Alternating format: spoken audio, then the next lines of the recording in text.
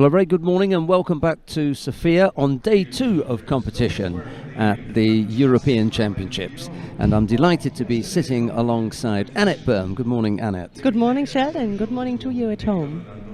Right, we have got 4 weight categories to bring to you today, and we're going to start by looking at the top 4 seeds in the under 63 kilo category. Annette? Yes, the top 4 in the under 63 are Lucy Rentschel of Great Britain. The number 2 is Andrea Leski of Slovenia, followed by the Austrian Magdalena Krasakova, and number 4 is coming from Hungary. It is Özbaş Sofi.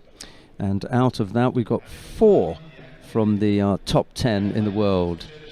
That's a good representation, I think. Looks for a nice, strong competition. Right, the under 70 kilo category. The under 70 kilo category number 1 seed is Barbara Matic of Croatia. The number 2 is from the Netherlands, Sanne van Dijken. Number 3 is coming from Austria, Michaela Polaris. And number 4 from France, Margot Pinot. And in there we've got 5 of the world's top 10. So the top 4 seeds are all in the top 10. Another really strong weight category. Okay, let's take a look at the men, and the first of the weight categories is the under 73 kilo category. Yes, in this category the number 1 seed is coming from Georgia. It's the number 1, Lasha Shaftatuashvili. The number 2 from Azerbaijan, Hidayat Heidarov. The number 3 from Moldova is Viktor Stepu. And the number 4 from Israel is Toha Butchbur. Right, and we've got 3 from the top 10 in the world. The women, we've got a better and higher quality representation from the women. What about in the under 81 kilo category? In the under 81 kilo category, the number 1 is from Belgium, and he's here as, of course, number 1 seed, Matthias Kasse. The number 2 from Georgia, Tato Krigalashvili. Number 3 from Turkey, Vedat Albayrak, and number 4, the other Belgium, Semi Chuchi. Right, this one's a little bit different because in this weight category we've got 6. Yes. 6 from the top 10 in the world, and I think we've got Matthias Kassa, Grigalashvili, Albayrak, Chuchi, Frank de Witt, and Shamil Borshashvili. 6 in there. You can go down a little bit further. Ungvari and Sagimuki, a former world champion. So in the 8.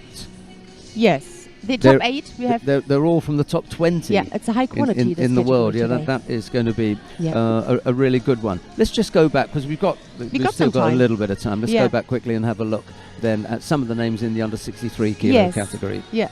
So last year the Europeans were won by Tina Trosteniak. She's not here, and Sanne Vermeer is not here. The number 1 in this category is still recovering from injury. Go on. Exactly, yes. The number 1 in this category is Clarisse Ekpeknenu. So we start with the number 2 in the world, which is seated here as number 1, Lucy Rentschel. And yesterday the British had a gold medal winner with Chelsea Giles in the under 52 kilo category. What is the possibility, do you think, that they can follow it up with another today, given that she's the world number 1? And then down in Pool C, Gemma Howell, can't really discount her. I know that Loretta Kusat-Doyle is keen on saying you can't write her off. Okay. Right, 70 kilos quickly then. Yeah, so there's a European, a German, Scott Shimaro. She's injured, that's why she's not here. She's number 3 in the world. But we're going to have the number 1 in the world with Matic. We have the number 2 in the world here with Sanne van Dijken. Number 3, we just said, Scott Shimaro, the German, she's not here. And then we continue with Michaela Polaris and Margot Pinot. And Margot Pinot is in Pool B as number 4 seed. This is quite interesting pool because we have in that pool Marie-Eve Gahi, the other French fighter. We have Bernadette Graf in that pool, so I think that's going to be a really interesting one. And her opening contest is against one of my favourites, Natalia Chistiakova. So that should be tricky. And then down in Pool D, I think it was Ai Tsunoda from Spain. That should be good. Okay, quick look then at the under 73 kilo category. Yeah. Tommy Mashias, the number 4 in the world, is not here, but we have the number 1, we have the number 3, the number 5. And let's have a look in the pool. We have the defender from last year. It is Akil Chakova. He won it last year. He is in Pool B with a bye. So we're going to have The Spanish fighter, Salvador Cases Roja, also in the past collected some good results. Okay, we will... and not to forget Rustam Urushov. Rustam Urushov. Okay, let's take a break and then we'll come back with all the action. Yes.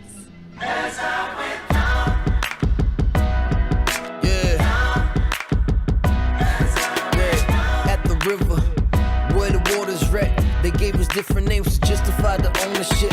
Rules are still the same, chances we don't get, but still we showing love to everyone that shows respect. At the river is where they used to trade our ancestors, how can we not relate? The story goes so deep, not looking for revenge, looking for solutions in the day that we'll smile again.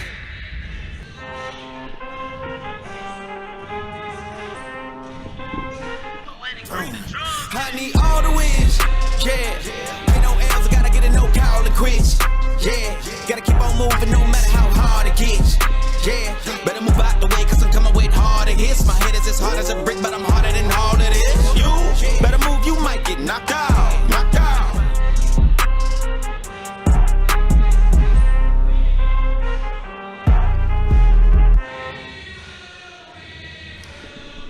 Right, we are about to get underway with all the action from day 2 of competition here in Sofia. It's a warm welcome to everyone who's just joining us. We're going to begin with the contests on mat 2 in the under 73 kilo category, the first of which features Fabio Basile of Italy. He's up against João Crisostomo of Portugal. It'll be Basile in the white judogi, Crisostomo in blue. Anik Byrne is sitting alongside me, or to put it more correctly, I'm sitting alongside Anik Byrne. I like that's probably the better way to do it. We mentioned already a few names in the morning, but of course we also mentioned the Olympic champion Fabio Basile from the Olympic Games 2016. So he's always definitely worth to mention. And he has his first fight against the Portuguese, João Crisostomo. Yeah, what are the numbers up there? I think, well, I can have a look here actually. It's always interesting to see. No, I was talking about their world ranking numbers, the relative world ranking numbers, because we haven't got them on that sheet, have we?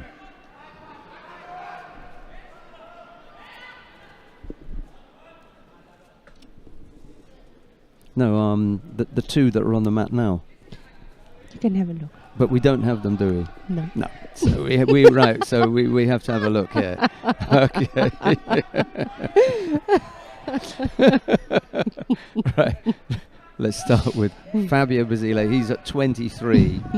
Right, and then we go and have a look at the Portuguese, João Crisostomo, 217. So he's behind a little bit. A little bit, yes. But always around somehow, huh? The name, the Portuguese.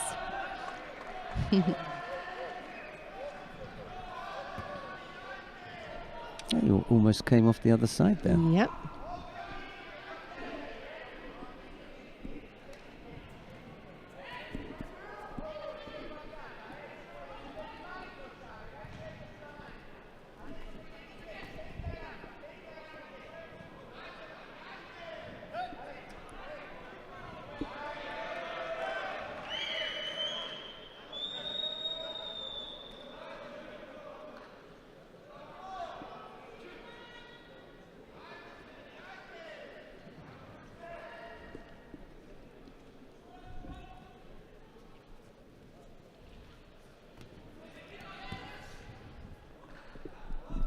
Yeah, we had a good start yesterday, I think.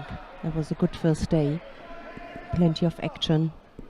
Interesting draw. Interesting fights. Yeah, well, let's hope we get some more of the same today then. Yeah.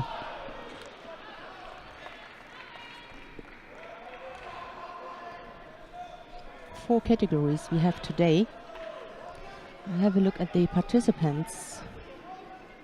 So we're going to have 34 in this category, 37 in the under 81, the highest number of fighters for today. We didn't look at the numbers yesterday. I don't remember pointing them out. Yeah. We did it from time to time yesterday. So, but it was the highest number was in the under 66 yesterday with 33 athletes, and today it is the under 81 kilo category.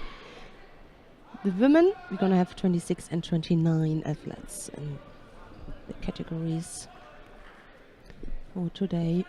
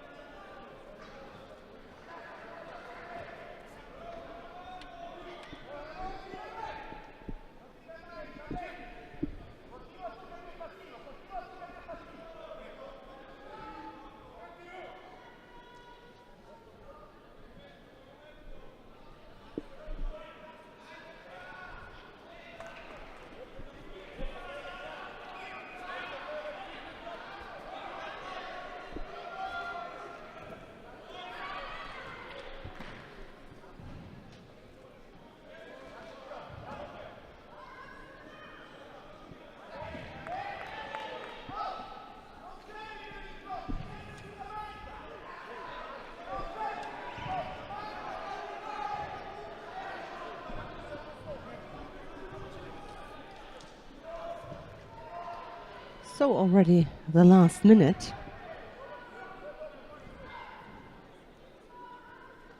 No score so far, just a single penalty. Chrysostomo picked up. Not the best timing. But he attacked and tried it at least. Fabio Basile.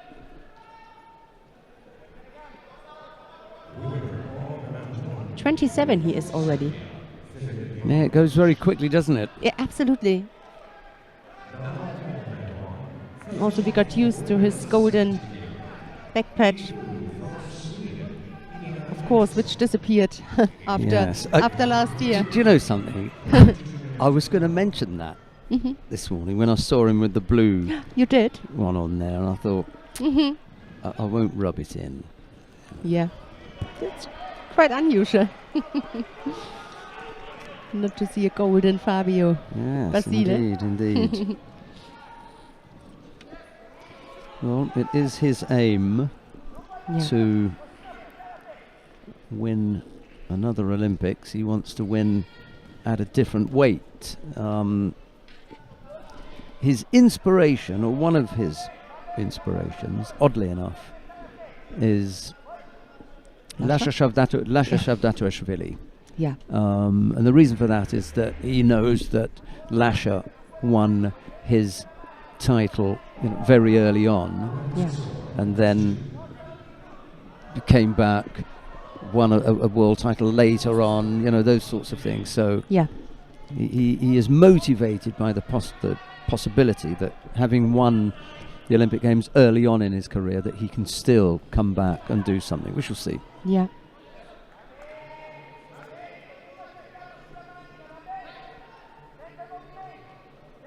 Yeah, what Lasha achieved really was phenomenal. And he's on his way to another medal. There you go. Yeah. 2 years ago. In 2 years. Yep. Fabio Basile it is, who goes into the next round. He will face the Slovenian Martin Hojak. Okay.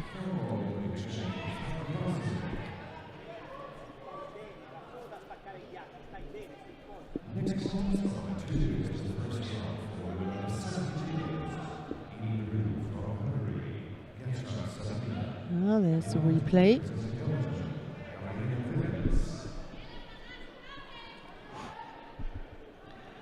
That was just a bad accident. Somehow the Portuguese tried to attack, and at the same moment the Ashiwasa came in, crossed his plans. Yeah, just bad luck. But we're gonna see him in the next round. So, under 70 kilo category. We mentioned it already. 5 from the top 10 take place. Giovanna Scocchimaro, she's injured. The number 3 in the world, the German. That's why she is not on the list. But apart from her, all from the top fighters who belong to Europe are here. Gabriela Willems of Belgium in white. She's up against Gershok Sabina, the Hungarian in blue.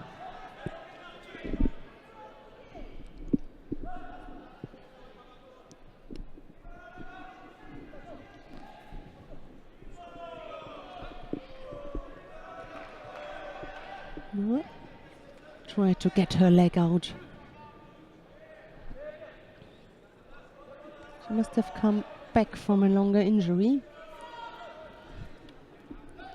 Willems.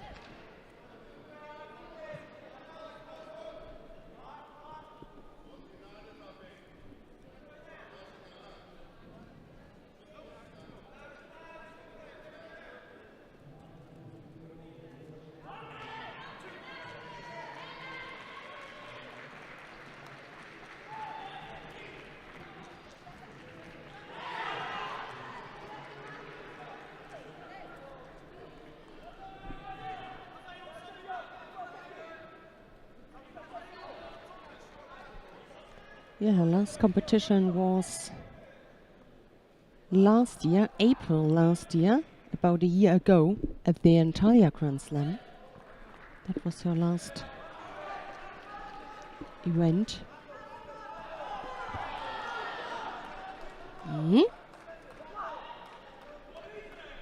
Taking the lead.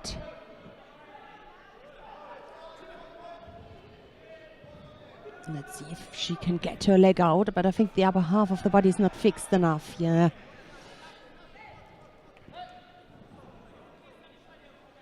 Vasari.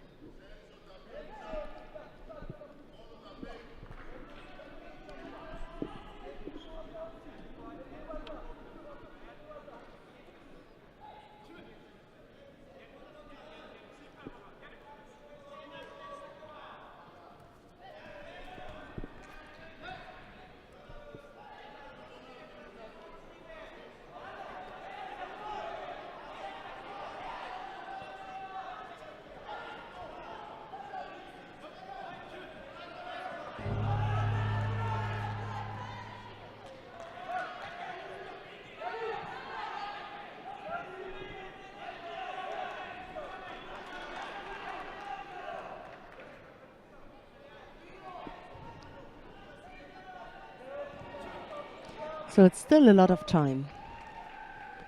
So there's not now the chance to settle down and to switch to the defending mode. You have to stay in that game and just continue.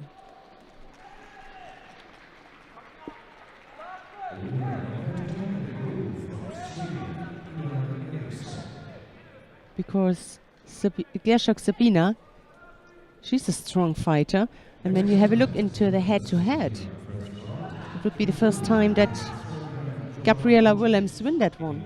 3 times she lost in the past. I mean, two times are very long. It's a very long time ago, but the last time it was last year. So hope that let's see if she can keep her focus. Looking there for the Shimewasa. We can't really see it. It is! Wow, what a great start for the Belgium. She goes into the next round. Gierschek Sabina out in the first round.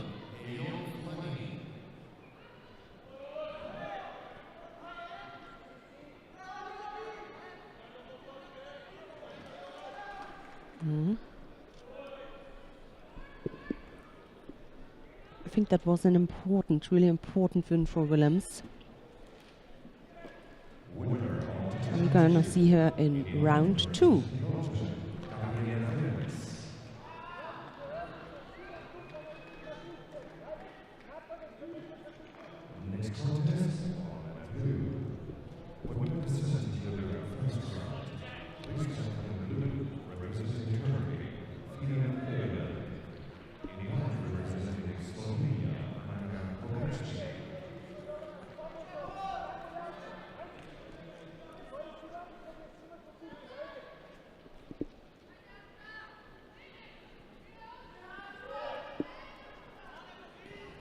Here the next fighters are coming.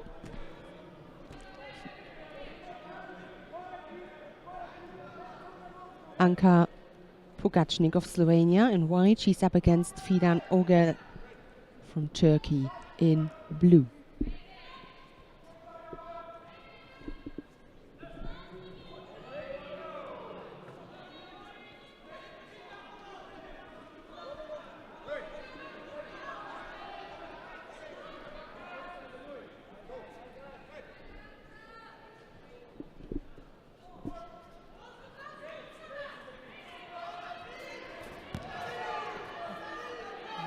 Without any control, the Slovenian attacked left-sided Ogel, looking for her chance on the ground.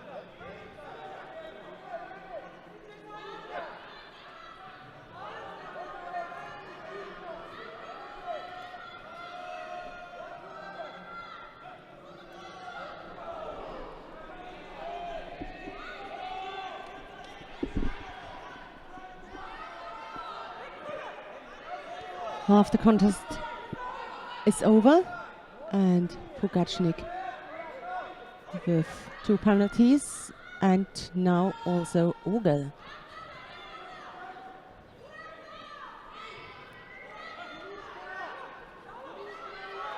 So both have to be careful now. It's a good grip here from Ogel. The question is, can she use it? Looking for the counter. Looking for the arm lock. Good position. Yeah, she just could escape in the last second, but that was a dangerous situation.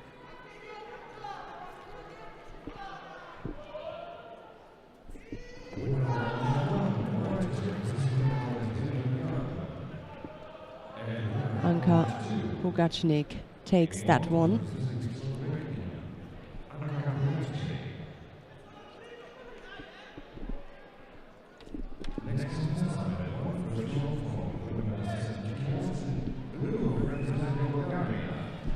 was an unfortunate introduction for the young Turkish athlete, but that's the way it goes sometimes.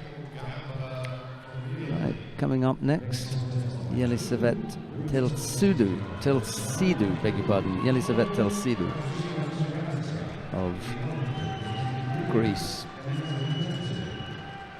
She's about to have her opening contest in the under 70 kilo category.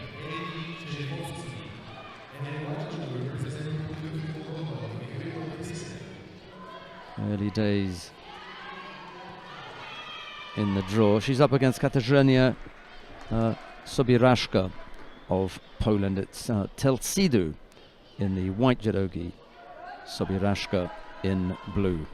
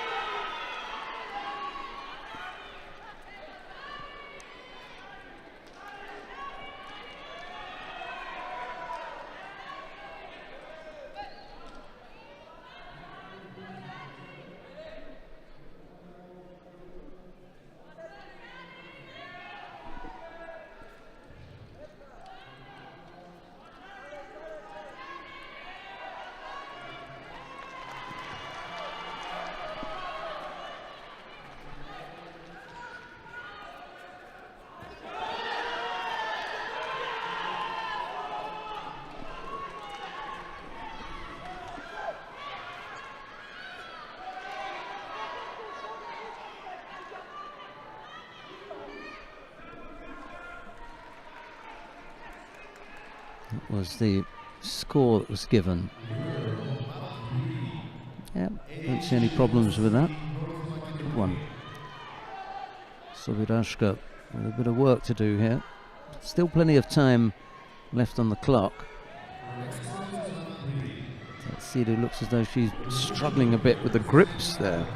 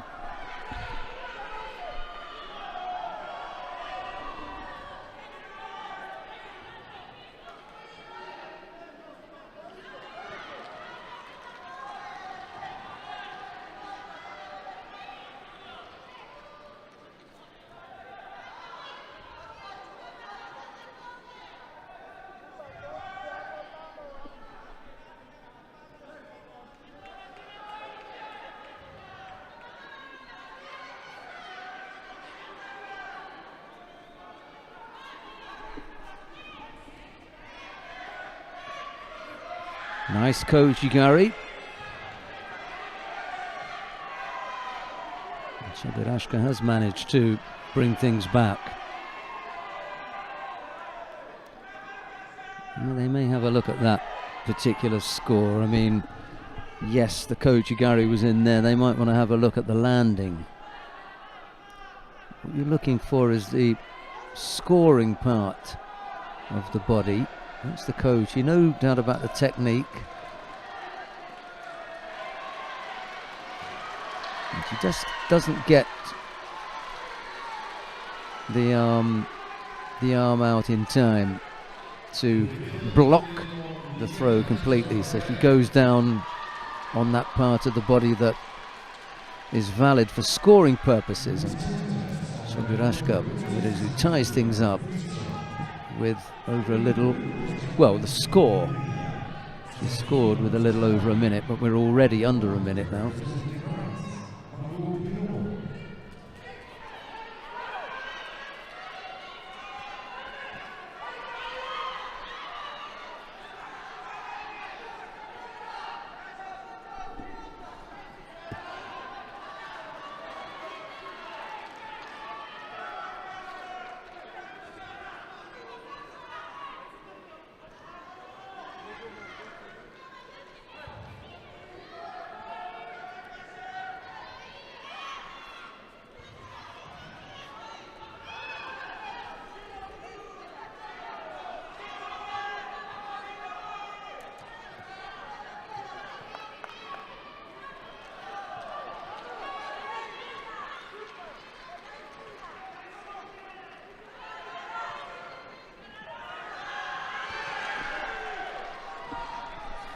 Oh, what a comeback from Sobirashka. Going down by Wazari early on, pulling it back to tie things up, and then eventually coming up with the win. Sidu seemed to fade. That was that low Ippon Sernagi that just pulled Teltsidu over that right shoulder. Got low, ended up on both knees. At the right arm completely under control. Goes in really deep here. Yep. Sobirashka through to round 2. We're going to have a look at Alexandra Samadzic of Bosnia-Herzegovina. She's up against Ai Sonoda of Spain. Samadzic in the white judogi, Sonoda in blue.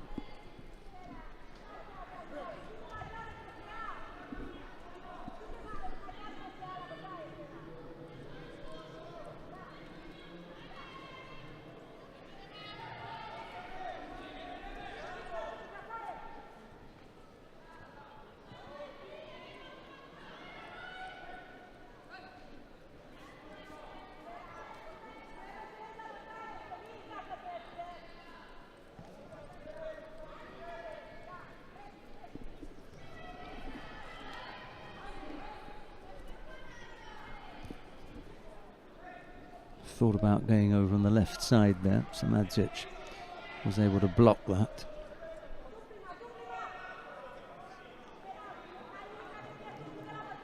And Samadzic picks up a penalty for passivity.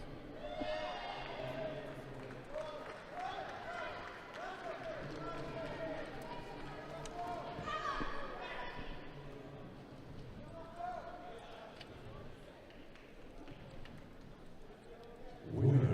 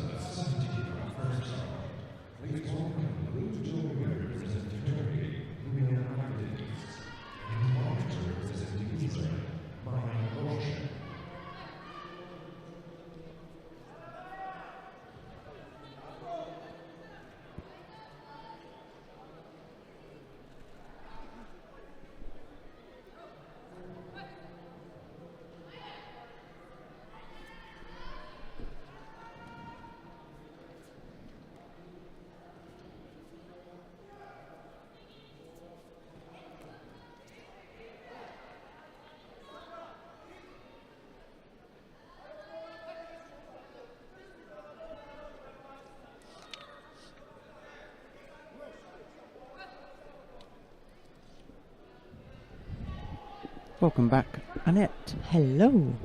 You were missed. I just looked at a warm-up area. I once wanted to have a look. When during everybody the competition, yeah. Spoke a little bit with my Linda Calmendi. Always happy to see her. She's happy. She's fine. Preparing the fighters for today. That's with her coaching duties. Exactly. And always to get a little taste from the warm-up. Nothing changed from the past. Yeah.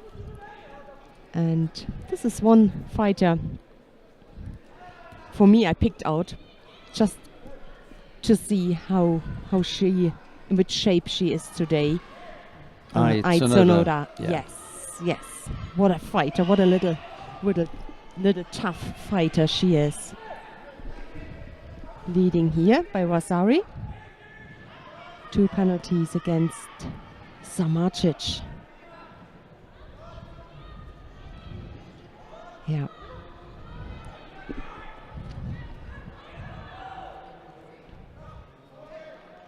The winner will face Michaela Polaris of Austria. So this is Pool D.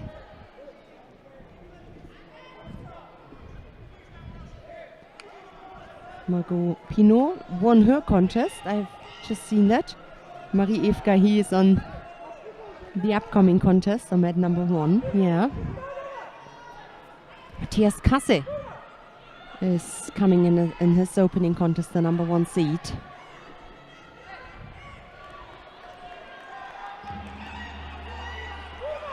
But first of all, Ai Tsunoda takes that one and goes into the next round.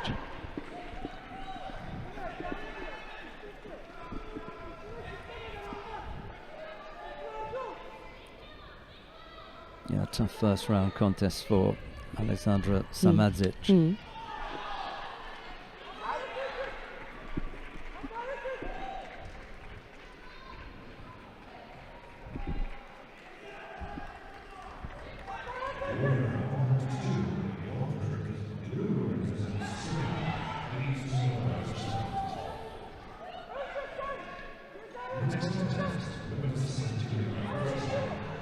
Next contest on mat 2 is Kelly Peterson-Pollard of Great Britain. She's up against Yulia Kurchenko of Ukraine. It's Peterson-Pollard in the white judogi, Kurchenko in blue.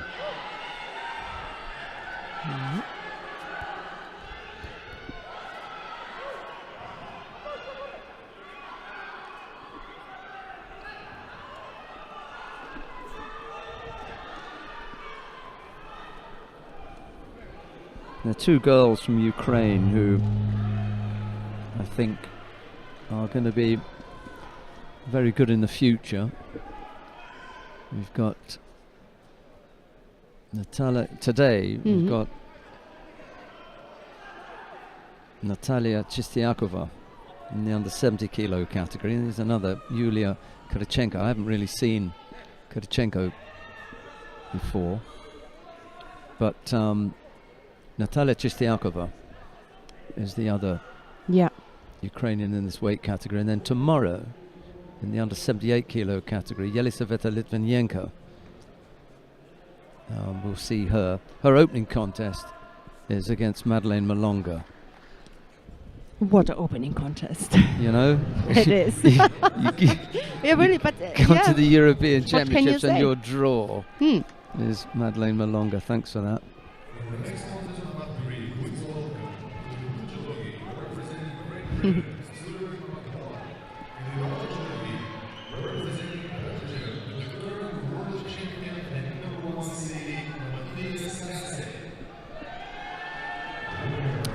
Yeah, we're going to go down to, with the greatest of respect to this pair, we've got to go and have a look at Matthias Kasse. The number 1. Let's go down to mat number 3.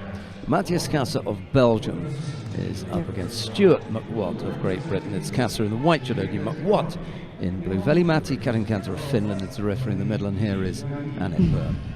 Yeah, we spoke with him this morning. We did, that's why I thought I'd give him a mention, because I said that whomsoever it was that we saw on the tatami first would get the mention, and we'd see what kind of day they were going to have, or what kind of day will Veli-Matti have in the middle.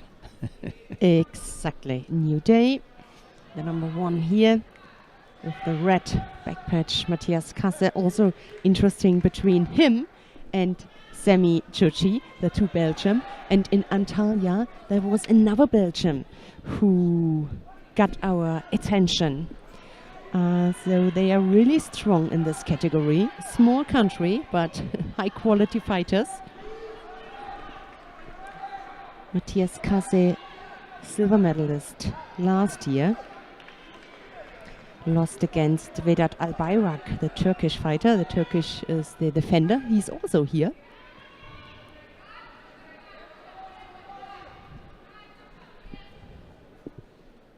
And yeah, as you can see, the current world champion.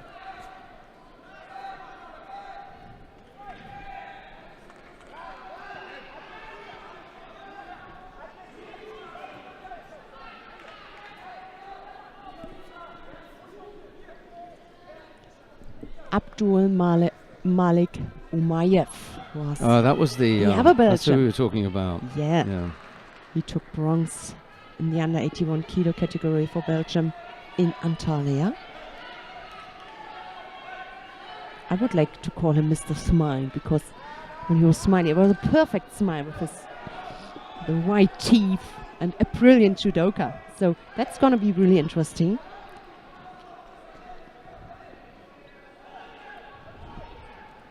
Gonna have a look. Yeah, he got not that much points. No, many points, so many points. Ranked very low, but I think during the next events he's coming closer and closer to Semi Chuchi and maybe to Matthias Kasse. We will see.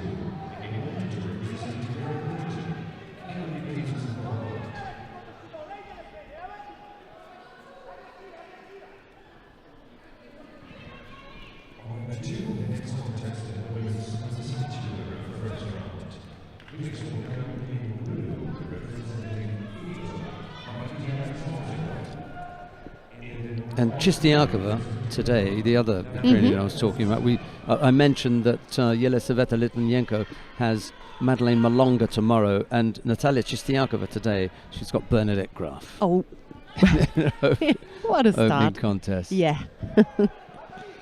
Good luck, girls.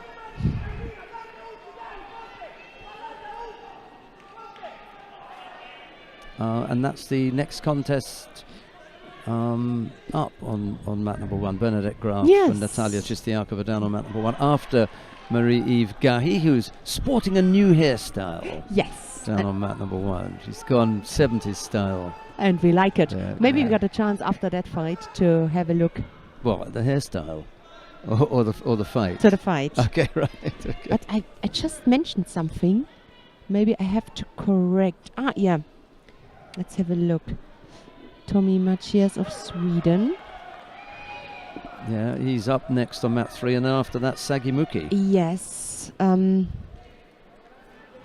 Laura Fazliu and then Karim Primo on mat 3.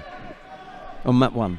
That was That I think that was my mistake when we had a look at the world ranking in the under 73 kilo category. You made so a he's mistake. still in the under in the world ranking list as number 4. Yeah, but we know he's not in that category because in the under 81. So I have to correct. Oh dear, honestly. So he is here. So sorry to all of the Swedish fans. We figure that out. And he's waiting already. He's there in the upcoming contest here on mat number 3 against Alex Barto. That's his contest. time is over here in this contest, and we're going to have a golden score. 2 penalties against McWatt. Stuart McWatt. We could get to speak to the European champion in the under 52 kilo category from yesterday. Yeah. If she comes to the venue today, Chelsea Giles. A reasonably easy chat, wouldn't it? Yeah.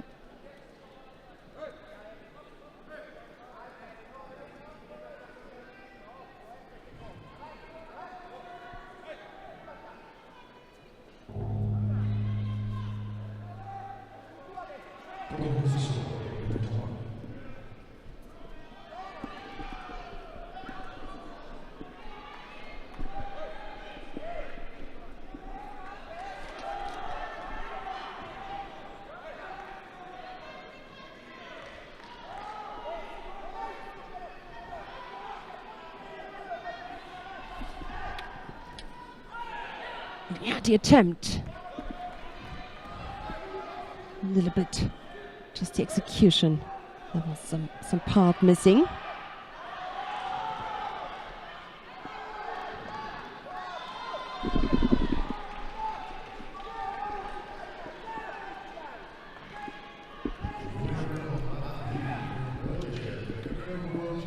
Okay, so decision made by penalties here. Matthias Caceres.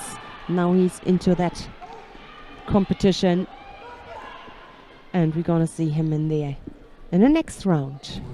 Well, you spoke about Tommy Macias, and here he is. He's up against Alex Barto of Slovakia. It will be Barto in the white judogi, Macias in blue. Yeah, and have a look to where the ranking is in the under 81, high ranked. The 29-year-old athlete Tommy Matthias, and for me it was new, and I spoke with his coach Sally Conway in the chair there for Sweden, and what a big challenge that is. And she moved to Sweden, lives there now, and is responsible for the team. This is so unusual, but on the other hand, I'm so happy to see her. always a pleasure to see her, and yeah, we will see how she will manage that. Sally Conway. The blue really fits to her. Well, if you've ever stood close to Sally, then you'll know what Annette is talking about as far as blue is concerned. She's got the most incredible deep blue eyes. Yeah, blue fits. So that's the second time we've veered from the commentary. We're talking about Marie-Yves Gahi's hair, we're talking about Sally Conway's eyes. We better stick with the program. Yes. Martina Esposito has just defeated Leka Olsen of Denmark on that too. Gemma Howell is going to go up against Barbara Timo. That's the next contest there. There's a golden score taking place between Marie-Yves Gahi and Irina Pedrotti of Italy. That's on mat number 1. They're already almost up to 2 minutes. So Marie-Yves Gahi has just won that one. I think it was a third penalty to Pedrotti. So we're not going to get to see the hairstyle as yet. We'll catch it next time round. We'll catch it in the next round. Coming on to mat number 1, Bernadette Graf is going to go up against Natalia Chistiakov. I'm going to pay some attention to what's going on down at that end of the competition hall, whilst Annette Byrne keeps you informed with what's happening here on mat 3. Yeah, and just to mention that also one of my favorites, I love to see Elisabeth Telcido out in the first round. I didn't see that one. It was against the Polish, so yeah. Yeah, I'm a little bit sad about that. Sobirashka. Well, what happened was Telcido threw Katarzyna Sobirashka for Wazari, and then partway through the contest, Sobirashka came back with a Wazari to tie things up, and then eventually came up with Ippon to finish things off. So it was a good comeback. Absolutely, yeah. Sobodashka. Yeah. Tells Judo always around a strong girl. But really with kind of bad luck today. Here the first penalty given to Alex Barto.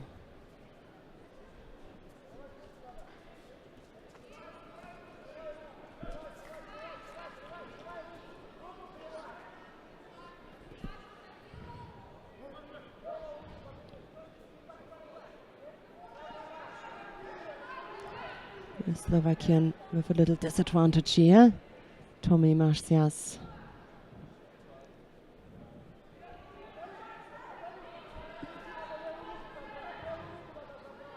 A little bit less than 1.5 minutes to go with this small advantage. And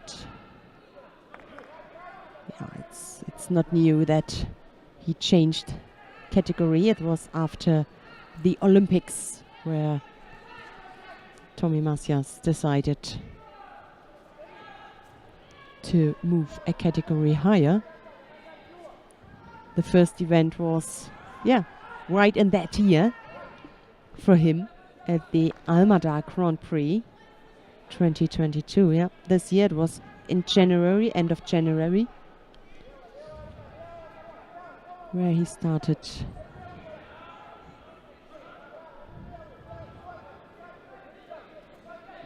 his career in the category higher.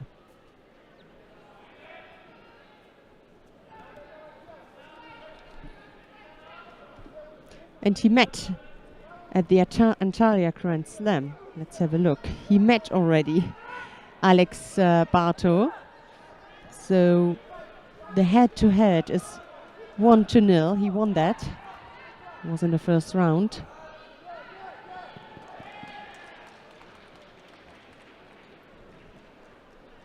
His biggest success in the under 73 kilo category was silver at the Worlds last year.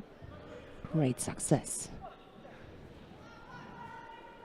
Collected 2 Grand Slam gold medals, 2 Grand Prix gold medals. And on European level, arm locked him now. At the European Championships 2019 in Minsk. He won it. So now it's the other way around this time. So the head-to-head tied things up now. This fight tied things up. This time Alex Barto, we just have seen it, he arm locked him. Is the one who goes into the next round. Big disappointment for the Swedish fighter. We just had a look to his career in the category under 73. So yeah, no doubt. Good contact. No chance here to get out of that arm lock. Good reaction from Barto, who takes that one.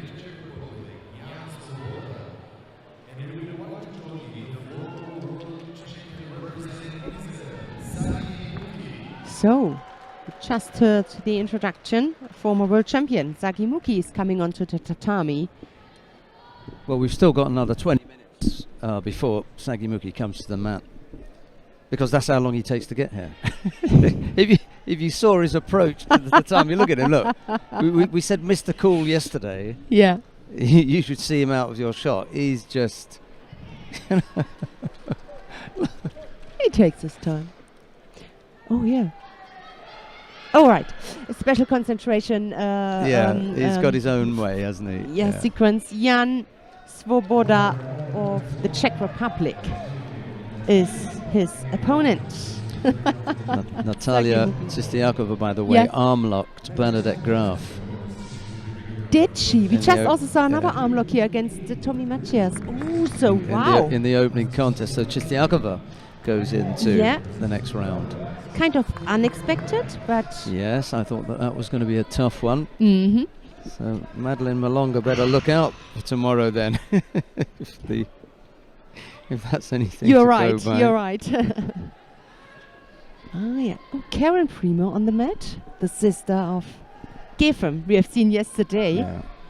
Karen Primo, definitely a name we have to mention. Young but so talented, and she's up against Laura Fasliu of Kosovo. What a fight! Yeah, what a fight on mat number 1. We're gonna join that one. Both picked up a penalty within the first minute. Sagimuki, 29 years old, and won his gold medal 2019 at the Worlds.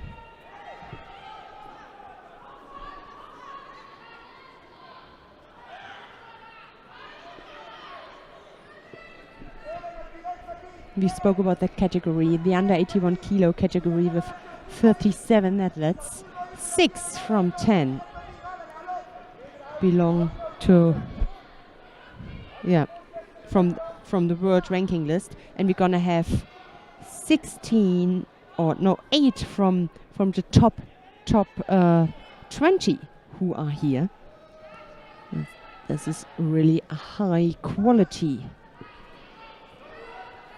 in that category. Okay, second penalty, giving to both of them. Oh, yep, that looked promising.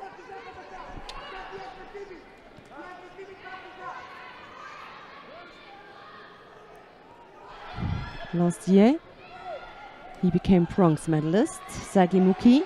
He won the Europeans 2 times, 2018 and already 2015.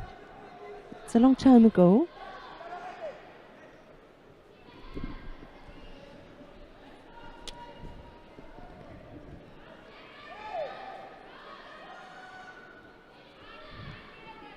Jan Swoboda, it's a big task for him. 3rd at the EOF 2017.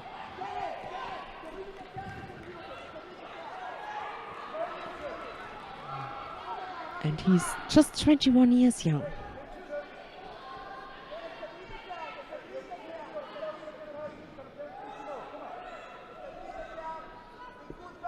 So from the paper it should be clear, but as you can see, he keeps him really busy, comes up with own attacks.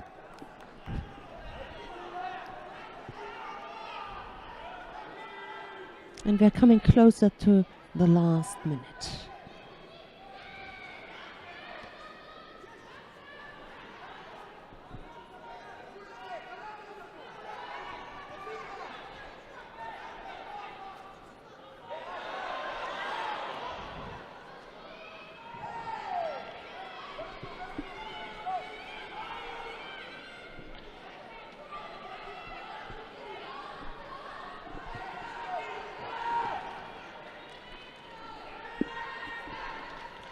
So the last minute now just begun.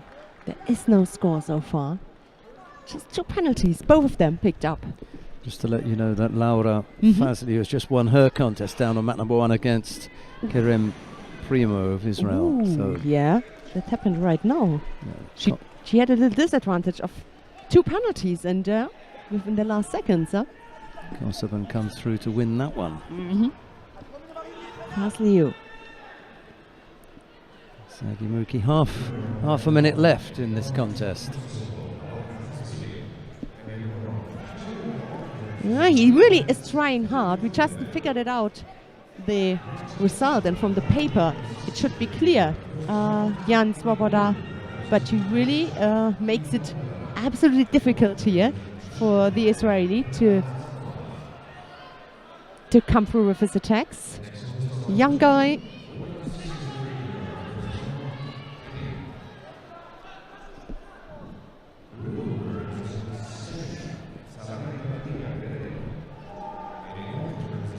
Golden score.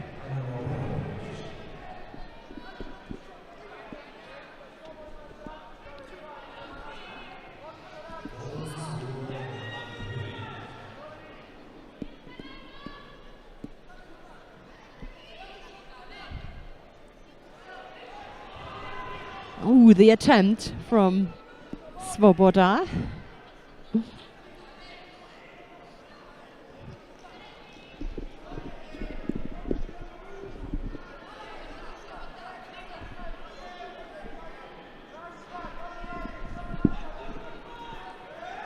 Oh, yeah, couldn't turn enough on his front side. That was the Vasari. Was a Vasari, so Sagimuki.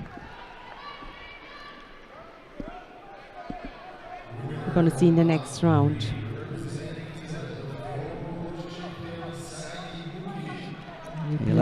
He'll have to be a little bit sharper in the next round. Yeah.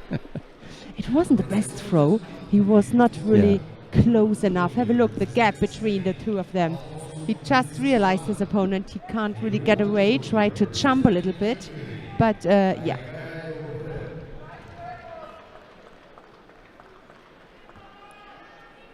But it was definitely enough for a score.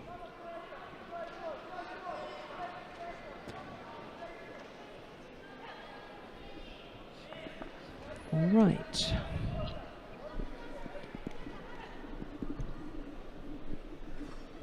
We're coming now to the next contest.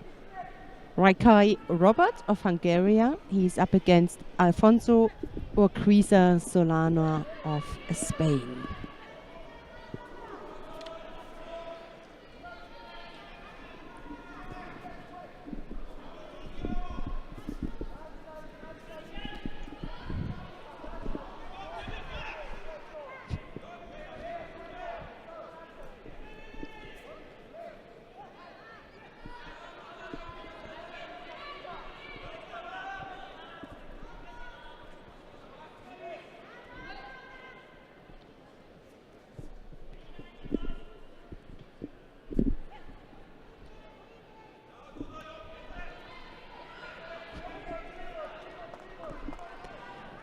What a great team I have.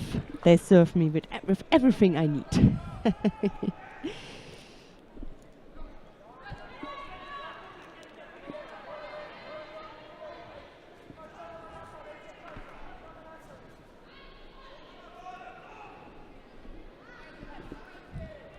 So a minute is gone.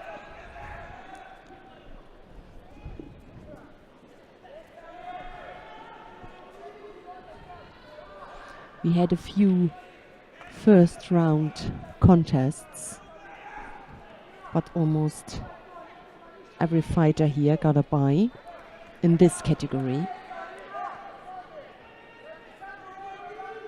A quick look. The first round contest was between Fleming and Gamba. Pool B. Gamba it was, who will face Frank de Witt later on. Who else? We got Latsiev and Sherifovsky in Pool C. Sherifovsky it is.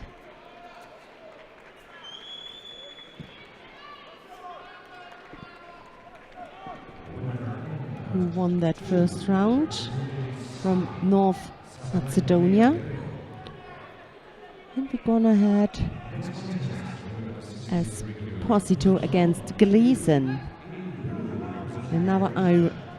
Another Irish fighter with a first round contest.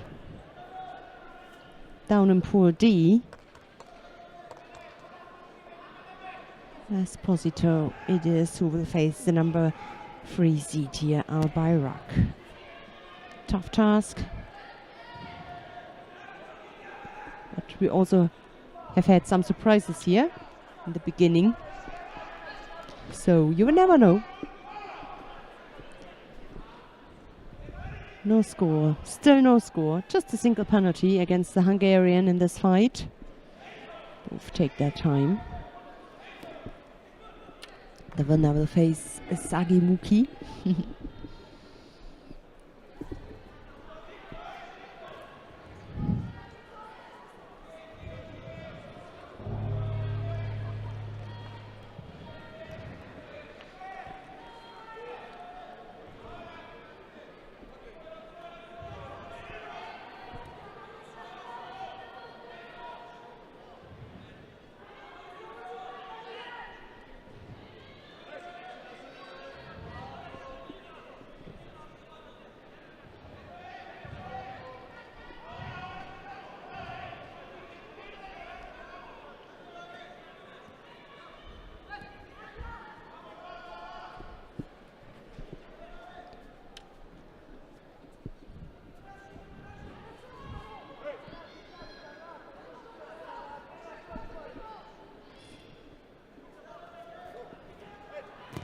Sarowa Donomet number 1 has won her contest against Oberan. Oh, not yet. They took it back from, let's have a look, from Ipon to Vasari. The last half minutes. Let's see if she can keep that lead. And here it seems so that we're gonna have a golden score. Manon Decatur of France takes her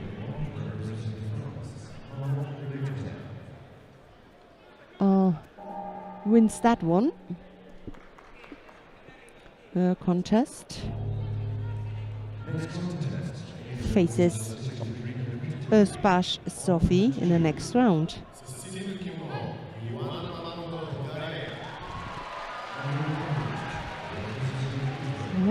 Home crowd is happy. Ioana Manova is coming onto the mat. Her first contest. The last fight in round 2. Oh yeah, in round 1 to get to round 2. Last contest.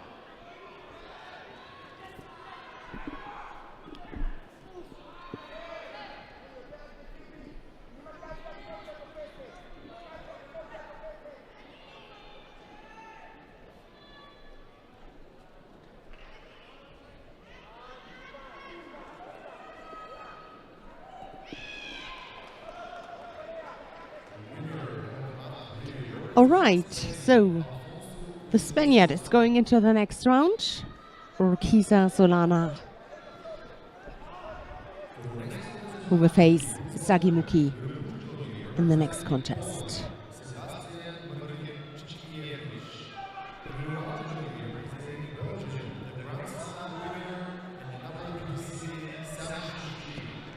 We spoke about the Belgian success in that category, and now we're gonna see the number 2 from the Belgian, seated in the world ranking list as number 6, Sami Chuchi. He's coming here to his first contest against the Polish Marcinkiewicz, Sebastian Marcinkiewicz. All right, he was in a good shape. I think so. The last days, what do you think, Sheldon? He was relaxed and he's very open, and let's see how we will start his competition here today. Yeah, we chatted with him and he looked very comfortable. No injuries to speak of, he told us. That's always a good thing to hear from an athlete, that they feel fit, feel healthy.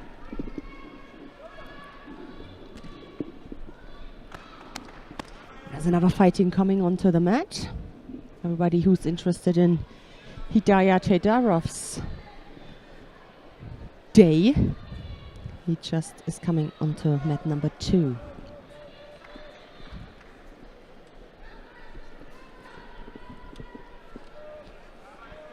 Yeah, who else is in his pool? Sami Chuchi's pool.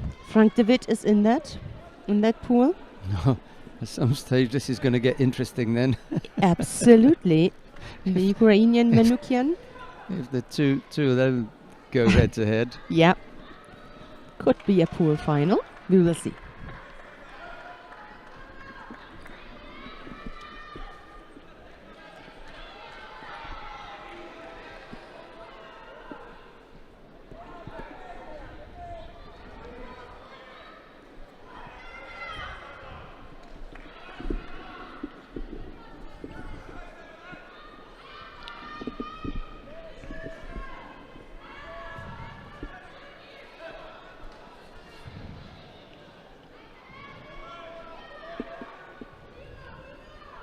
that second penalty. Yeah.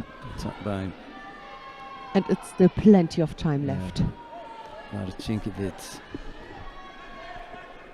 And against the fighter like Semichuchi, try and keep him off you for 2.5 minutes is not going to be. That's not going to be easy, is it?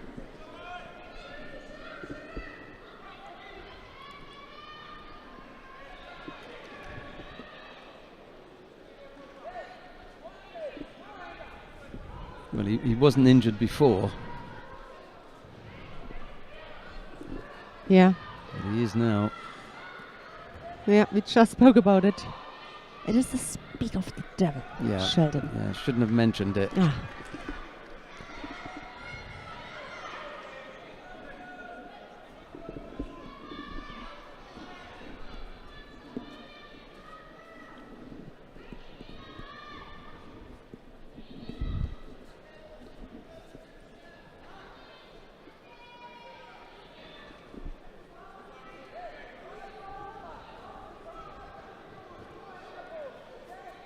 Shimata attack.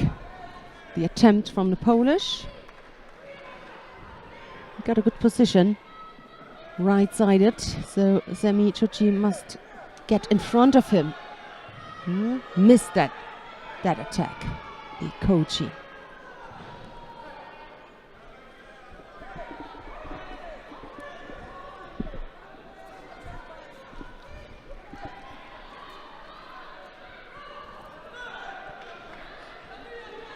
He really tries hard not to get a third penalty. Yeah, and it is now Semichuchi who receives the second penalty. Oh! Oh! Also, two things. One thing is, it was a brilliant throw. The other thing, I hope the knee is not so much injured. It was just not a good decision for the knee. It was so quick and so low.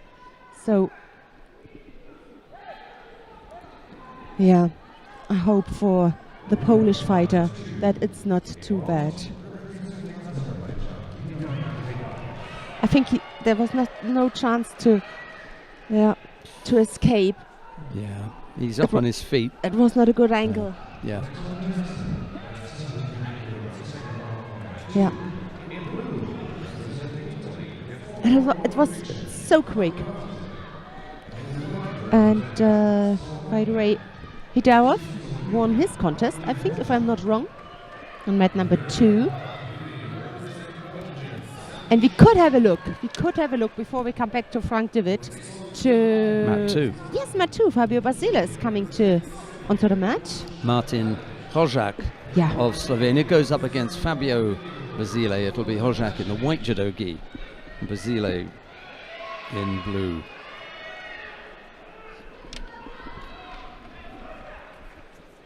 The winner will face Hidarov. So whoever it will be a good fight, an exciting fight, the next one. But we still wait for it.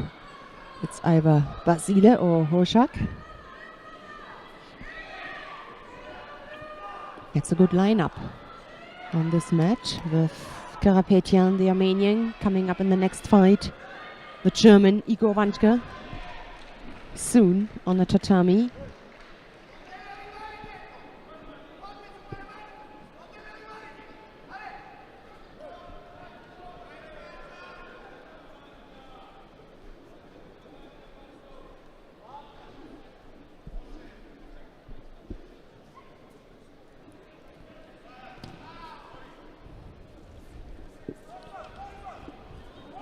Involved to it. Wow, that was really, really strong. He just could not escape. Hojak just threw him beautifully. Basile tried to escape. It was Vasari, but really that was brilliant. Close enough. Kept control. Let's see, 3 minutes left for Basile to close that gap.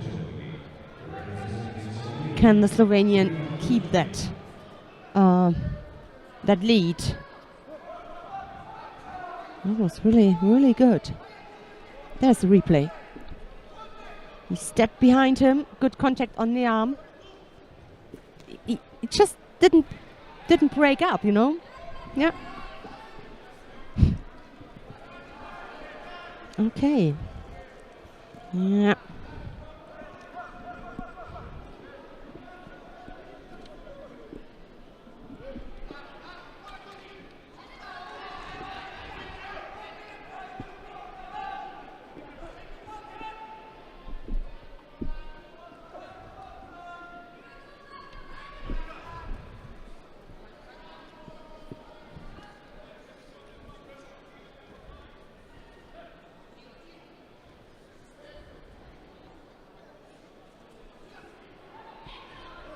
Poor attack here.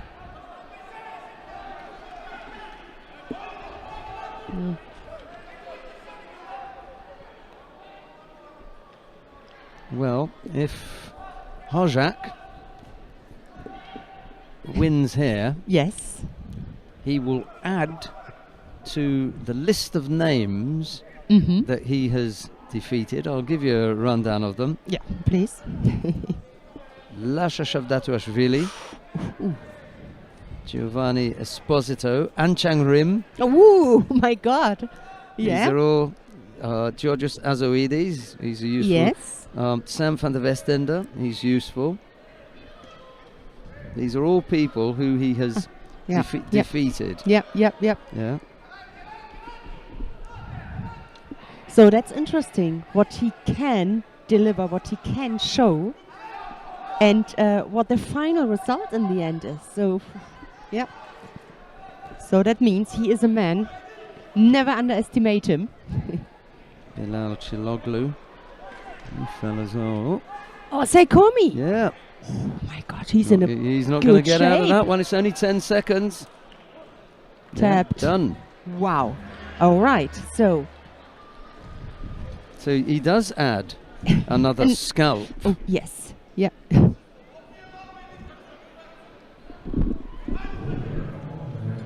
Hoshak. Wow. And he will face Hidayat Hidarov in the next contest. That's going to be exciting. So, Basile, Anchang Rim, Shavdatuashvili. Those are some scalps hanging from his wall. Yeah. Yeah, done him. You know. Okay. There's another. Yeah, tick that box. Wow. Wow. Alexandru Raicu of Romania goes up against Ferdinand Karapetian of Armenia next on mat 2 in the under 73 kilo category. Raicu in the white judogi, Karapetian in blue.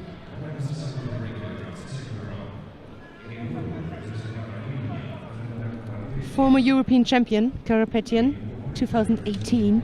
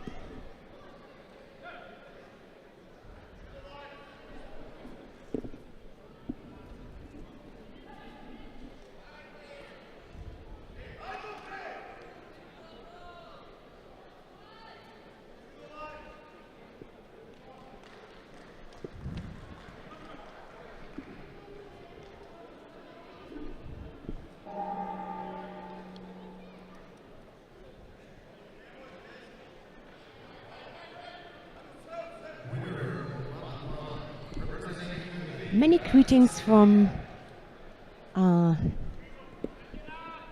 Nusha. Yes, Nusha. Hoyak. Yes, all right. Yeah. Hoyak. That's the better pronunciation. Okay, so not Jack. Nope. Hoyak. Okay. Yes, we will do this. Thank you very much. And enjoy watching the Europeans. Yeah. Yes, sorry you couldn't be with us. Yeah. Hoyak. Okay, I like when we get helped out. So in future, whenever we see that J, I'm going to call it like a Y. Yeah, he took control of that. Yes, he did. He goes into the next round. Cool.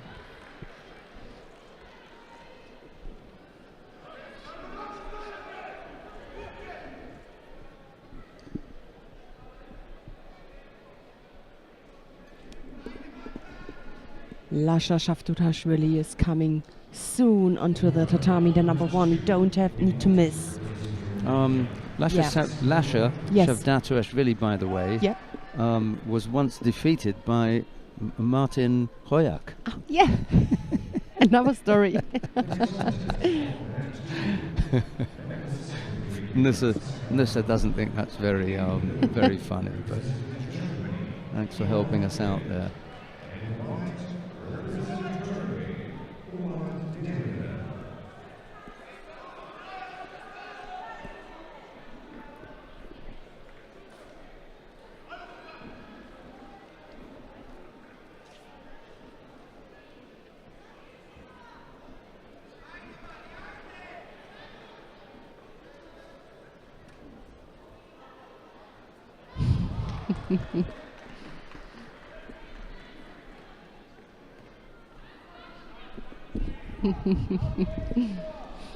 All right, so coming up now, Umalt Demirel of Turkey. He's up against the German Igor Wandke. Daniel Gershner, you can see, sitting in the coach chair. Let's have a look in which shape he is. I saw him this morning, Igor. Training and coming from Hanover. Strong center.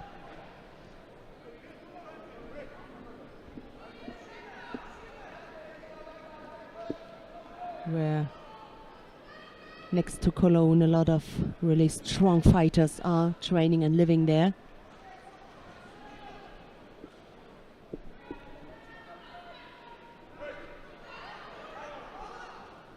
We spoke about Giovanna, one of them, one of the team. Okay. Yeah, and this morning he seemed to be in a good shape, Igor. Always a good fighter.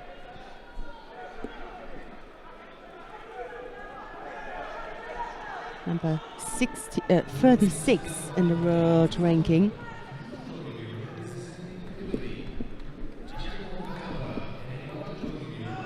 Let's have a look to his last competition. The Tel Aviv Grand Slam was the last one. It was in February this year. Ended up as a 5th, so he missed the medal.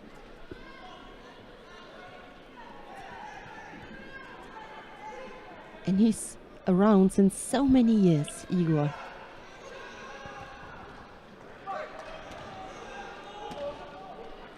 But never managed it to get onto the podium. So definitely this belongs to his aim. 2 times 7th. He finished the Europeans.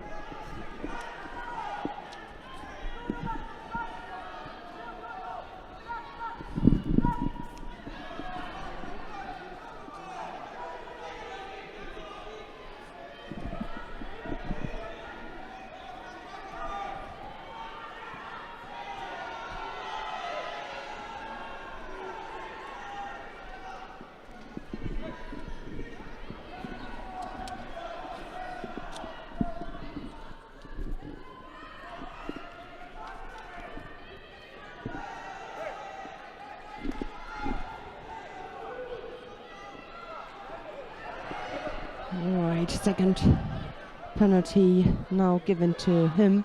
Both picked up 2 penalties. 1.5 minutes still to come.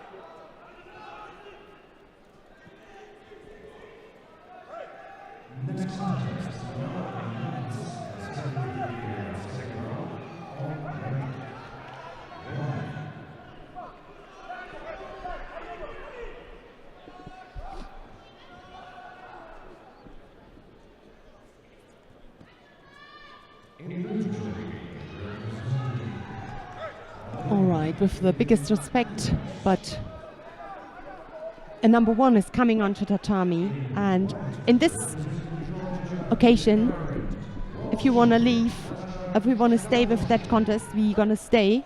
You can stay, but we go to mat number 1 and watch the number 1 seed here, the number 1 in the world, Lasha Shaftaturashvili. It's his first fight, and it is against the Albanian Indrit Kulai. It is the current world champion, the Georgian. Let's see. I saw him at the warm-up this morning. He looked relaxed, had a smile on his face. He always has. Yeah, he's just a great fighter. We mentioned already Frank de Witt, who was in between his first contest against the Italian Giacomo Gamba. No score on that fight. And here on this mat, already 2 penalties picked up by the Albanian.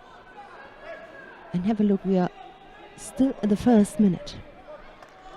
I think that contest won't get too long, because another mistake here from the Albanian, and that's it.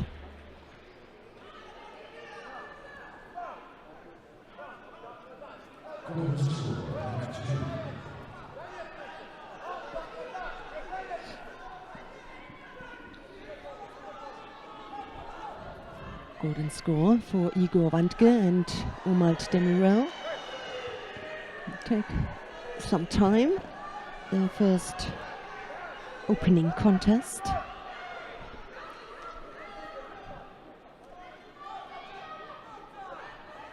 "34 athletes we're gonna have here in this category. It's a good number.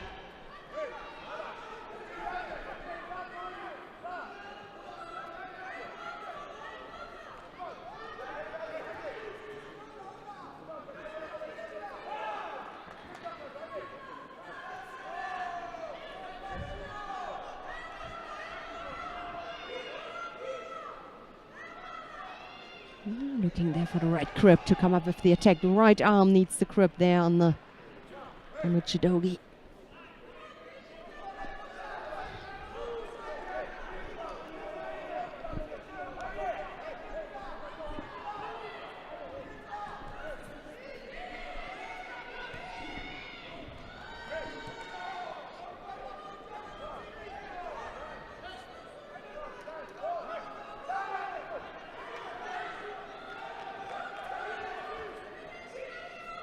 Half the contest is gone. The referee, a Hungarian referee, tells him to not to take too much time here.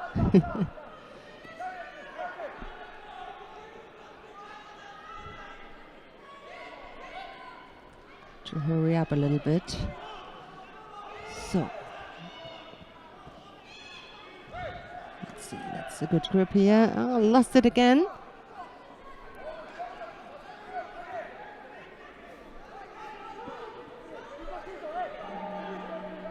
Second penalty now also given to Shaftaturashvili.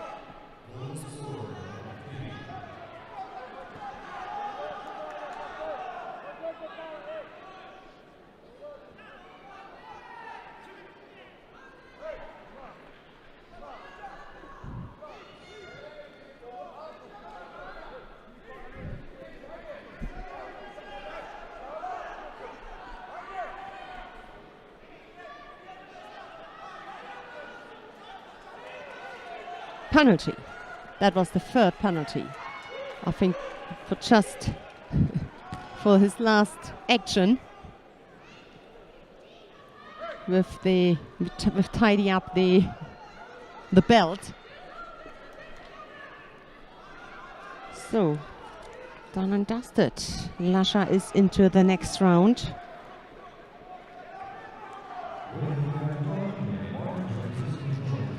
Igor takes that one, his opening contest. Igor Wandke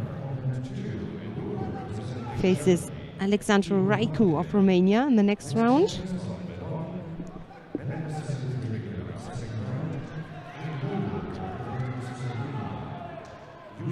And I would like to go to mat number 3. I would like to go to mat number 3 and have a look to Frank de Witt.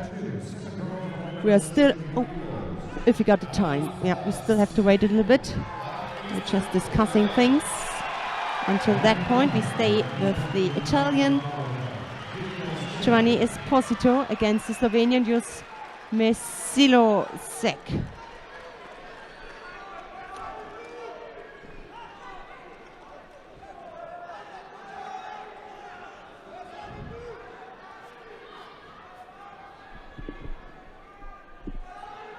Let's have a look. Yeah, I think now we could go to mat number 3. Yeah, perfect. Let's have a look to the golden score. Frank de Witt is up against Giacomo Gamba of Italy. No score, a single penalty. I don't know if that just happened in action and they check it. I don't know if we can get it, but the referees will take care of it. And yeah, already a minute into golden score. Maybe, yeah.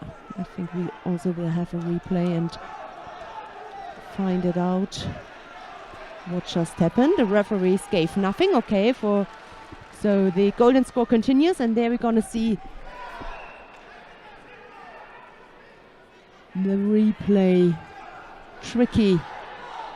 The question is if he landed on the side or if it was just not enough. She was tricky. That's a tricky fight between the two of them here. Yeah.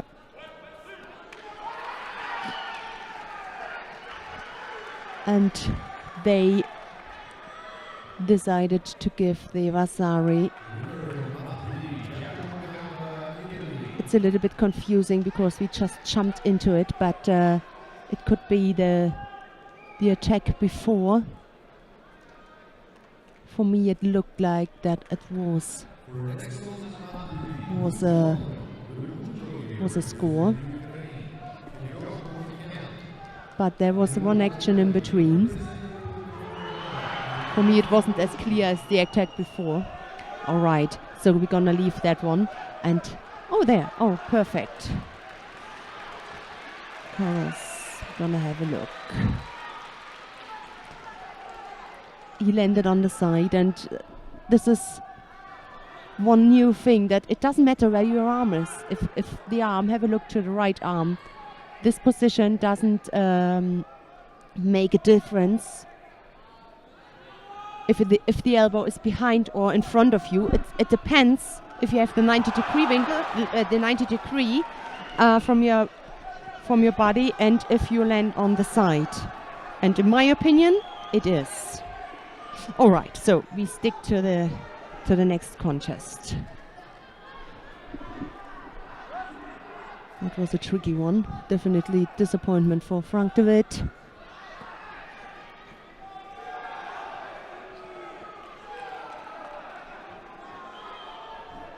But that's it. Gamba won that contest. So we're gonna have Nikon Zaborusic from the Republic of Moldova. Zaborusic is up against Ivor Manukian of Ukraine. The winner will face Gamba. And Manukian already collected a penalty. Coming up on that match, Tato Krikalashvili of Georgia. The number 2 in the category, under 81, the number 2 seed and the number 2 in the world. Looking forward to see him, but so far we're gonna have this fight here. And Sterpu and Christoph, on mat number 2 you could just hear the home crowd, because Christoph, the Bulgarian, closed that gap, getting Vasari trailed before. All right. And I remember the Moldavian in Antalya a few weeks ago where he got disqualified. I think it was it diving? For diving, it was just an attack which was too dangerous. And he realized that after we spoke with him, and he said, yes, I understand. It is just dangerous. Especially when it comes to the youngsters who have role models and trying to do the same technique to be successful. And now here he is against the Ukrainian. The Bulgarian, Christoph, won his opening, I think it's his opening contest against Victor Sterpu, the number 3 seed here. Yeah, it is. Both got a bye.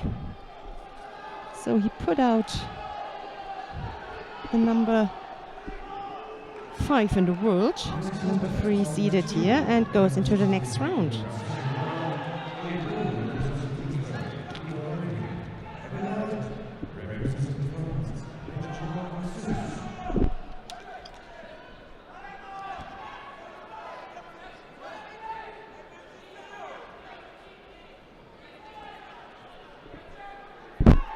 Esposito won his contest in round 2 on mat number 1.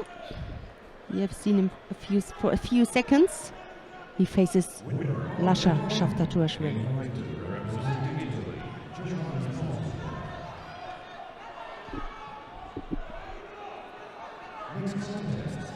So we're coming now to the last minute. We're gonna have a single penalty against Manukian. Rustam Orushov coming soon onto the tatami after Benjamin Naxos and Ido Levin on mat number 2. Tato Krikalashvili is waiting to come on mat number 3. Yeah. And Sheldon, I just mentioned the little story with the Moldovan fighter from Antalya. We spoke about him. He got or received Tansukumake for a forbidden attack. I think he was diving, and we spoke with him in Antalya. Maybe you can remember. And then he realized, yes, okay, it is. Yeah, it's just dangerous, and he accepted it and trained on it, not to do it again. And here he is in white. I remember his face. And I just went to chat with Gardasevic of Montenegro in the warm-up area about the Hansokamake for the head dive. And we were debating about whether he'd gone on the side of his head or not. I said, well, you may have gone on your side today. What about next week? I'd rather come and visit you in the warm-up area and we discuss the Hansokamake than come and visit you in the hospital and we talk about how you're going to recover from your broken neck. So yeah, it was a good conversation. You understand? Well, he then mentions Ono did it, and then everybody is doing that. So well, what I said was, so now you're telling me you're Ono then? or only because Ono is jumping from a big bridge, you're doing it too? Yeah, we had a good chat anyway. Yep. Yeah, they've had a few changes in the Montenegrin Judo Federation over a while, so let's hope that things get more settled for them there and they get some funding, because he has to self-fund at the moment. So it's a little bit difficult. Yeah. For them. Benjamin Exus just won his contest.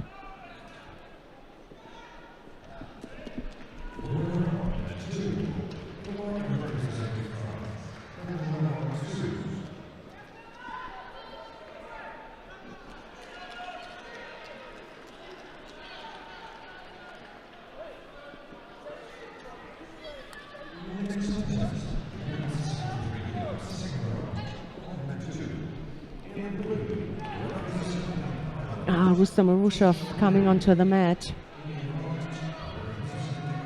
He's up against Joshua Green of Ireland.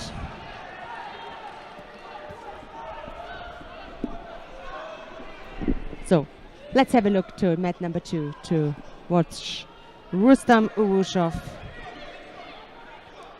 Olympic silver medalist, European champions a few years ago. Up against Joshua Green in blue. You like that, don't you? Yeah. You can have Rafaela Silva. She wins the bronze. Yes. Or Rafaela Silva with gold. Yeah. Said that a few times. Yeah.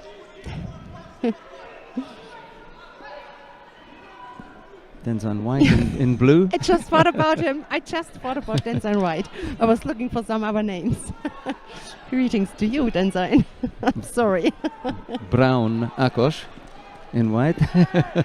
Also Yates Brown? It can be, yeah. It can be a little bit confusing, can't it? Yes. Yeah. All right, so stick to the action. A minute is gone.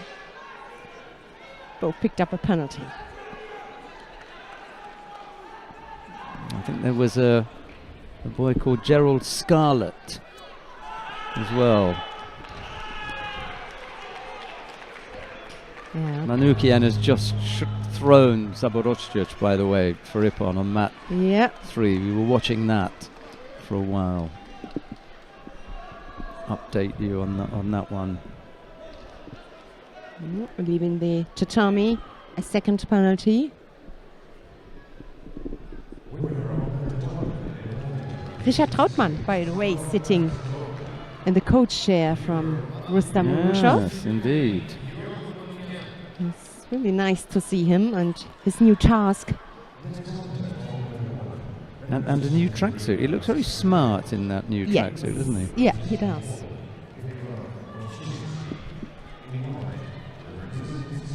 Working with the middleweights, I think, from Azerbaijan. A little bit out of his weight class.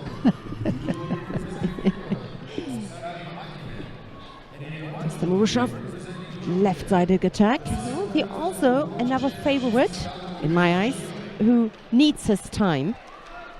Matthias Kasse, we have seen, he needed his time. Also Lasha against the Albanian fighter. I'm going to keep an eye on what's happening down on mat 3 as Tato Grigilashvili of Georgia takes to the mat. He's up against Oskari Makinen of Finland. We'll let you know what happens in that one. Yeah.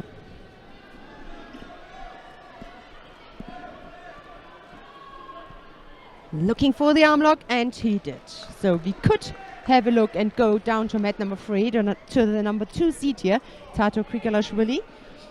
No score so far on mat number 3. We know that Rustam Urushov is in the next round. And watch that fight against the Finnish fighter, Oskari Makinen. Yeah. Didn't miss that much the first half minute.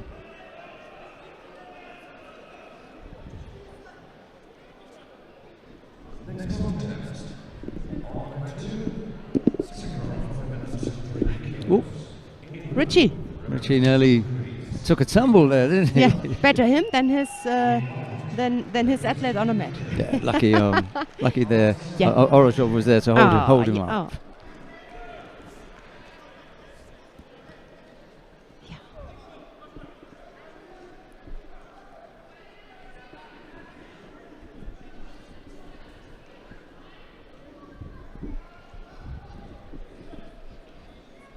Okay. So So a minute is gone. Just a minute. First penalty given to Grigalashvili. Shivasa, yeah, consistent.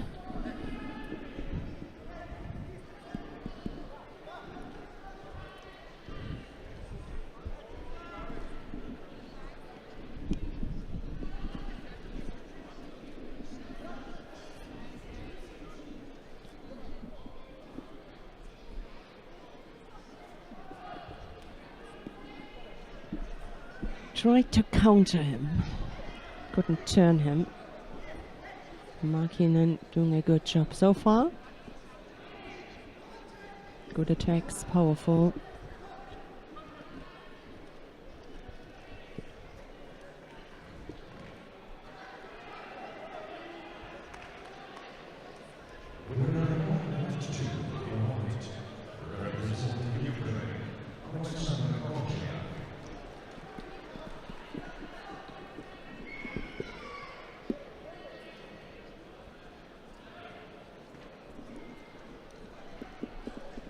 Coming up soon on mount number 2, it'll be Michaela Polares and Ai Tsunoda in the under 70 kilo category. Yes. Sorry.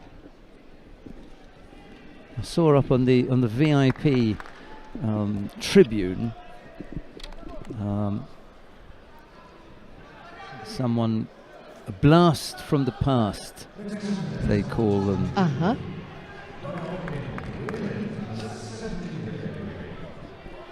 It was Natik Bagirov. Oh, yeah. Natik Bagirov. Yeah. He was up there.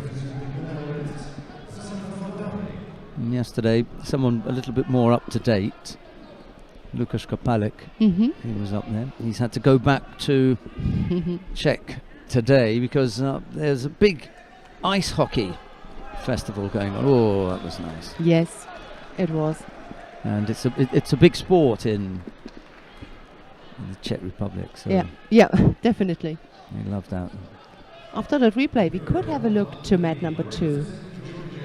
Yeah, let's have a look and see how Grigalashvili finished that off. Yeah. Yep. Yeah.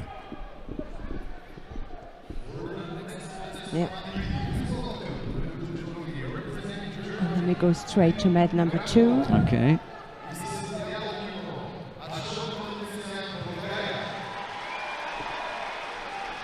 Have a look to the number 2 seed here, the defender from last year, Sanne van Dijken of the Netherlands in white. She's up against Gabriela Willems, the Belgium in blue.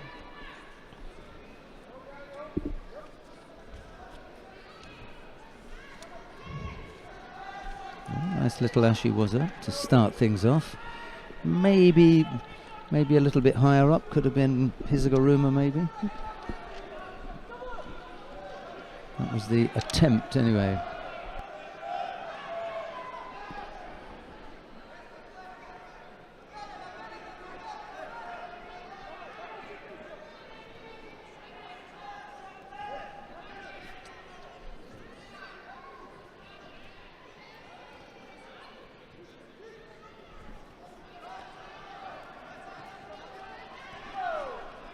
Oh, got caught.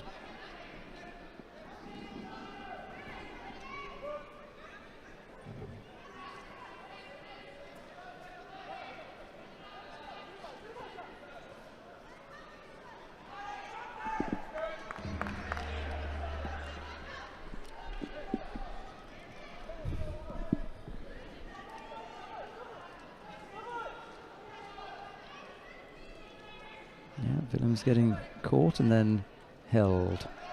Doesn't look 100% recovered to me, but then it's just a guess on my part. Right, okay, Sanne van Dijken into the next round.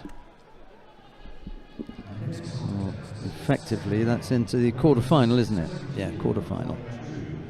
Good technique. Nice hook She ended up just with one hand, actually, on her. Well executed. Right. Anka Pogacnik of Slovenia is up against Katarzyna Sobiraszka of Poland. It's Pogacnik in the white judogi, Sobiraszka in blue.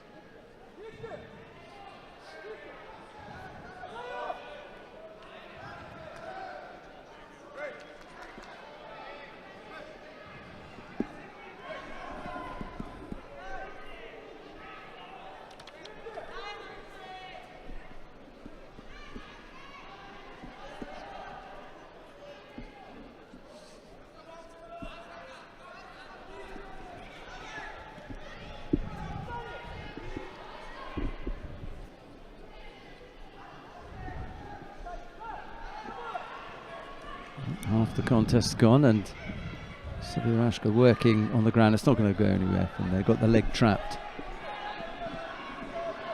Yeah.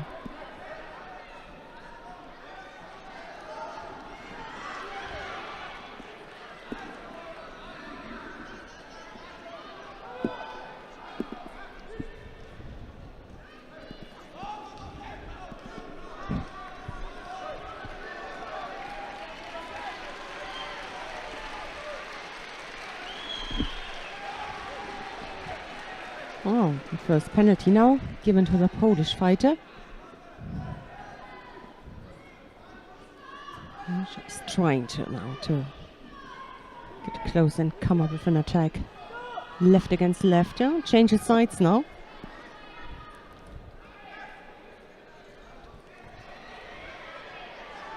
Sumigaeshi, not a bad idea, but not enough for a score.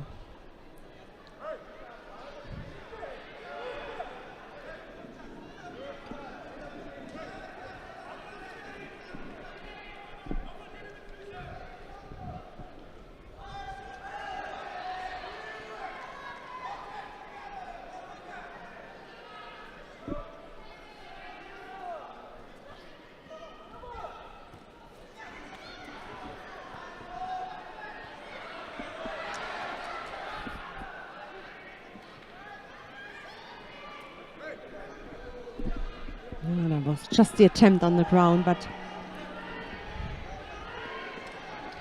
not a dangerous Sankaku or technique coming there. Penalty now also given to the Slovenian.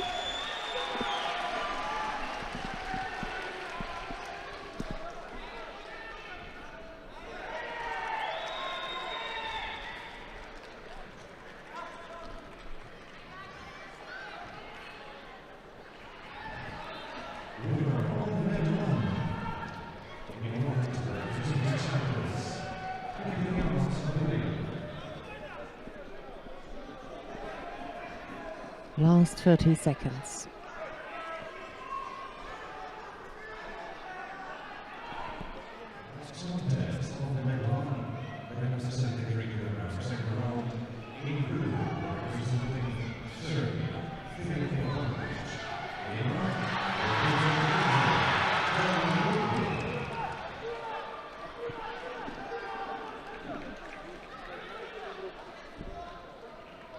That's it. She solved it. Finally on the ground. Anka Pokachnik is going into the next round. You're going to see here the replay, the attempt, not on the ground, beg your pardon. She went into the outside komi, but it was already ippon given. Left side. We have to make sure we was a full ippon. We have to make sure we get the pronunciation of that name correct, or Nusha will be on us again, you know. Yes. With her corrections. Let's have a look. She hasn't said anything, so we're okay. Yeah. Yeah. Exactly. We get the feedback. Coming up next, Michaela Polares of Austria goes up against Ai Tsunoda of Spain. It'll be Polares and the white judogi Tsunoda in blue. Down on mount number 1, Toha Butbul of Israel is up against Filip Jovanovic of Serbia. No score in that contest as well, but we just got the heads up from Nusha that it's not Jovanovic, it's Jovanovic. Yes. we're on a roll here, Nusha. We're gonna crack this. Tsunoda looking to go left-sided, a little stab maybe across at the left, and then thought about the Ashiwaza. He's having another little tap there to set something up. That right arm is causing problems, the way that Polares has got that there. She's surprisingly strong for a really quiet individual. She's very softly spoken and shy, but physically very strong. Yes, wow. Look at that. Wow. Look at that. Wasari in the lead. Yes, physically very strong. The Osaikomi is on. Yeah. 4 seconds left to go. That'll do. That'll do. Wow. Oh. Didn't see that one coming. Yeah. Me neither. Comprehensive defeat there of Ai Tsunoda. Michaela Polares just demonstrating what we were at that very moment talking about, that she's surprisingly strong. She came up with a powerful technique. Yeah. And then very, very strong grips in the newaza once she got the osaikomi on. It's that right hand that's in an unusual position, because that's not strong. But she pushes that down into the hip. And once the hip is controlled. It looked like a little bit, not half-hearted, but because it wasn't half-hearted, but the entry was half-hearted, left-sided. Yeah. Oh, goshy, something like that. In the end, the hip was less involved, but her arms were involved, and she just told her. And at the beginning this morning, we had a look. We had 2 Austrians with Bernadette Graf, but she lost her opening contest. Opening contest. That's right. So it is only Michaela Polares, and she's still in, and she managed to get into the next round. Yeah. And I spoke to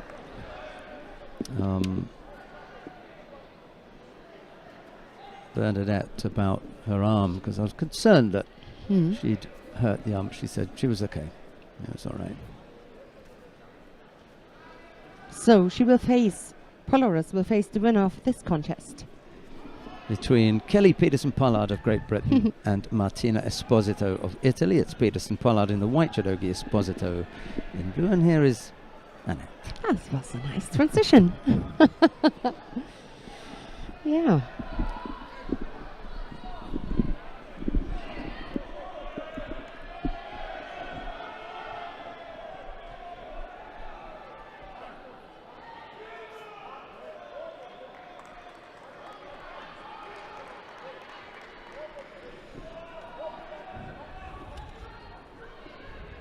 Left-sided low, the attempt from Esposito.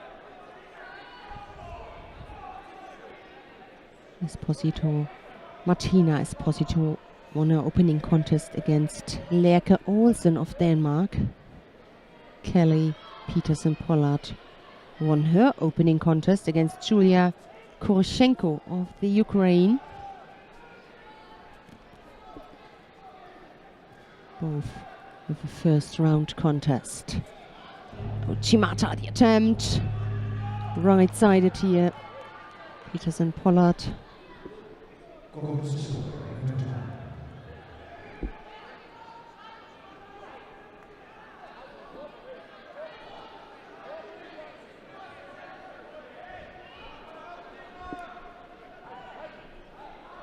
Peterson Pollard, junior European champion 3 years ago. She became. And in the final it was against Ai Tsunoda. Many names. Also Esposito, Martina Esposito was there. The juniors lost against Marianne Chanturia of Georgia, who lost against Kelly Peterson Pollard. And Esposito ended up as a bronze medalist in this junior Europeans. So you start with some really of your opponents from cadet juniors, and they won't leave you until senior level.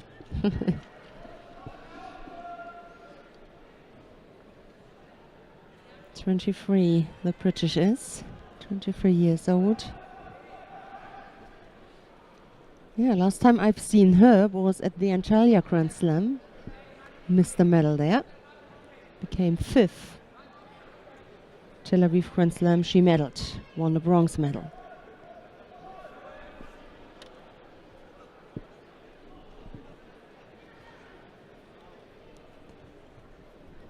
And both met each other.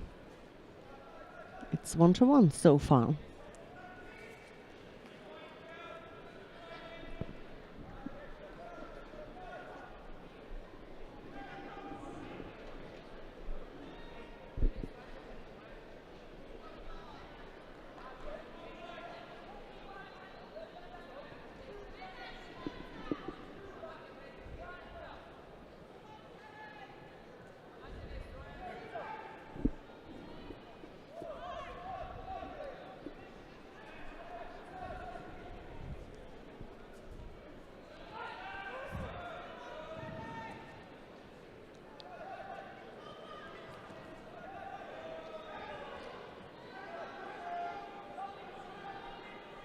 Looking there for the Shimewasa. The referee, I think he got a perfect view.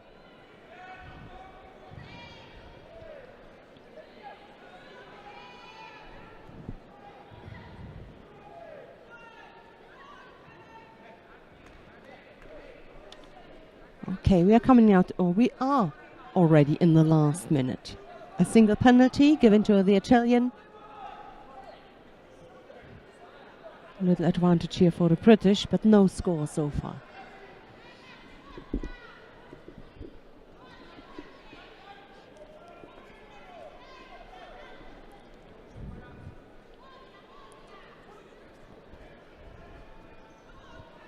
Another attempt here from Peterson Pollard.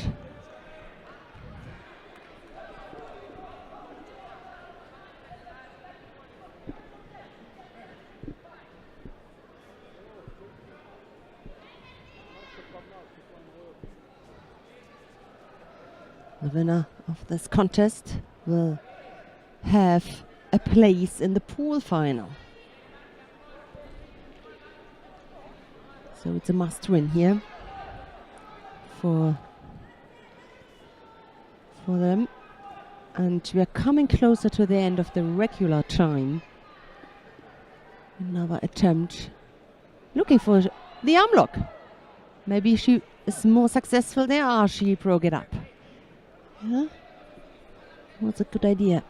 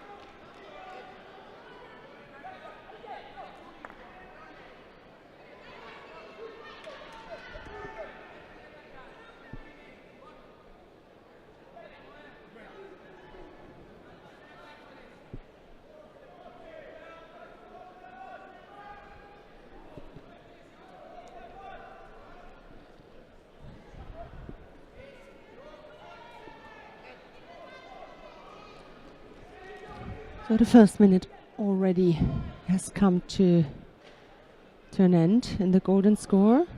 Both now penalized. It's just a little bit too defensive. And they try to get the grip. Also try to avoid the grip from the opponent. And Esposito now more in danger here, because she already collected 2 of the penalties.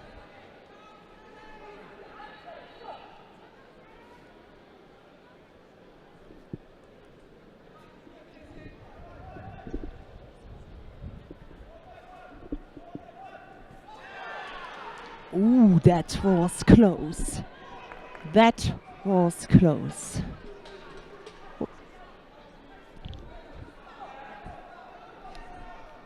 But it was not enough. It was close, but it was not enough for a score. Not the best body position for the attack. The upper half and the lower half, something does not really fit when Peterson-Pollard attacks on the right side.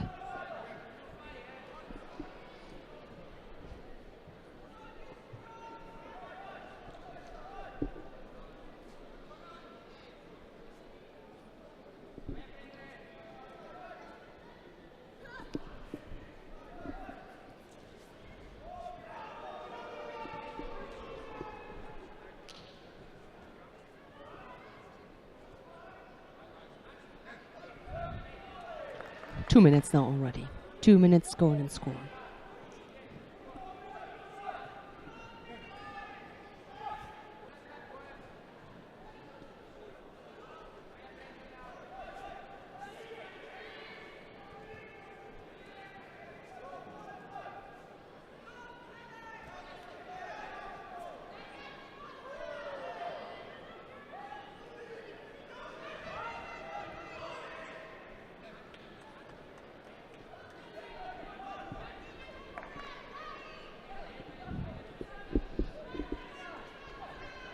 Another penalty for tripping down given to Peterson-Pollard. That ties things up.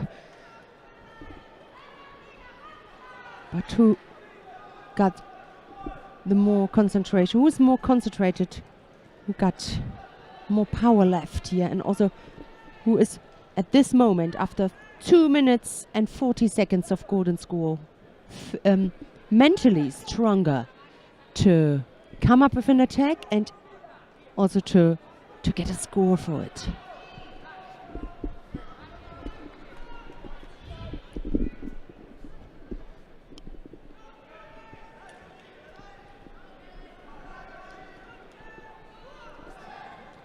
Oh, the Ashiwasa chance here for Esposito.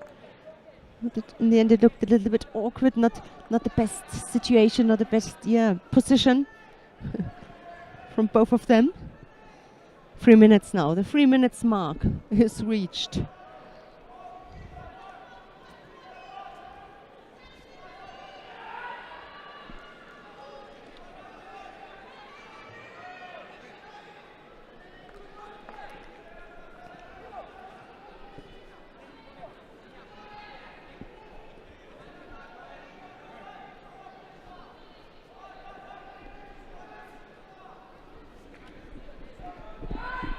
Yeah, left-sided attack. Something was missing.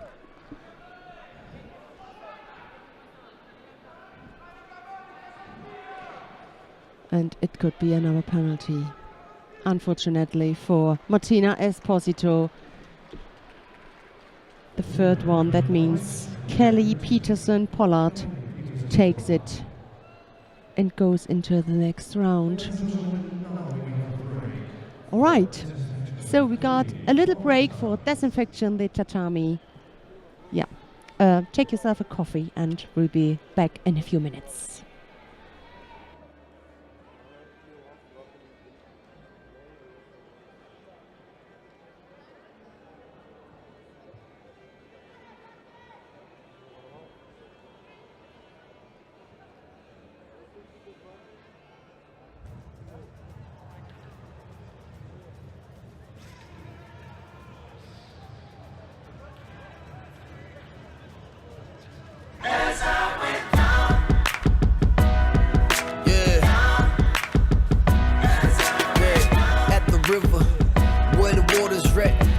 different names to justify the ownership.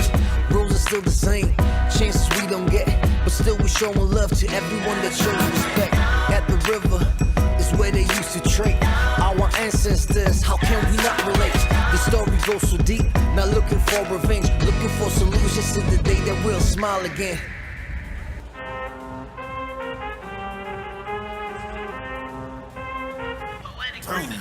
I need all the wins, yeah.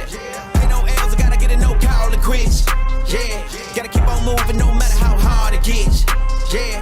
Better move out the way, cause I'm coming with harder hits. My head is as hard as a brick, but I'm harder than all of this. You better move, you might get knocked out, knocked out.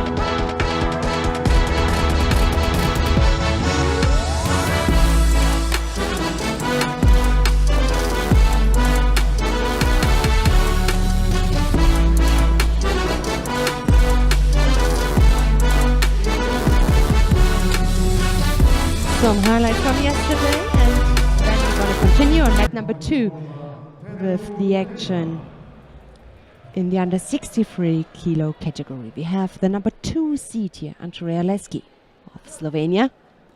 There she is. She is up against Gemma Howell of Great Britain.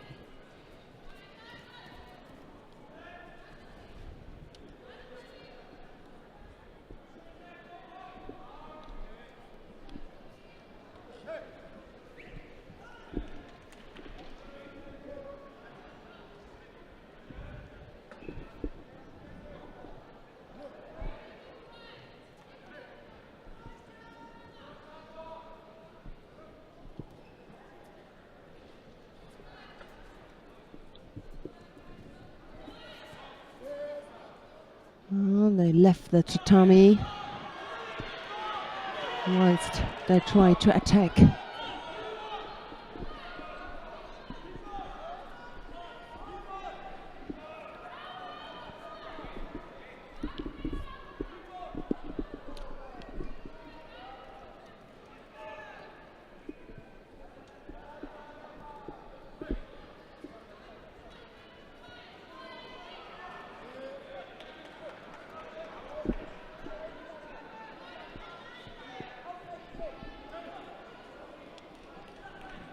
Definitely in this category we're gonna have a new European champion. Tina Trosteniak was the winner last year. The number 1 in the world, Clarice Ekbek-Nenu, is not here. We started here with the world number 2, Lucy Ranchel, then world number 3, Andrea Leski. Here, her first fight, she got a bye and won bronze last European Championships.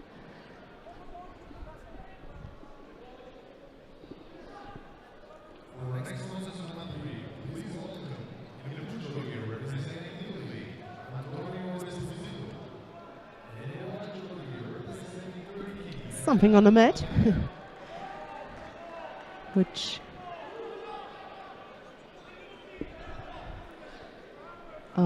Andrea Leski didn't like, or does not like, or disturbs her. Maybe some tape, some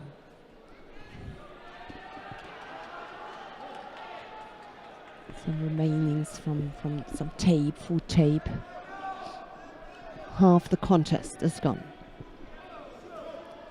Powell penalized once and no score so far.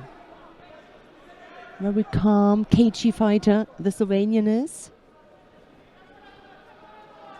Looking for the grip.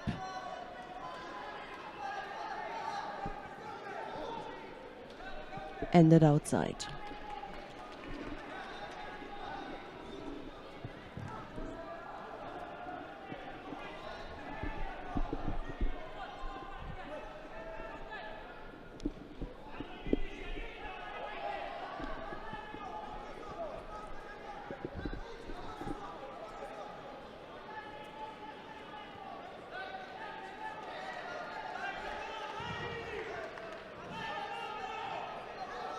Powell is looking there for an entry on the right side, getting close to her, but still was not able so far.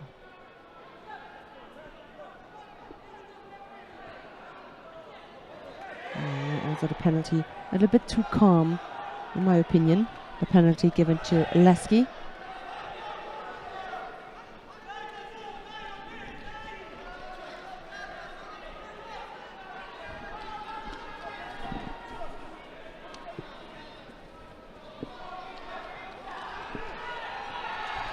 Oh yeah, there was a score. Shema Howell within the last 40-odd seconds. Let's see if she's clever enough now to bring that to an end. Well, she's picked up just the single Shido. 40-odd seconds left on the clock. You know you can burn one of those. Yeah. She's got exceptionally good near-waza. So the key here is to engage your opponent on the ground. There's almost another score there. 20-odd seconds left to go. Frustration for Andrea Leski here because clock is against her.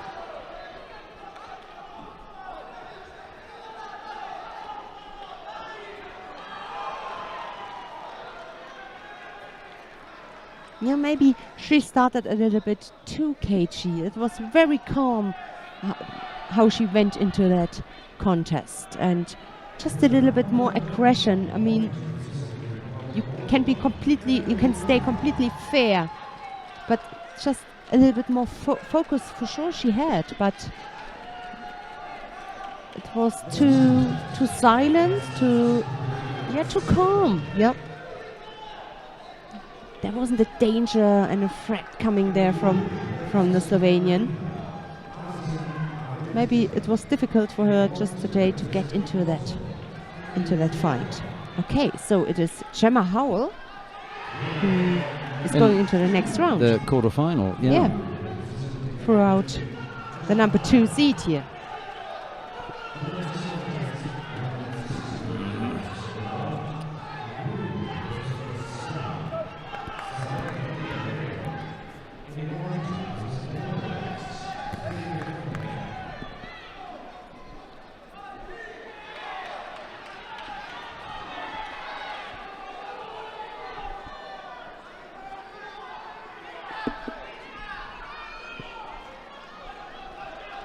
Akil Zhakova is on mat number 1. Veda Albayrak is on mat number 3.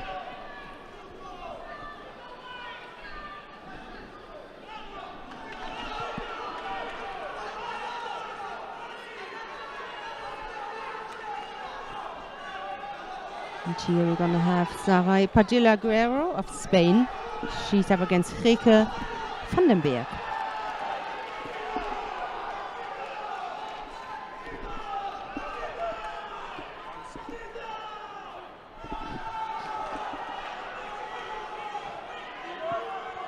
Yeah, she couldn't. She couldn't continue with that attack there on the ground.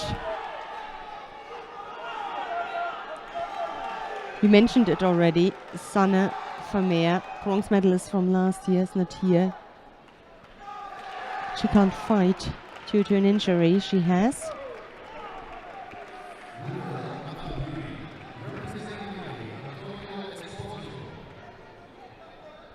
Number 6 in the world, Sanne Vermeer is.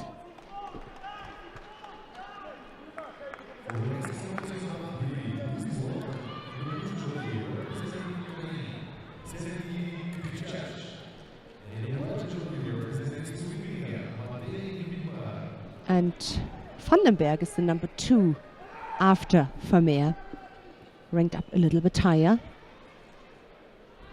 So Vandenberg and Van Lieshout are here, the 2 Dutch fighters.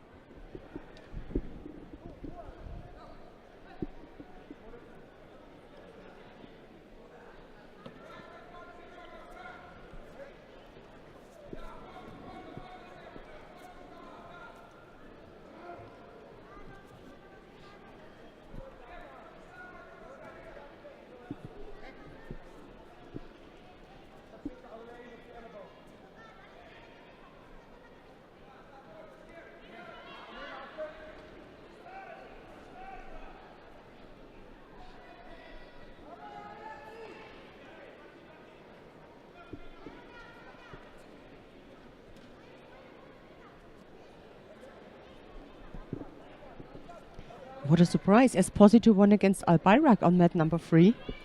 Esposito threw out the number 3 seed here. Yeah, I saw that. And the defender. The European champion from last year. Won't even be on the podium this time. Yeah, no chance here for Repêchage. So for sure we're going to have a new European champion in the under 81.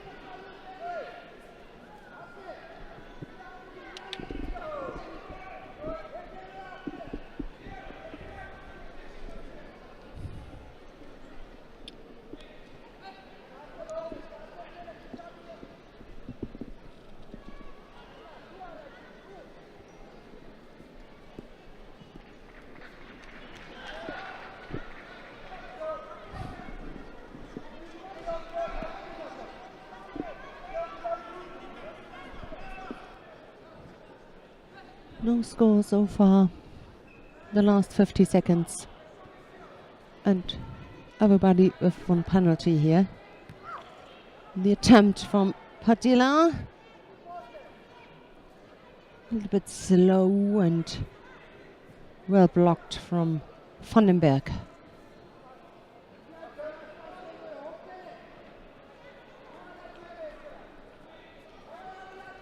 Yeah, she got long legs, Vandenberg. She can use them for these kind of attacks. Uchimata working now on the ground. Maybe this time she can close her legs and turn.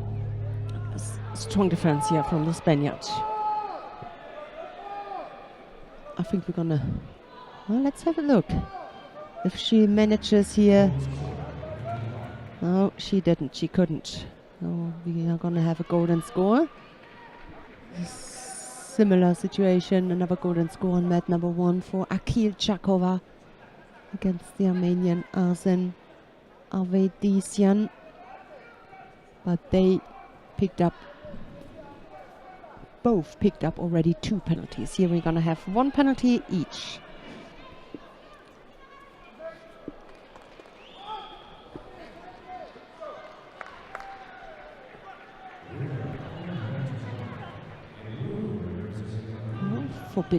Forbidden grip here. Fixing the hand. Second penalty for Padilla.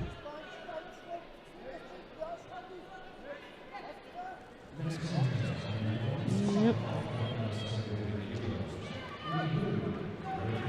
Wasn't a bad attack.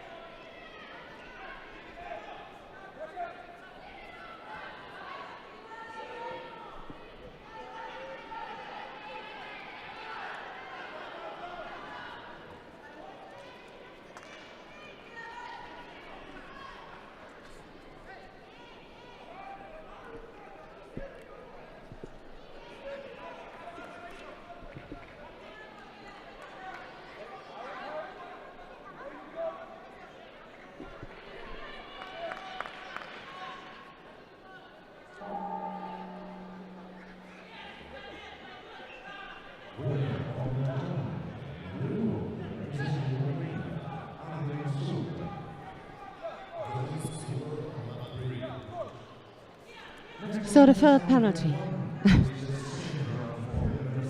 The third penalty against Padilla.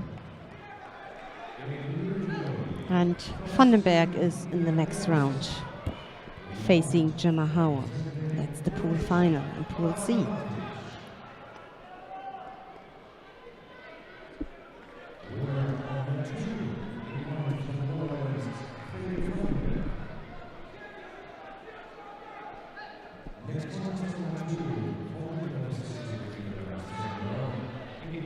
So we follow that lineup. Repêchage Sofia of Hungary is up against Manon Deketa of France. Pool D, followed by Angelika Szymanska of Poland and Yuli Sharier of Israel.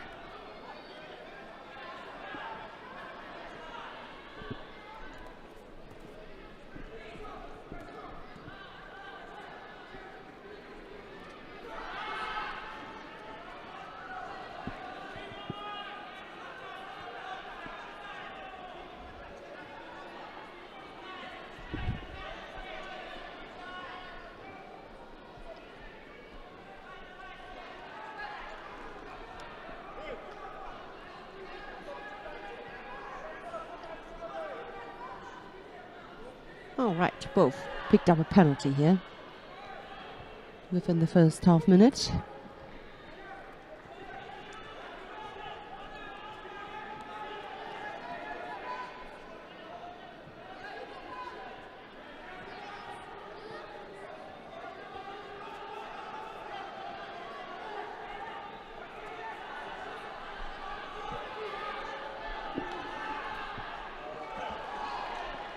Left-sided attempt. She could not get really to manage it to get in really in front of Tiketa.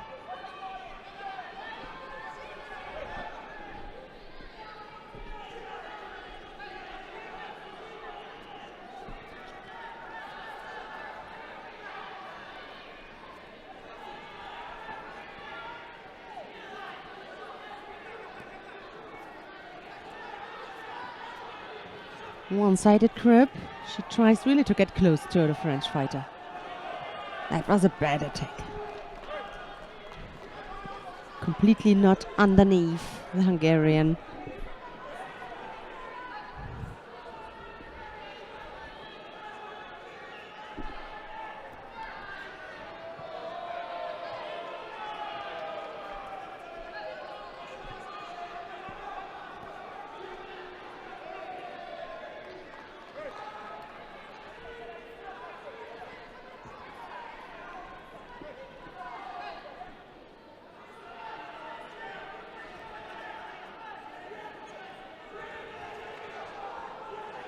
Almost landed on the other side.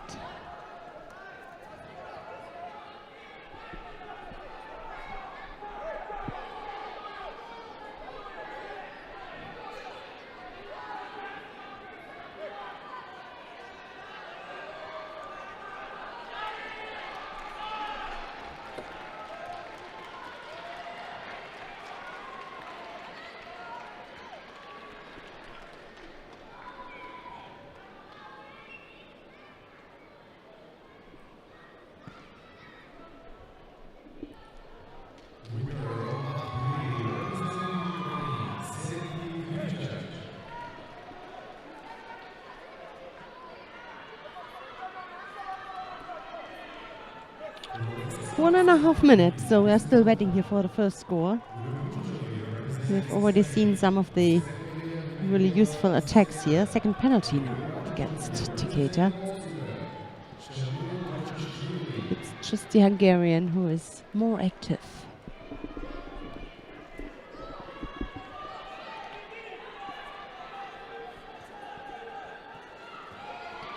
Oh, that was a good one. A little bit too far away, but that's just a changing of movement.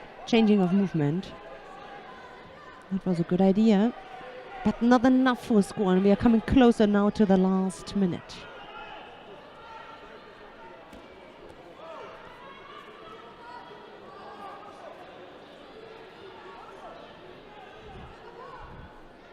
Looking there for the hip outside.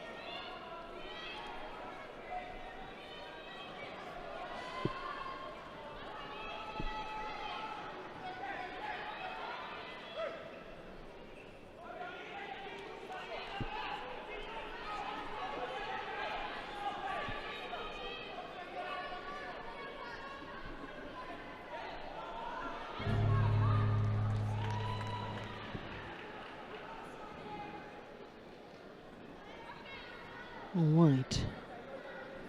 The referee is waiting for another point. They figure out. We have 16 seconds on the clock. 2 penalties already against Tiketa. 1 against Osbash. She's not interested to getting involved on the ground. Sophie.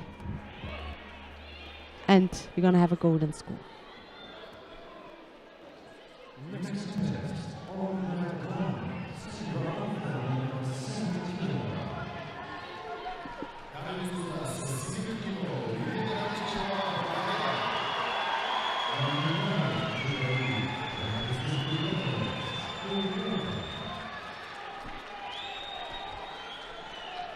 Now a home favorite is coming onto the tatami. Mat number 1, Lidia Brancheva, the Bulgarian. We stay here with that golden score. 2 penalties already. No more mistakes here allowed from the French fighter, and she knows that, tries to attack.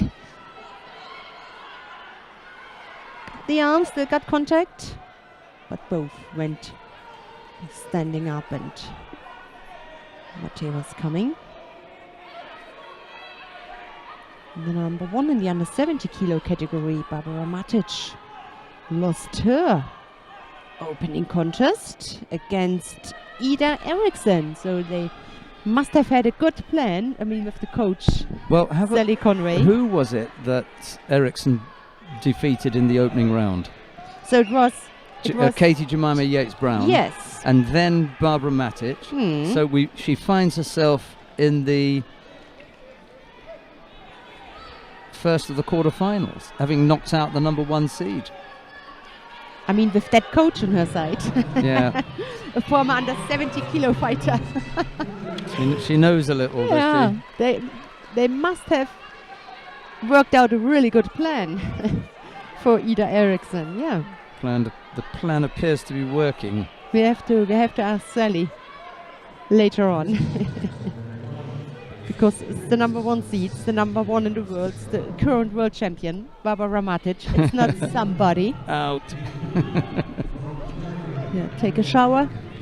See you next time. All right. The French fighter went quite far with 2 penalties on her side.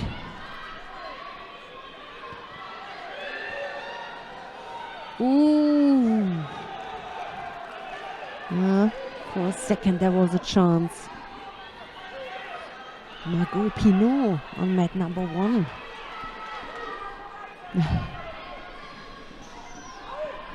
Another favorite.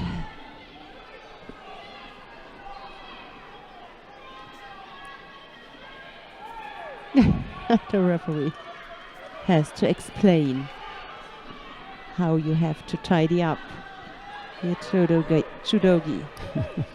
And he does not trust. Look at the other side. We still see it. He said, yeah, don't verarschen in German.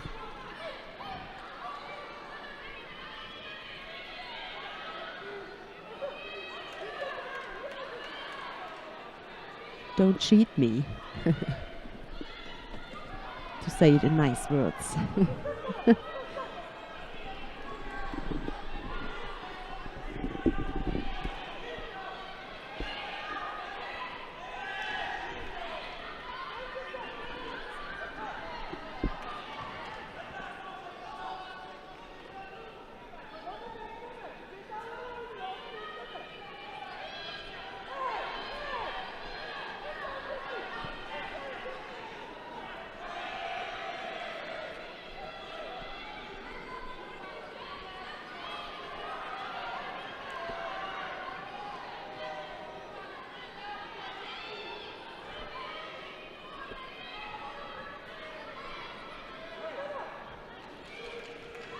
Leg is not out. Golden score continues.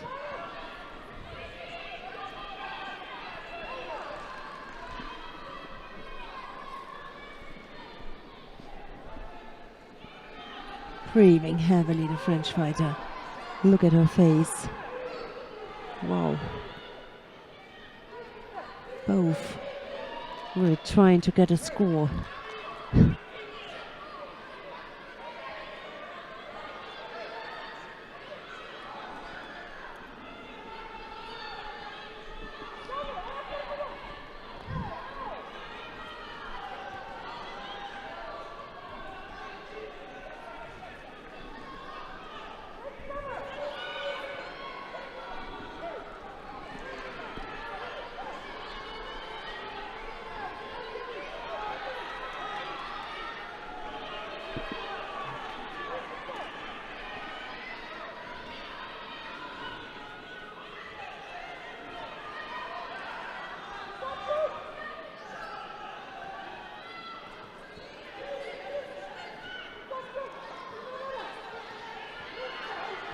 Oh, still not enough. Behind you can see Boshashvili already picked up 2 penalties and already a golden score.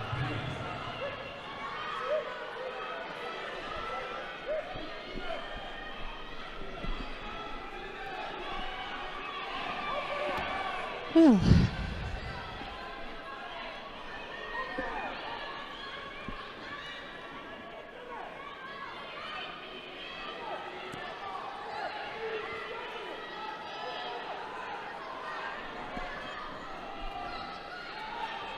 still some good attacks here from Decatur.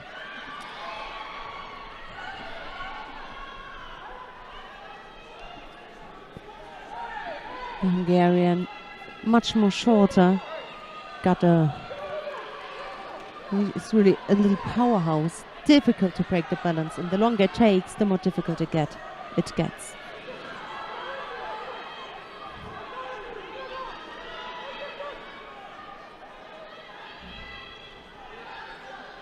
And she just can't use that little advantage here of having a penalty less, the Hungarian. It's now, maybe now she scored. Yes. But before, maybe now, since 5 minutes, Decatur already had 2 penalties. I mean, that also shows that she did a good judo. And she knew that one more penalty and that's it. In the end, she got thrown, but still, before, the Hungarian was not just able to use that little advantage. All right. It is the Hungarian who goes into the next round. Hopefully, she got some time to recover. 4 minutes of golden score. That was a tough fight. And she will face one of the winner of the upcoming contest.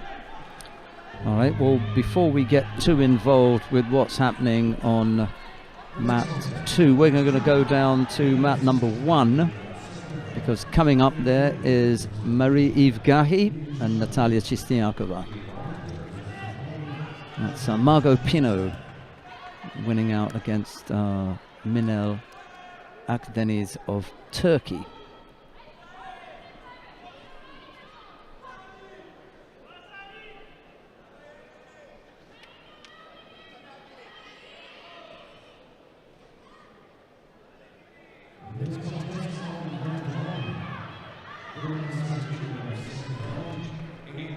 So,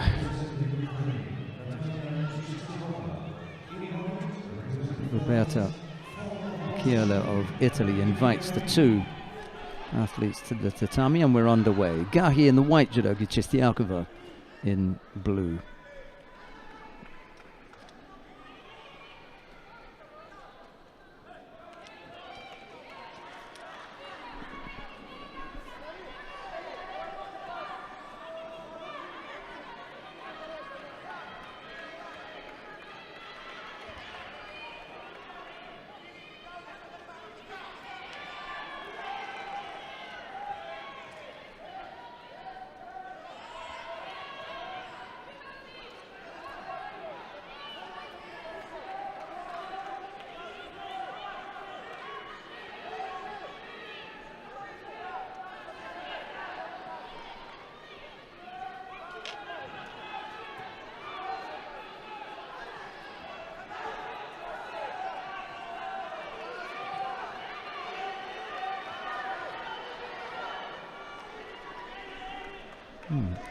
Gahi almost got herself in some trouble there.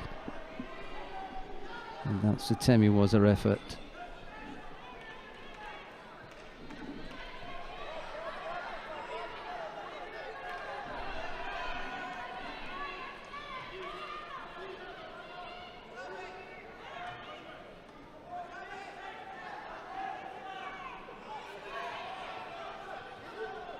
Someone's going to get penalised for avoiding to take a grip, both of them. It's probably fair, actually, because Chistiakova was just hiding that right side, and Gahi hiding the left. Just putting the right leg behind there, almost unsettling Chistiakova.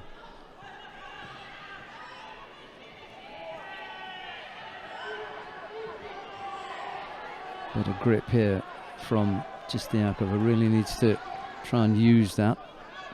Broken up now, and that was terrific work. Well, she'd threatened with that once before, was able to go around the back this time. Chistiakova came crashing down for Ippon.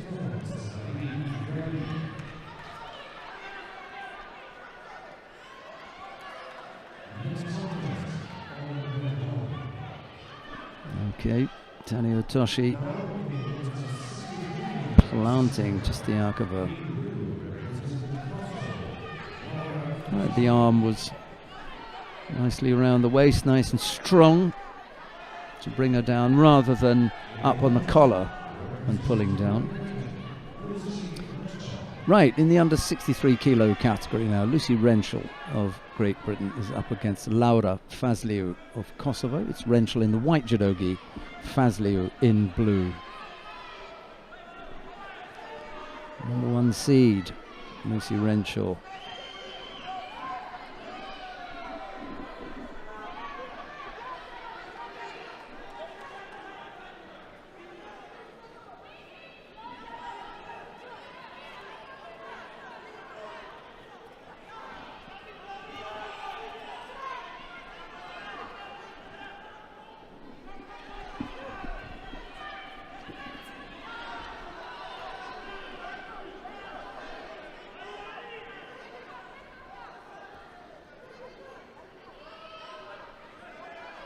Make up your mind.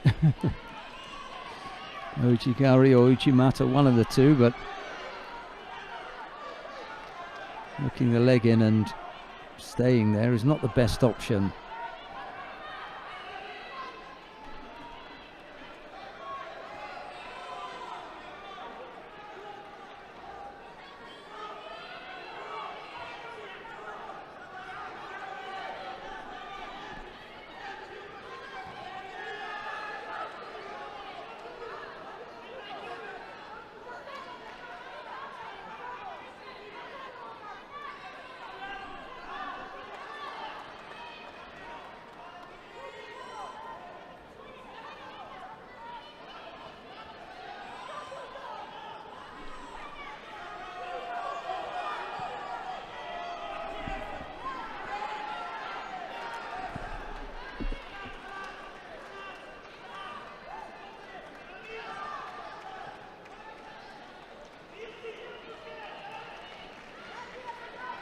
Well, that was the suggestion on the first couple of occasions, that the leg had been hooked in and then wrapped around.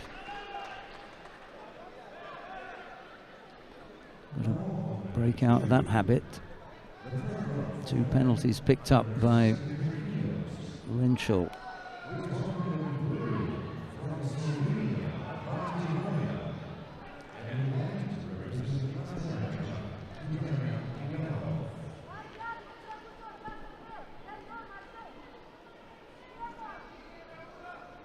Bit of pressure on here now, given that she's picked up 2 penalties in the first half of the contest.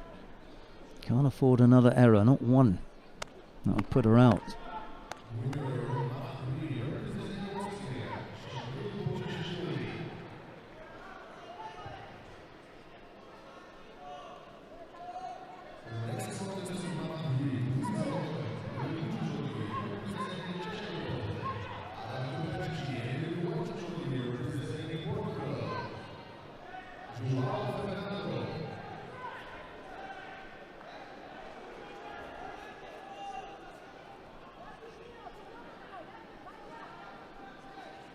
Minute and a half left to go.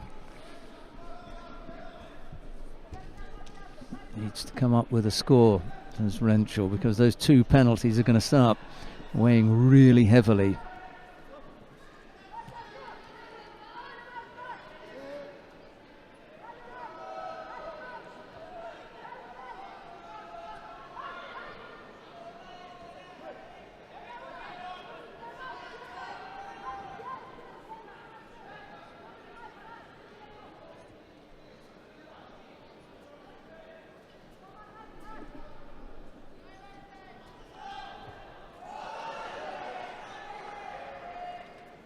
A minute left to go.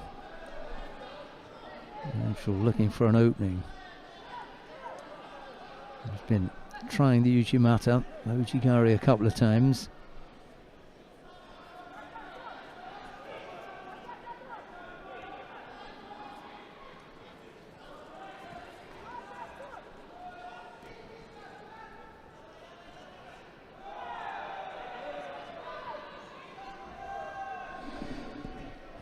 Yes, well, Fazliou flirting with her own penalty problems.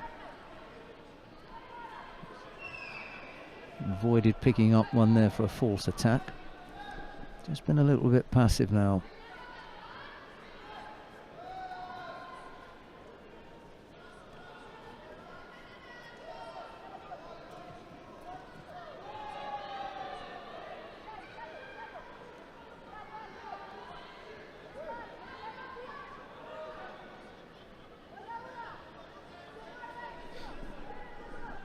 Not done a great deal, has Fazliou.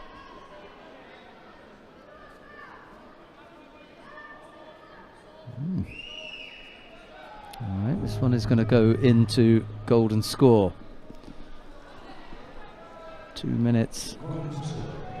In the first 2 minutes picked up 2 penalties, and the second 2 minutes was definitely the more attacking of the two. See whether that pays off now.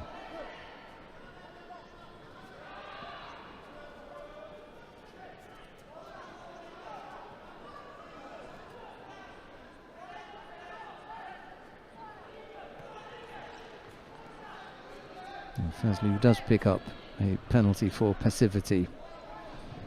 A bit of a carryover from regulation time as well. Rachel sizing up that right leg of Fazliou's.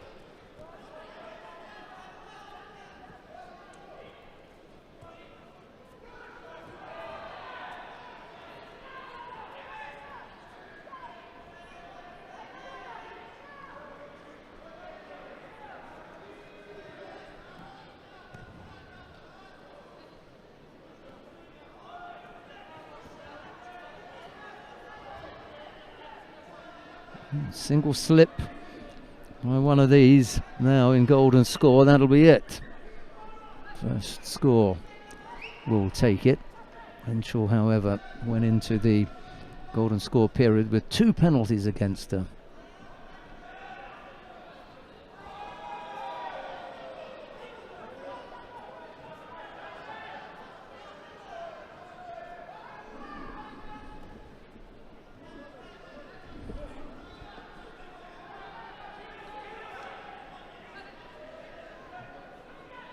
Looking in, thinking about the Koji Gaki there. Renshaw now chance to work on the ground. Not a great deal of power left, that's the problem. Couldn't create an opening. We're at 1:29 of golden score so far. 2 penalties up against Renshaw. Fazliou's picked up just the one. Ojigari stepped off that. Yeah. Fazliou picked up a second penalty for stepping out. A lot of pressure coming from Renshaw coming forward, and Fazliou just stepping off the competition area here. Head down, drop now, defensive. Couple of big attacks there from Renshaw, should finish it off. Keeping control, Ojigari. Yeah. One more cycle, I think.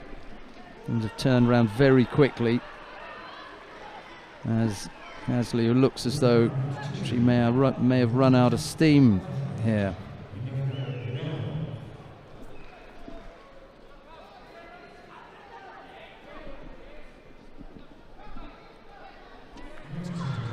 Good effort from Fazliou there with the Uchimata. Renshaw can try and work something on the ground now.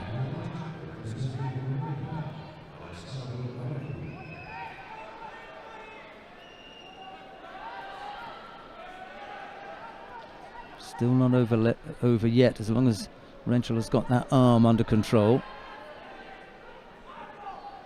Nope, not going to happen now. Tough round 2 contest for Renshaw. By in the first round.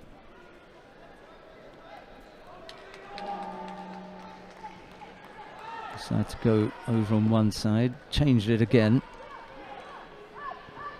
Yeah, goodness me. Got in a bad position there. Hooked around the back, Fazliou.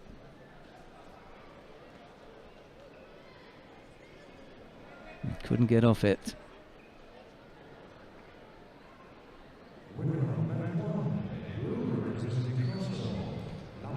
So Laura Fazliou into the quarterfinal. Yeah, couldn't get off, couldn't turn away from that.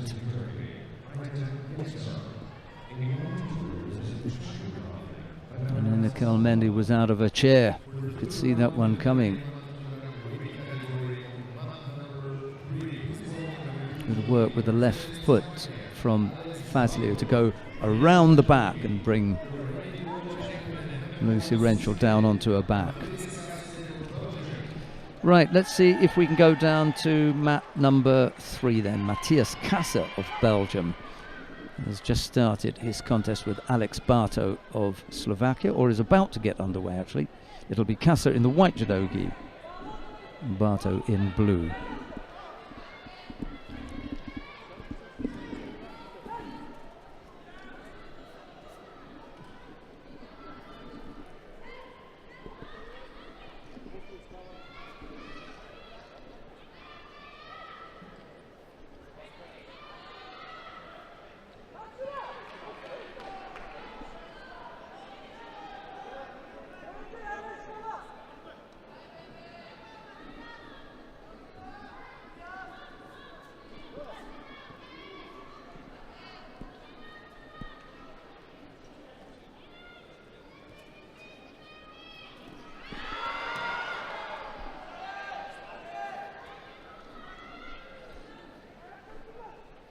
Kasser getting right underneath his opponent there, but not quite able to finish off.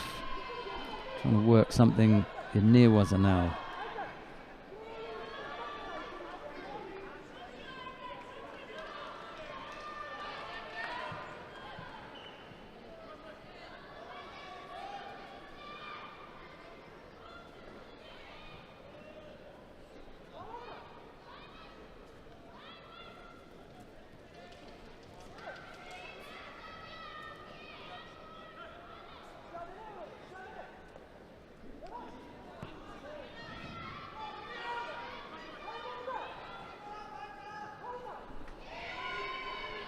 Barto picked up a Shido.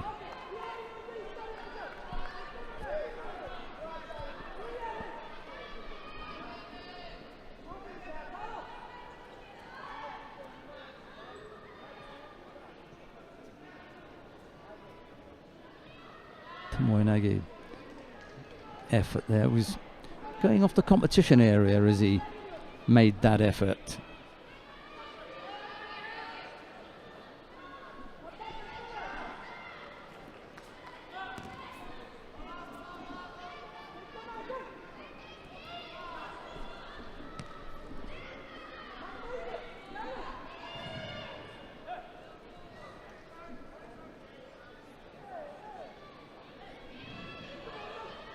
Still just the single Shido against Barto. A little over 2 minutes left to go.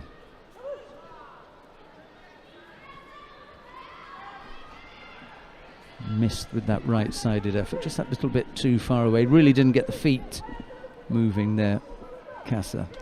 Having to defend on the ground now. Looks perfectly happy down there. He's actually pulling Barto in.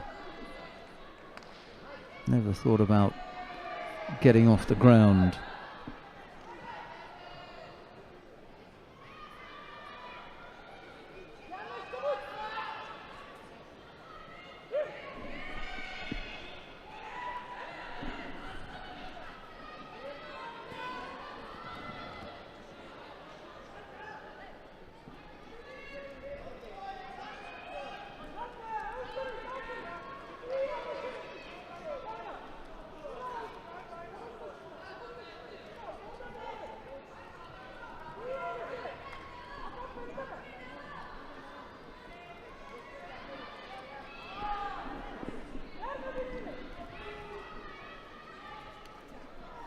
Uchigari from Barto, easily dealt with by Matis Kasi. Felt that one coming, able to close it down without too much trouble.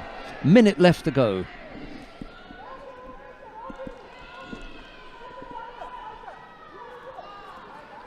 Right-sided effort from Kasa. Thought about going across for the Toshi. Didn't quite make it all the way over there. Didn't get the arm and head here, but he can still come up with the roll. Now Barto's having to defend two areas here. The right arm and the left. And this one isn't going anywhere. Barto was looking to see which way to defend, which direction was most likely to cause him a problem. Well, with Kasa it could have been either side. Time ticking away here. Left-sided effort from Kasa. Gets underneath his opponent, but not able to complete the technique, and Barto picks up a second penalty with 13 seconds left to go.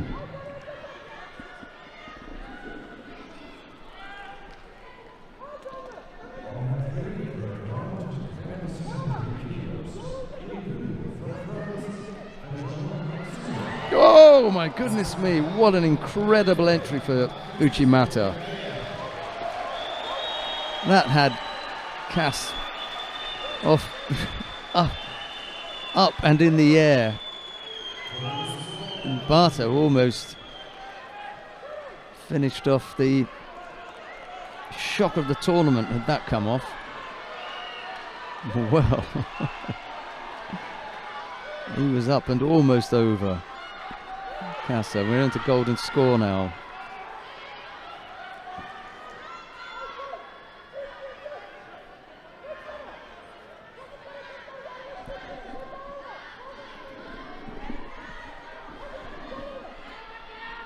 Bit of a scare for the Belgian there, the current world champion.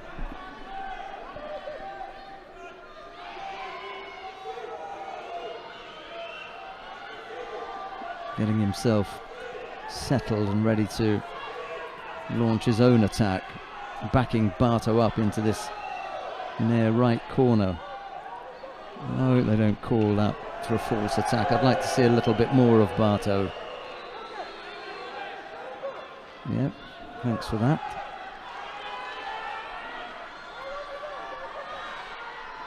Maybe he will threaten Kasa again with another Uchimata, and it's Kasa who comes up with the left-sided Seoinage. Barto falls off to the other side.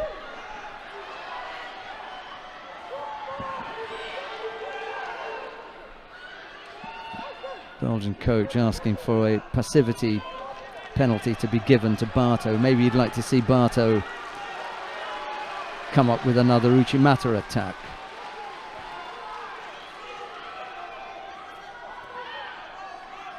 Tried to go on the other side, that didn't work. We've had a minute 15 of golden score. Yeah, he's going to pick up the third penalty, which is a shame. I'd like to have seen a little bit more. He ran him, well, I say close, well, 3 penalties, but it was the Uchimata attack that had Matthias Kasa up in the air that really was the only high point of that particular contest, I'm afraid. Right, coming up next, former world champion Sagi Muki of Israel. He's about to take to mat number 3 in round 3.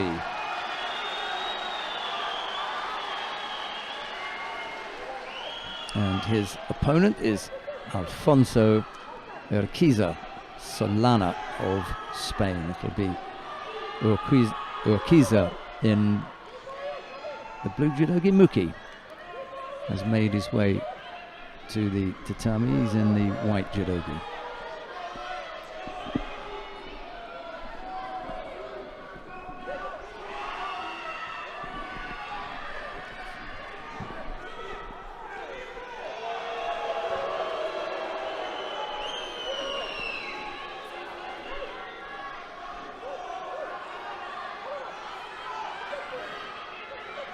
He wasn't entirely convincing in his opening contest against Svoboda. That's Muki, that is. Took his time.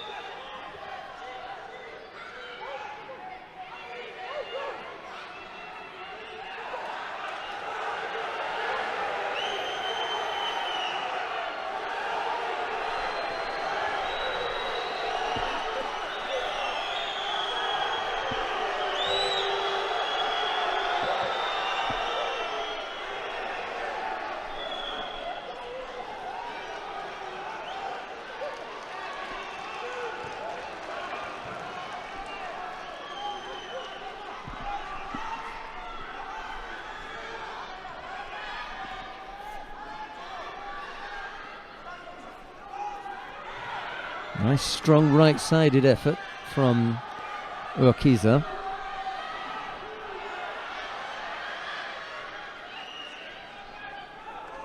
I think he was able to avoid getting caught.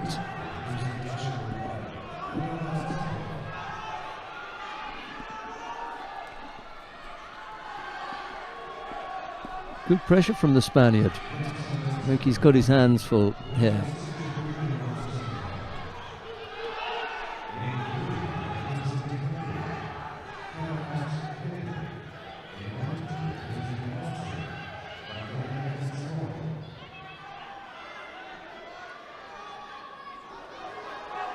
Now Sagimuki picks up a penalty for stepping off the competition area.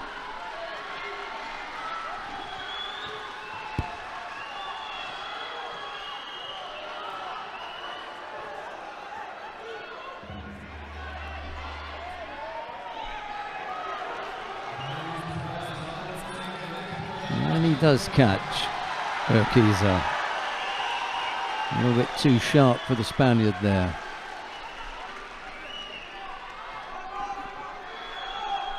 Bringing him down for Wazari.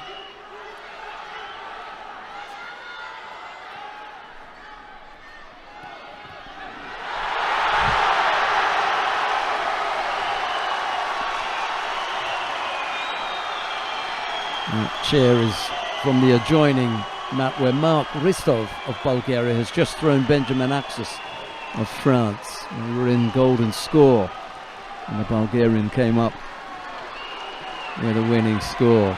Whoa! And there may be one here as well.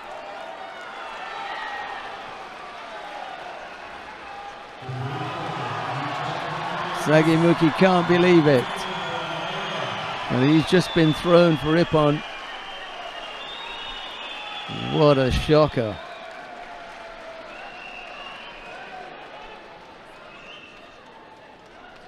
Yep. Okay.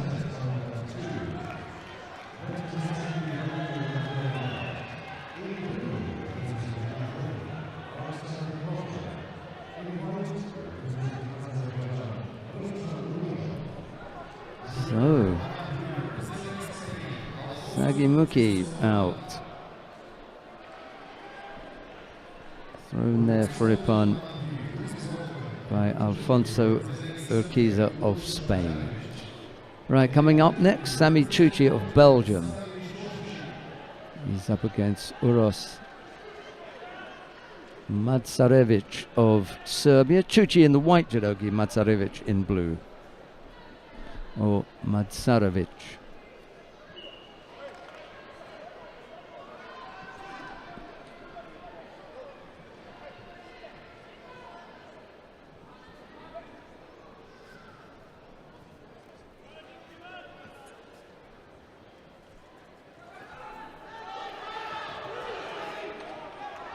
Matsarovic on the board early. Low left-sided effort, catches Sami Ciuci.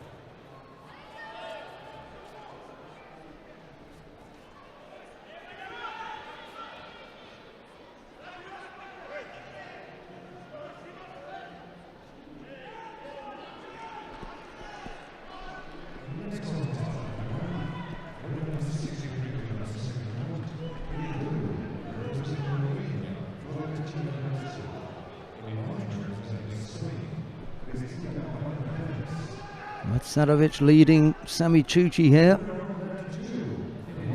Scored early in the first minute. The Belgians got a real problem to deal with here. Good grip now from the Serb. Steps off the Uchimata and comes back with his own. That clock is going to start playing on Sami Ciuci's mind as well. He's already concerned about the score. He's got to look at the clock running out. Yeah, good effort from Matsarovic. And now he comes up with a tying score. Coach doesn't like it, but I think it's going to be okay.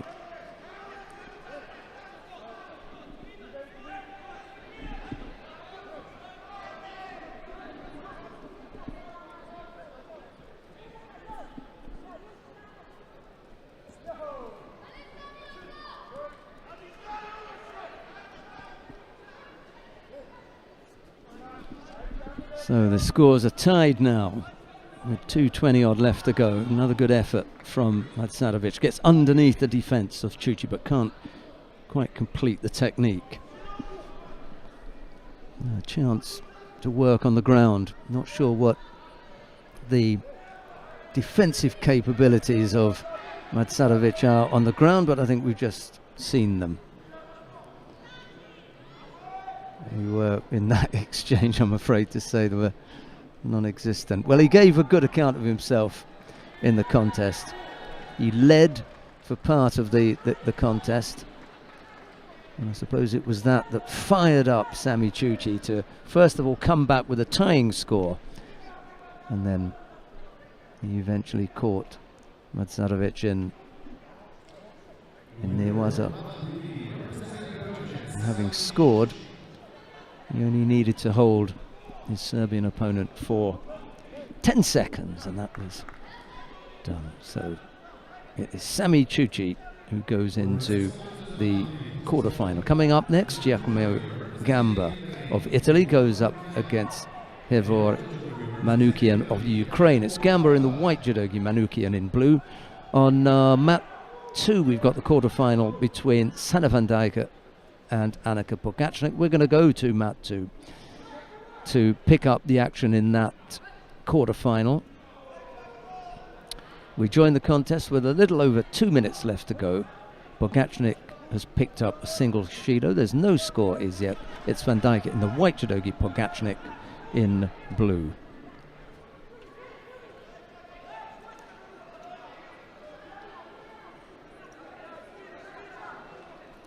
The number 1 seed Barbara Matic is already out of the competition, knocked out in round 2 by Ida Eriksson.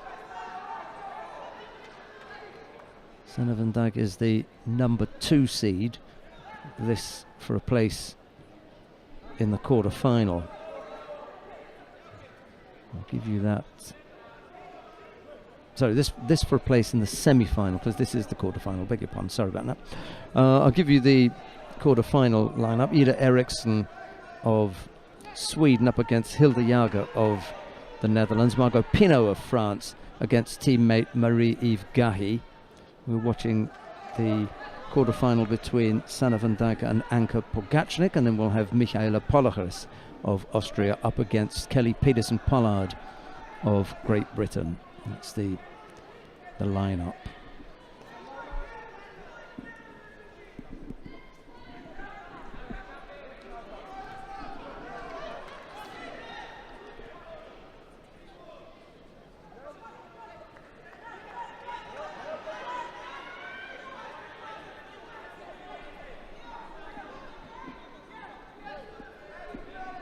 Pogacnik has picked up a second penalty. Not what she wanted at all.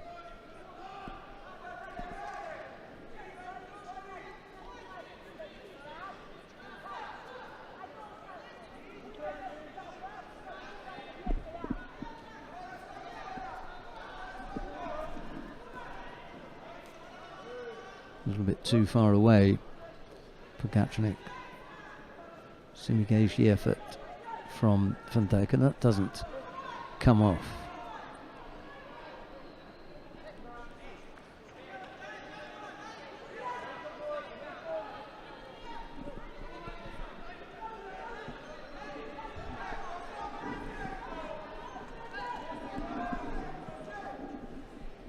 Left-sided effort from Pogacnik, almost turned by Van Dijk. 20 seconds left to go.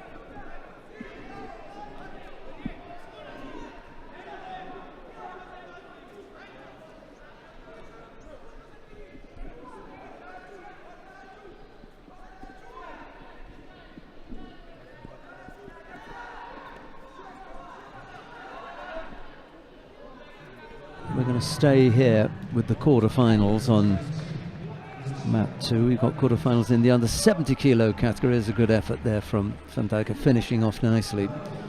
Got into a strong position to throw Pogacnik just on the stroke of the end of regulation time.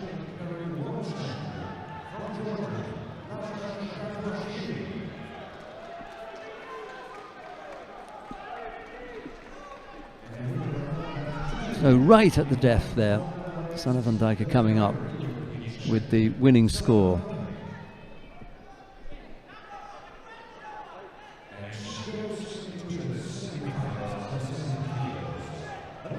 Coming up next, Michaela Polleres of Austria. She goes up against Kelly Pedersen-Pollard of Great Britain. It will be Polleres in the white judogi, Pedersen-Pollard in blue. And just as far as the rankings are concerned, Matic is already out. Jager's still in, Pino's still in, Gahi's still in, Van Dijk is still there. Pogacnik just went out, well, into the repêchage, that is. Polleres is in, Pedersen-Pollard is in. So seeding has worked out, apart from the number 1 seed who lost in round 2. Early exit for Barbara Matic.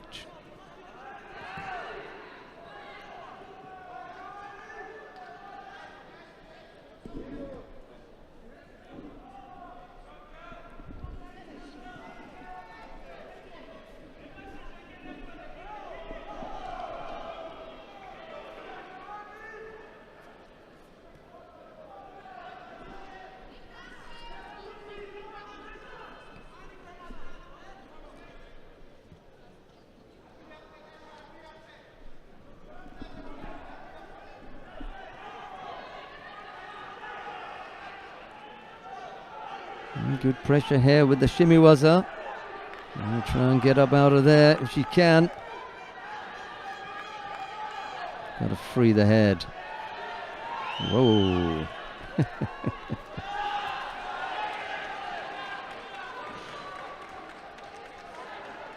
Pedersen-Pollard really fighting that one off.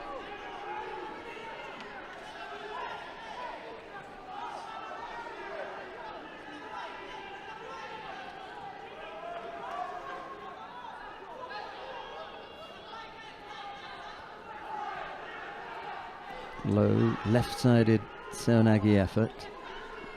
Just couldn't get the feet moving as she would have liked to get into a stronger throwing position. A better base from which to try and launch that throw.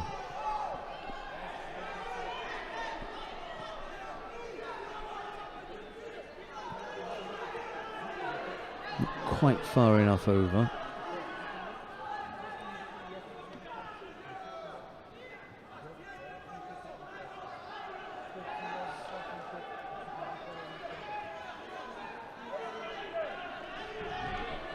And it's Polaris who picks up the penalty for passivity. Pedersen Pollard is doing most of the attacking.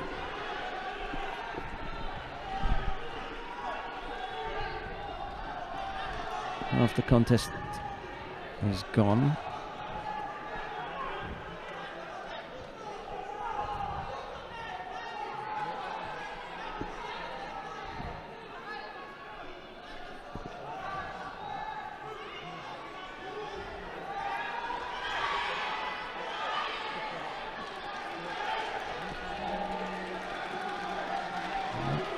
Couple of efforts on the right and then one on the left. Good to mix it up.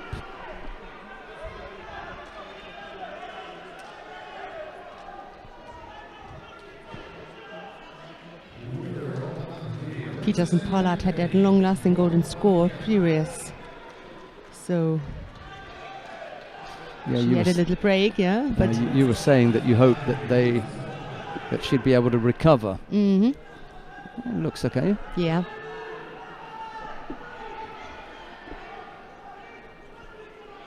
Showdown on mat 1 against Esposito. And Grigolashvili up on yes. mat 3. Although those are all in round 3, whereas we're already at the quarterfinal stage here. So that's why we've stayed on mat 2, because we've already had a quarterfinal prior to this. Sanne van Dijken overcame Anka Pogacnik.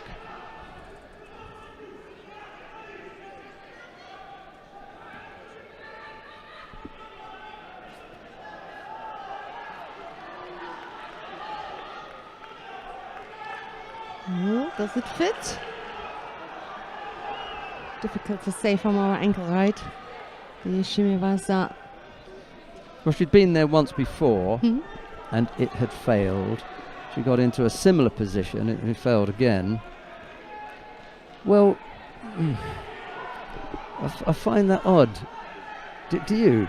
I mean, there she was trying to take her head off, trying to apply the Shimiwasa and everything. You get up and Judo. Because also the action on the ground belongs to the action from the front. I just find that odd, how we do that sometimes. I mean, if she'd tapped from that would have been a winning action. So surely it must have been a positive action. I really find that difficult to come to terms with. 2 Shidos anyway against Polaris. Lasha lost. Esposito won. Ooh, wow.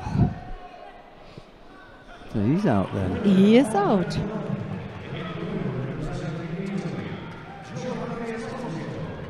We're into golden score here. Annette. Yeah. Tato Grigolashvili trails as well.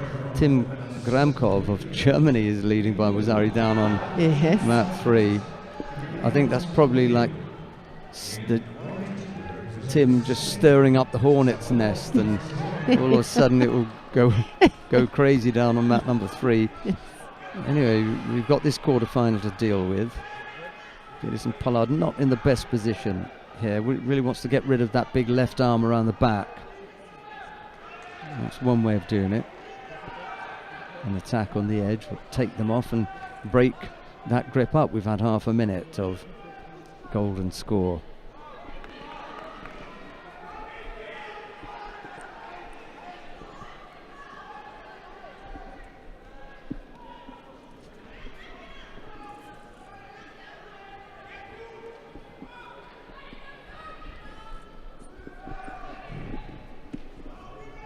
Just the arm around the back threatens Peterson-Pollard. Well, Tim Franco just got thrown. Well, as I said, that Wazari was just to wake Grigolashvili up. Yeah. And he did that. Minute 12. Another big attack needed here from Peterson-Pollard because Polaris is just a little bit off the pace here.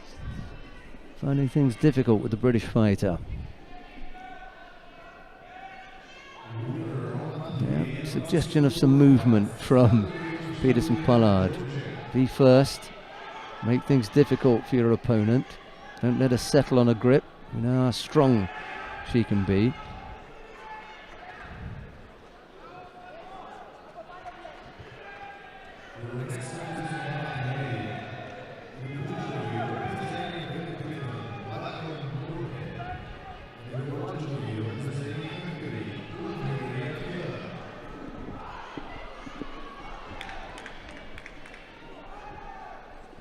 This is really finely balanced here between Peterson-Pollard coming up with a score, or Polaris picking up the third penalty. Oh, yeah.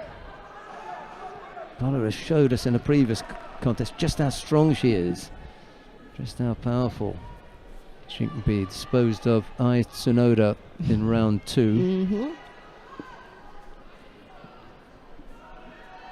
Finding things a little bit more difficult against Peterson-Pollard.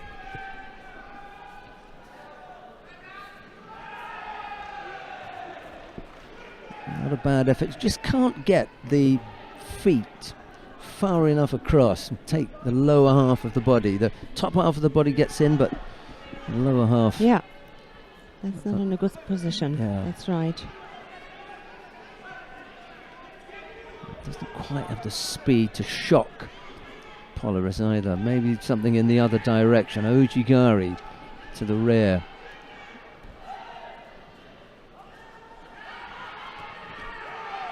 Ooh. That was close. Close. A little bit awkward looking and close, but I mean... That was very close. Yeah. 2.5 minutes already, golden score. They might want to have a look at this. Yep.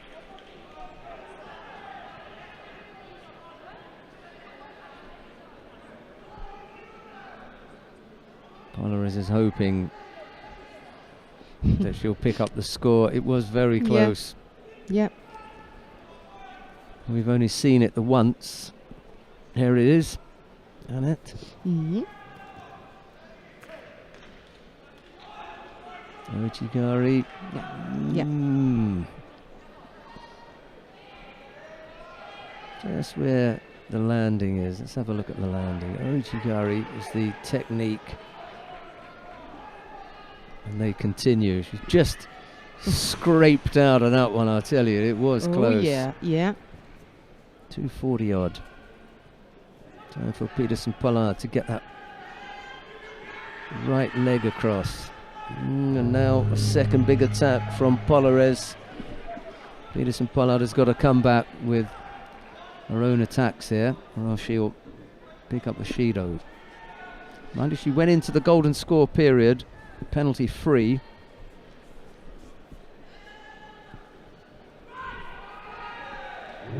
Not a bad effort.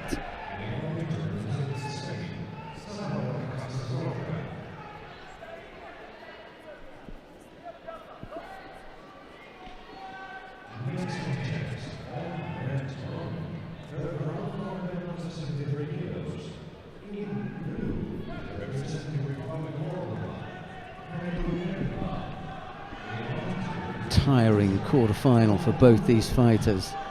Which way is this going to go?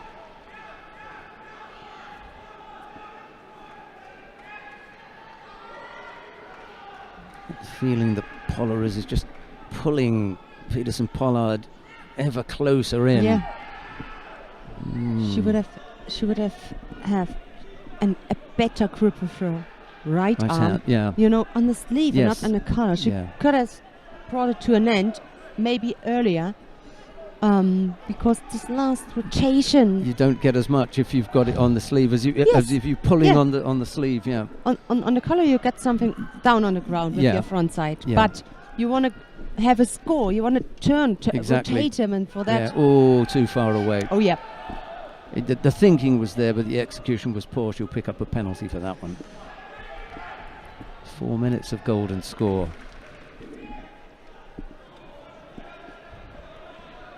We've still got round 3 contests on mat 1 and mat 3. Mm-hmm.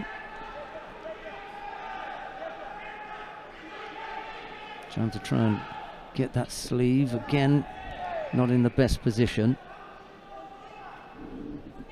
She's got some fight in her, Peterson Pollard.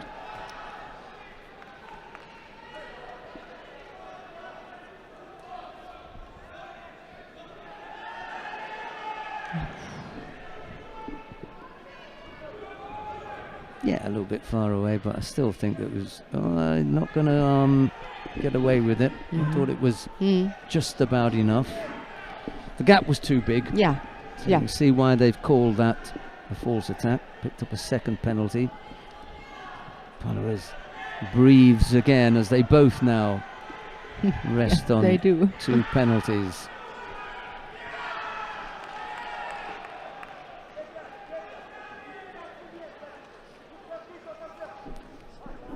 Well, there's not a great deal of difference between that and the previous one that they said was not. Yeah.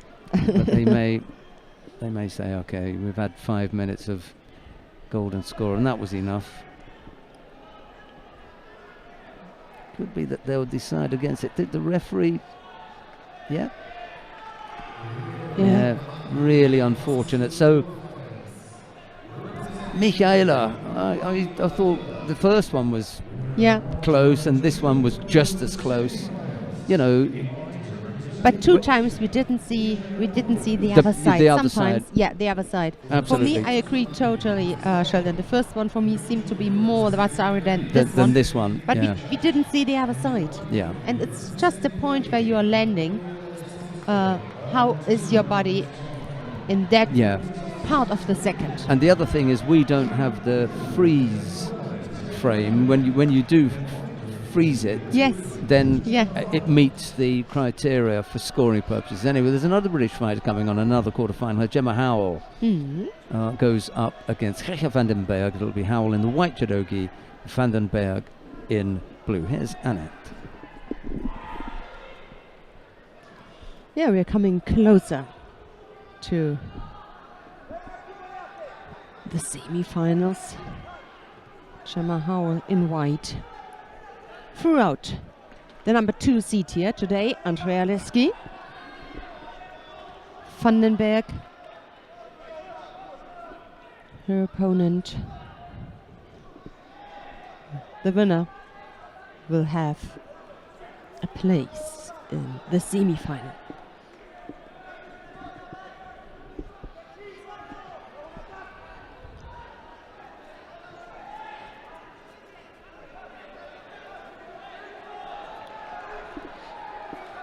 Very long arms here from Howell.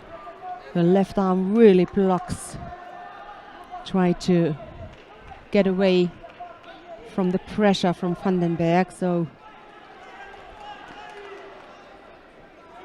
she receives a penalty.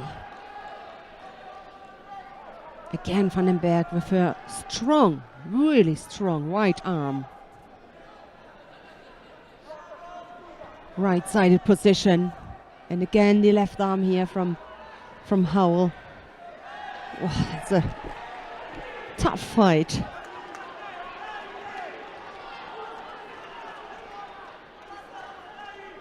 More than a minute is gone. Haven't seen the big technique. Penalty for stepping out. Gemma Howell needs to find a solution here against that strong grip from the Dutch.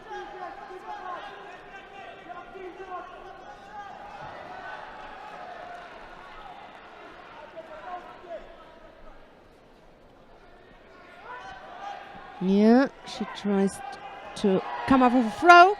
Both elbows on the tatami. Vasari for Gemma Howell. And now she's working on the ground.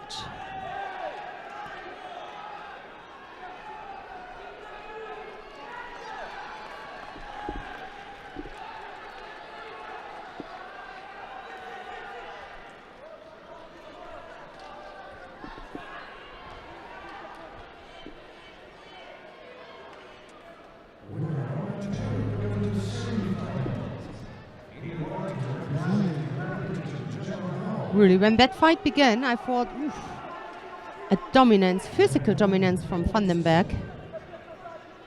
In the end, Gemma Howell solved it. Technically very, very good. So she won that pool and got a place in the semi-final.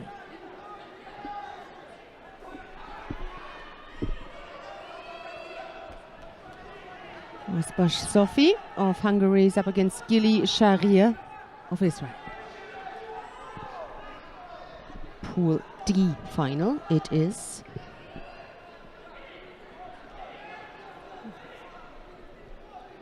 And I remember immediately the previous contest from the Hungarian, a long-lasting, hard golden score against Decatur.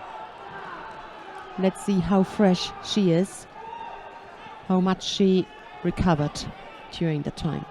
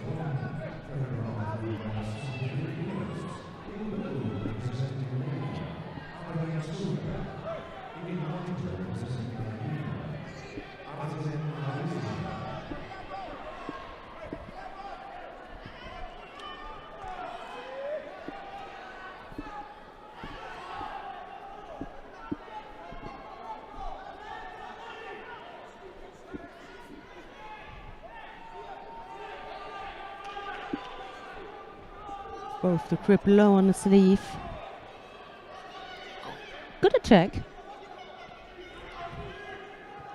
Not bad there from Sofia.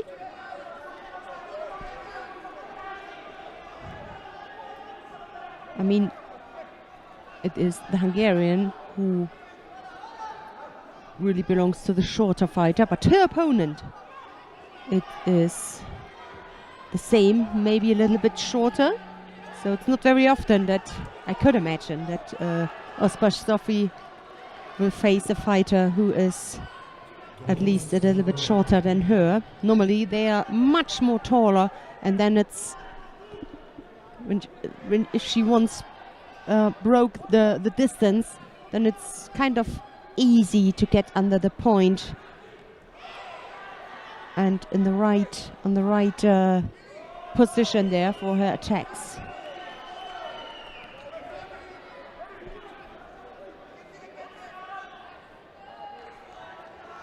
But here, I think it's a little bit more difficult to get under the point of gravity from her opponent.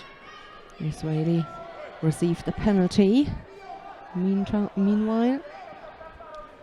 And now a second one.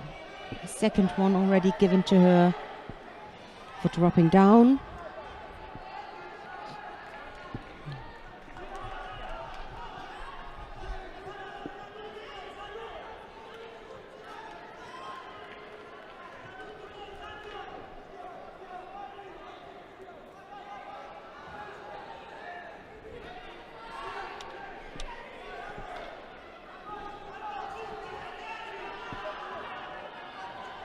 Very low.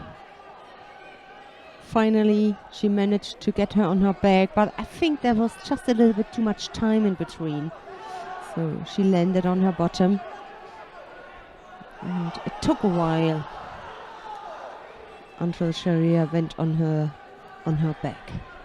But that was already some action on the ground and had nothing to do with the attack from the Hungarian.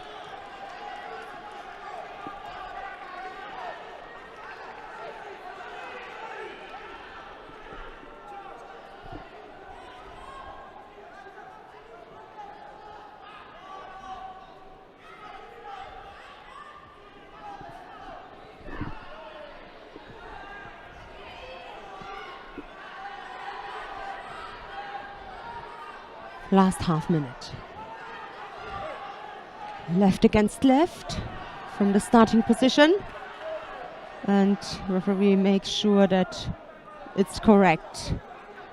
Forbidden grip, gripping infringement. That means the Hungarian Ospas Sofia, she takes that one, goes into the next round, and will find herself in the semi-final against Gemma Howell.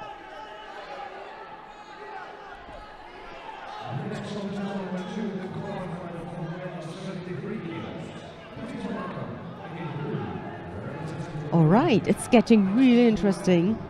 We're going to have 2 quarterfinals with the two Azeri fighters. First of the quarterfinal is Hidayat Heidarov.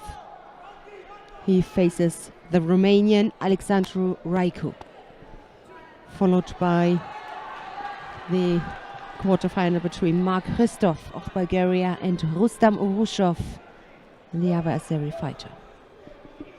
Could be that both meet at the semi-final.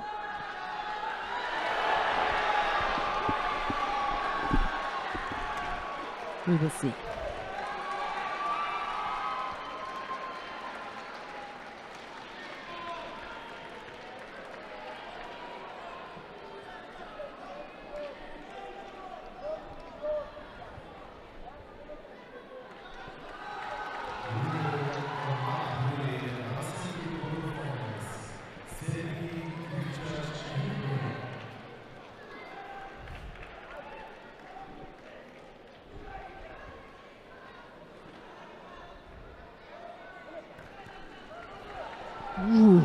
That was the score, the lead here for Heidarov.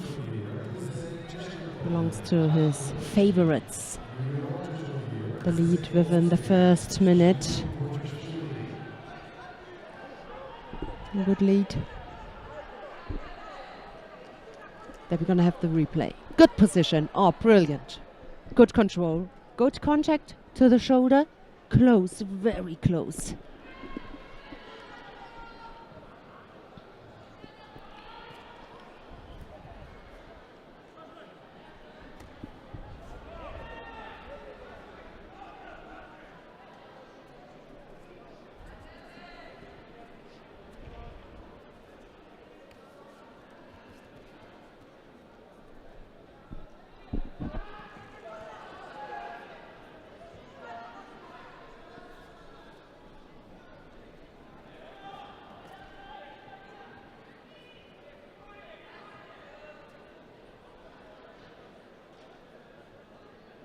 Working things out on the ground.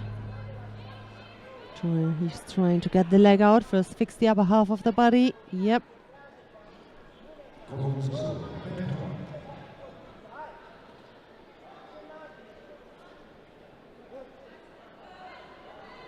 Right. Half the contest is gone. And half the contest still to come for Alexandru Raicu to close that gap.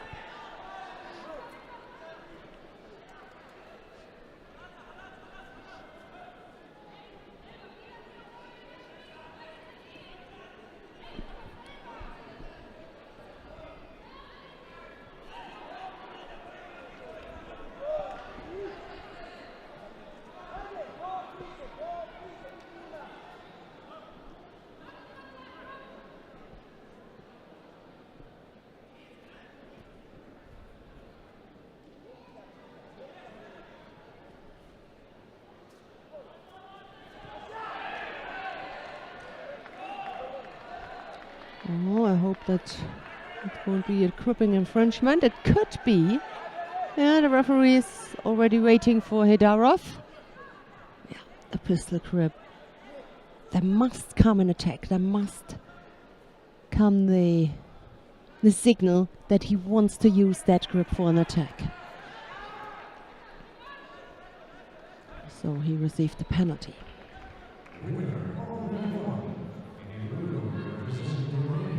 Good position now for Raicu.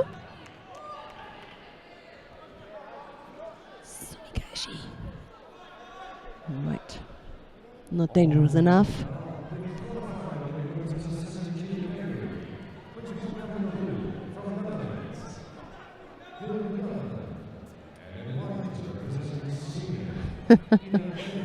That looked good.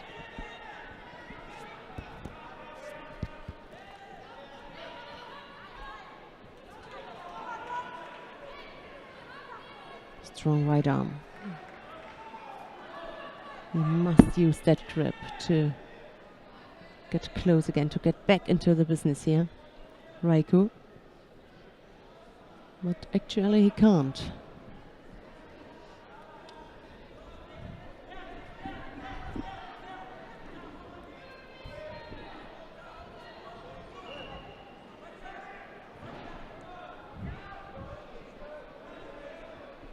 Right. Oh, both penalized. Last 16 seconds. Hedarov. 2 penalties. Is he clever enough?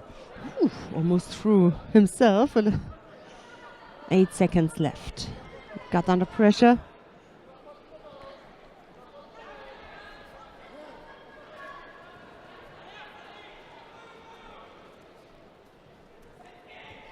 And one last attack.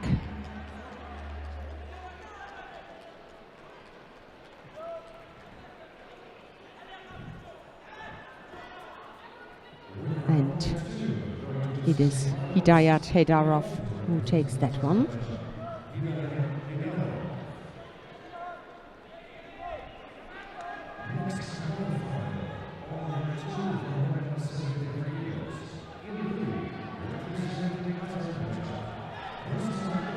And now, as we said it before, the other series fighter is coming onto the mat.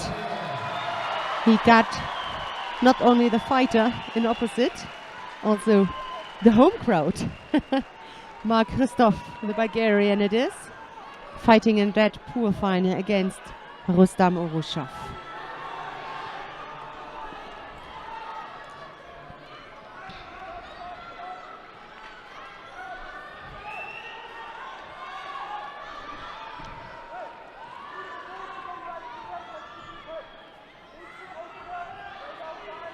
Some German coaches involved in the action. Richard Trautmann, Yvonne Böhnisch, but not for the Germans. Richard for Rustam Urushov here in the coach chair. And Böhni down on mat number 3, coaching Boshashvili.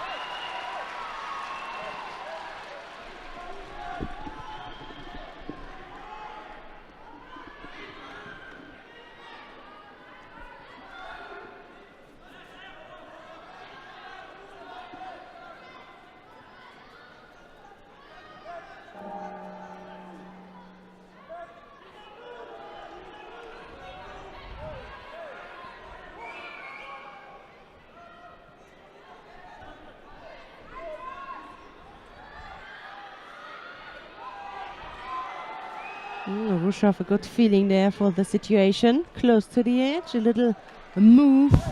And it was Ristov who stepped out, not Urushov. So the penalty goes to the Bulgarian. A minute is gone. Both still a little bit cagey. Waiting there, don't want to make any mistake.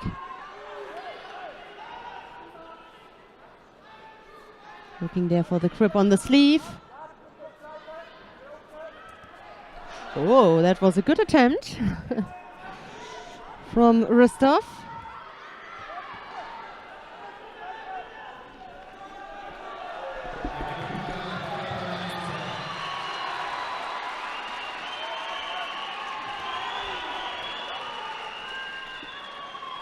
Boshashvili won his contest.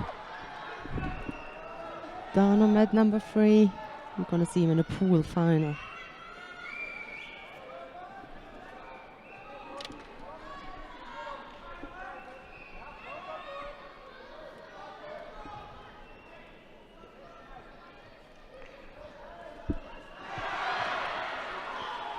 Tomonaga attempt. Oh, we've seen Urushov early on, winning on the ground. I think it was an arm lock in one of his previous contests. Definitely there was one fight. So more and more they also like to continue on the ground, because there are also a lot of chances, especially when you have a look to the transition.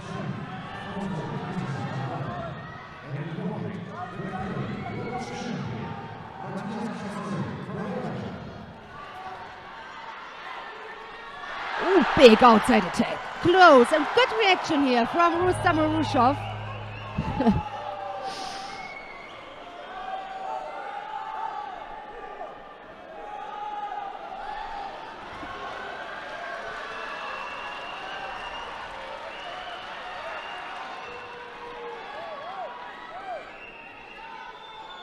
They're going to see the replay. Outside attack.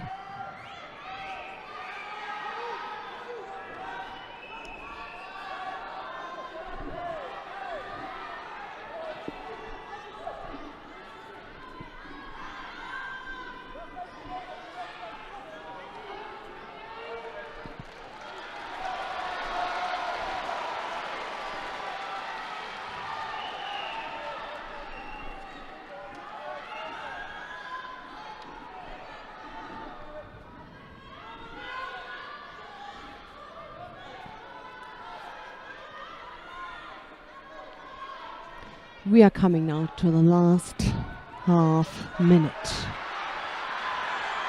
Another attempt here from Urushov. Also picked up a penalty. Meanwhile, really a tight fight.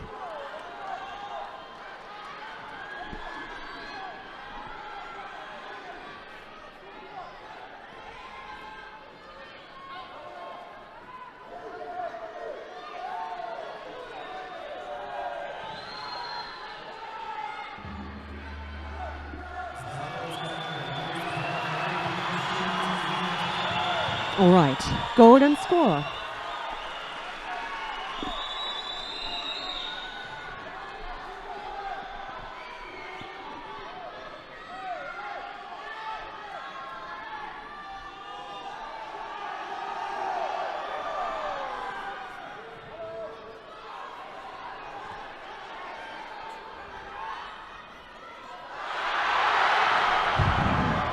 The crowd wanted so much.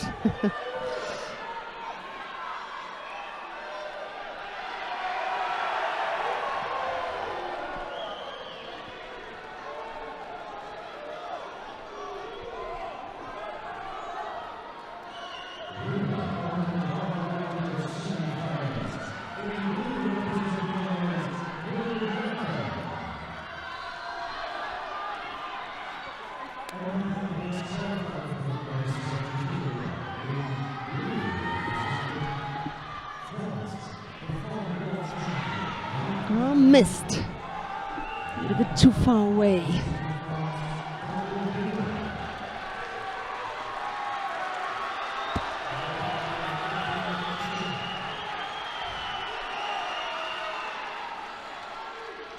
Another interesting quarterfinal, mat number 1. French battle between Pino and Gahi. The two of them in the under 70 kilos. Will be an interesting battle when it comes to the Olympics. Ooh, wow! Oh my God! It does not happen very often that you're going to see Rustam Urushov fall like that. Oh my God! He is in a brilliant shape. Mark Ristov. That's incredible.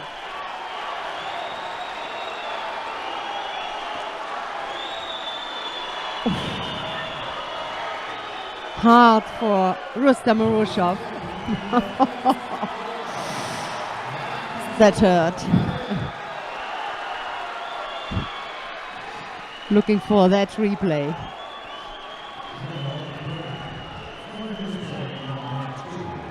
No chance. He tried to overtake the situation. No chance there.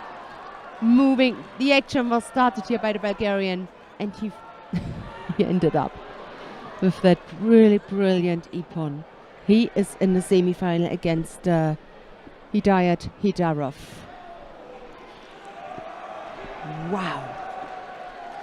I would like to take that chance to switch to another quarterfinal down on mat number 1. Pino against Gahi, they are still on the mat. No score so far, 1 minute and 15. Meanwhile on mat number 3, there's Matthias Kasse in a quarterfinal against Urquiza.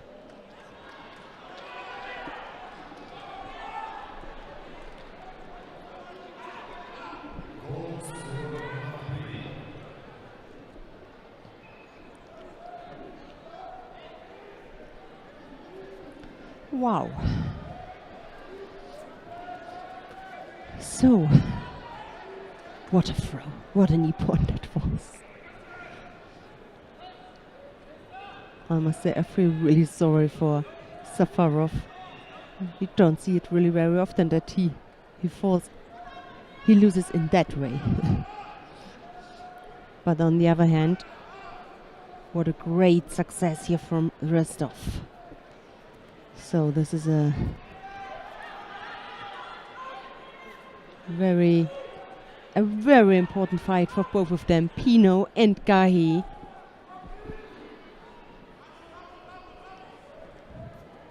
Pino, number 3 seed here. Gahi in that pool, the world champion from 2019. Pino, silver medalist from last year, Grand Slam, Paris Grand Slam winner this year.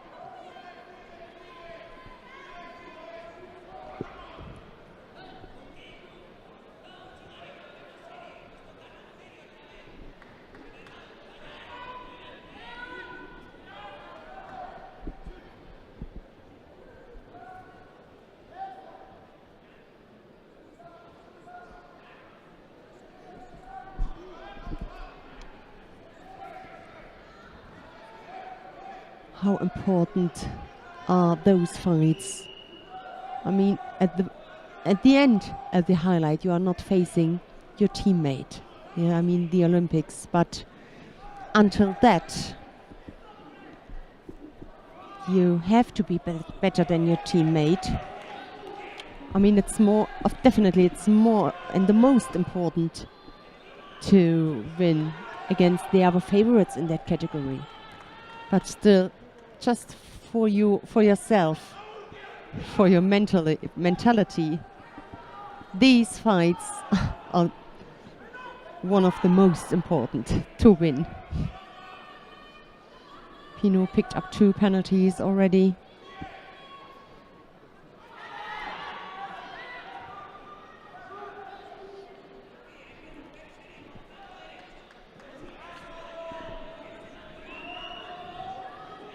So we're gonna expect, if nothing happens, a golden score. And in this case, I would suggest to have a look after the 22 seconds. Maybe we're gonna have a decision in that regular time, but those kind of fights are always very tight. And in that case, we're gonna go straight then to mat number 3, to the number 1 seed here, the current world champion. Let's see if there will be some last thing. All right, golden score on that mat. If you're interested in, please click on mat number 1. We're gonna have a look down to mat number 3. Matthias Kasse in his golden score, 2 minutes 35 already. That takes,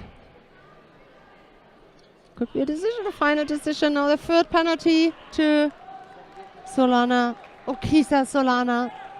So that was also another tight fight for the Belgium, for the number 1 seed. We stay on this match, watching Semi Chuchi and Hiro Manoukian. It is Matthias Kasse who wins that pool and who is in the semi-final. Another possibility where his teammate could also win his pool final, Chuchi, and then they would face in the semi-final. In the under 73 kilo category, we have just seen it wasn't the case because Urushov lost his pool final against Rostov, and he will face Hedarov.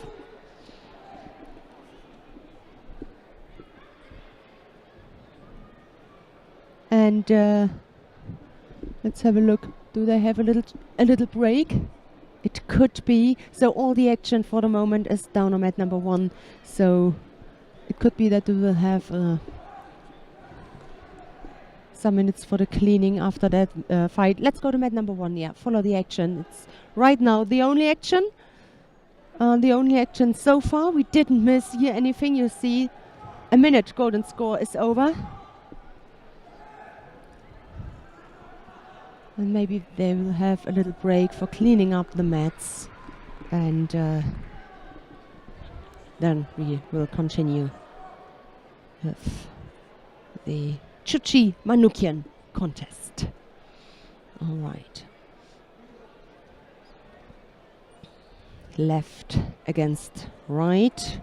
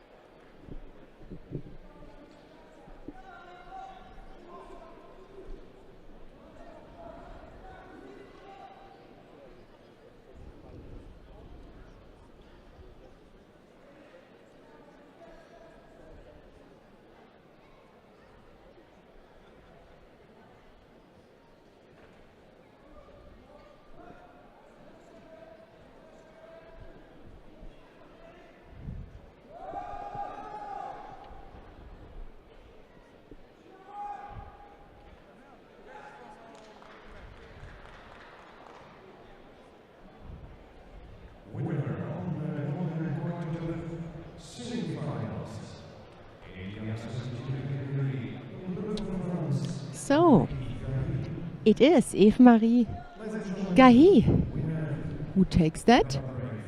We have a little break for cleaning tatamis. We'll be right back in a few minutes.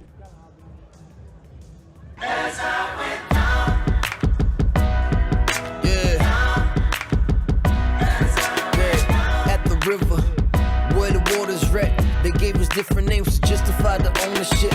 Rules are still the same, chances we don't get, but still we showing love to everyone that shows respect. At the river is where they used to trade our ancestors. How can we not relate? The story goes so deep, not looking for revenge, looking for solutions in the day that we'll smile again.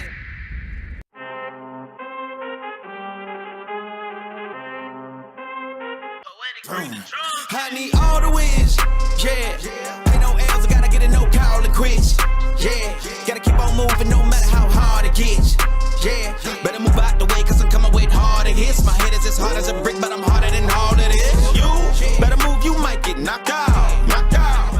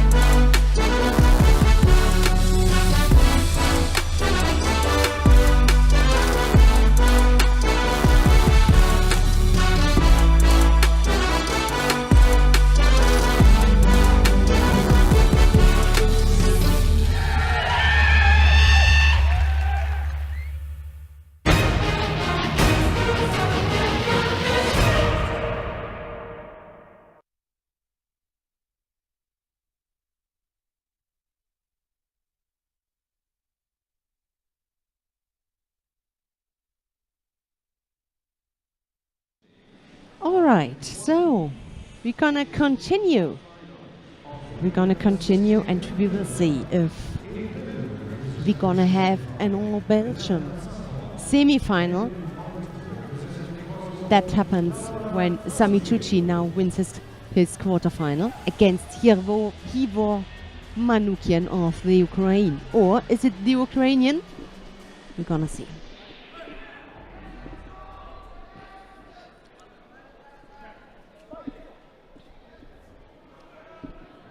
Sami Tucci, number 4 seed here.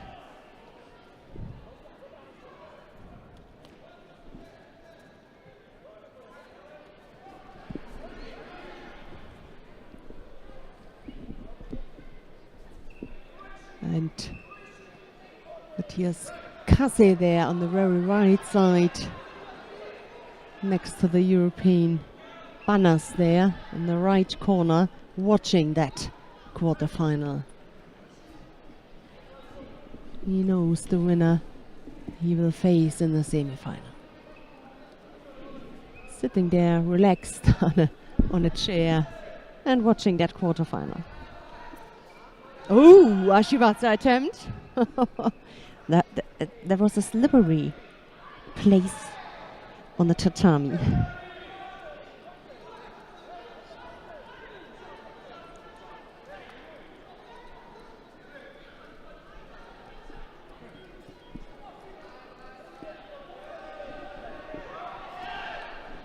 Outside attack,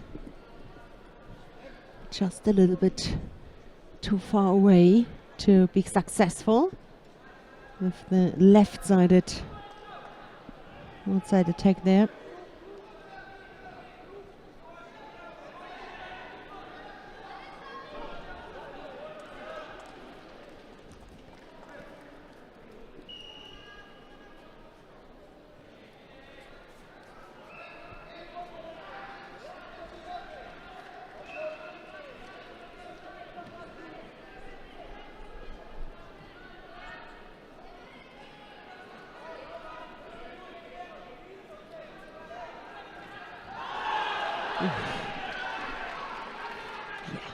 Score the lead.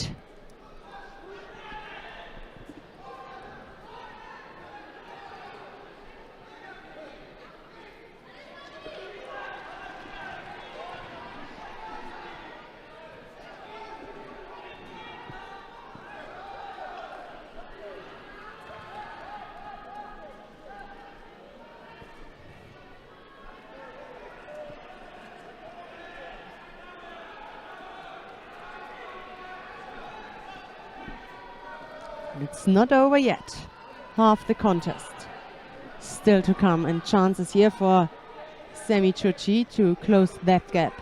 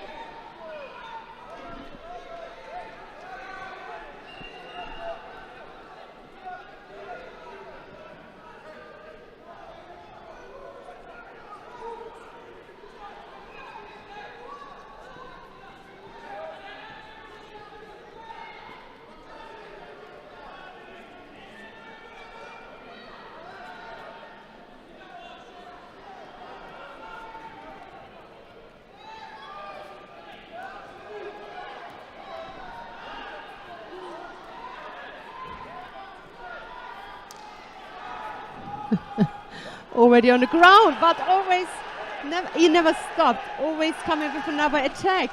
Oh my God. What a quarterfinal.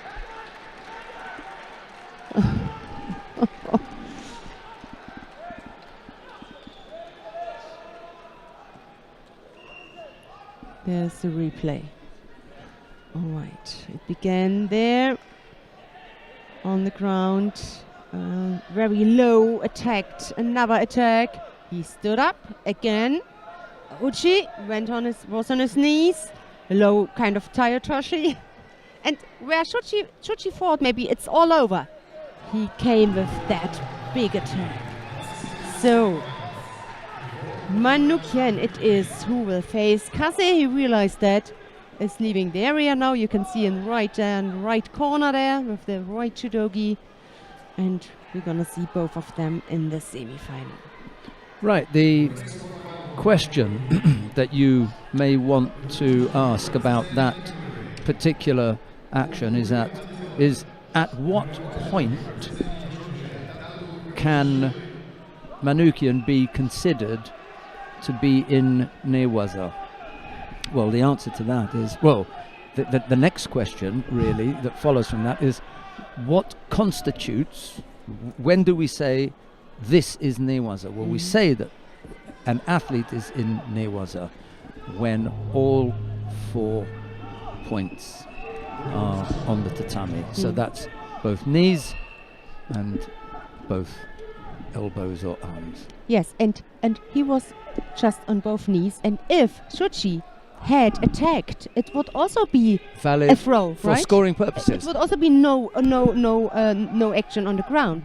Exactly. So both chances for everybody, for both chances for both of them, the same chances for both of them. So Manoukian was still in a position to execute a tachiwaza technique, also because Shuchi remained in tachiwaza.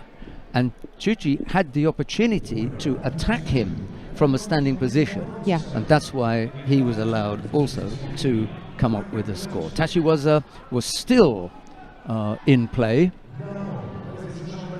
and that's why he was able to come up with a score. Maybe he just underrated it.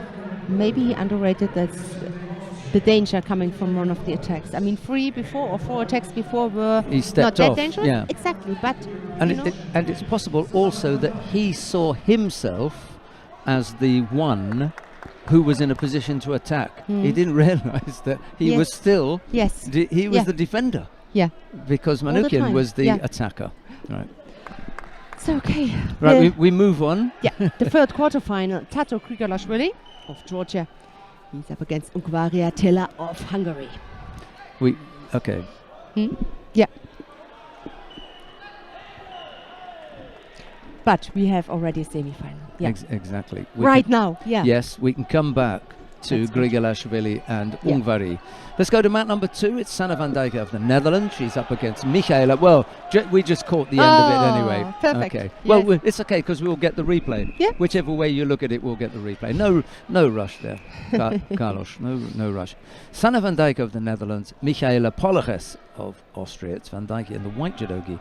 Polleres in blue. Polleres had that battle with Kelly Peterson-Pollard earlier, didn't she? That was quite a battle. There's the Grigalashvili Kosotagaki. He just misses the leg in the end, but the arms are wrapped up and the top half of the body is well under control. He just has a little tap with the left leg out there. There he goes, and over. Yeah. And then Levan Zozoliani is out of his chair.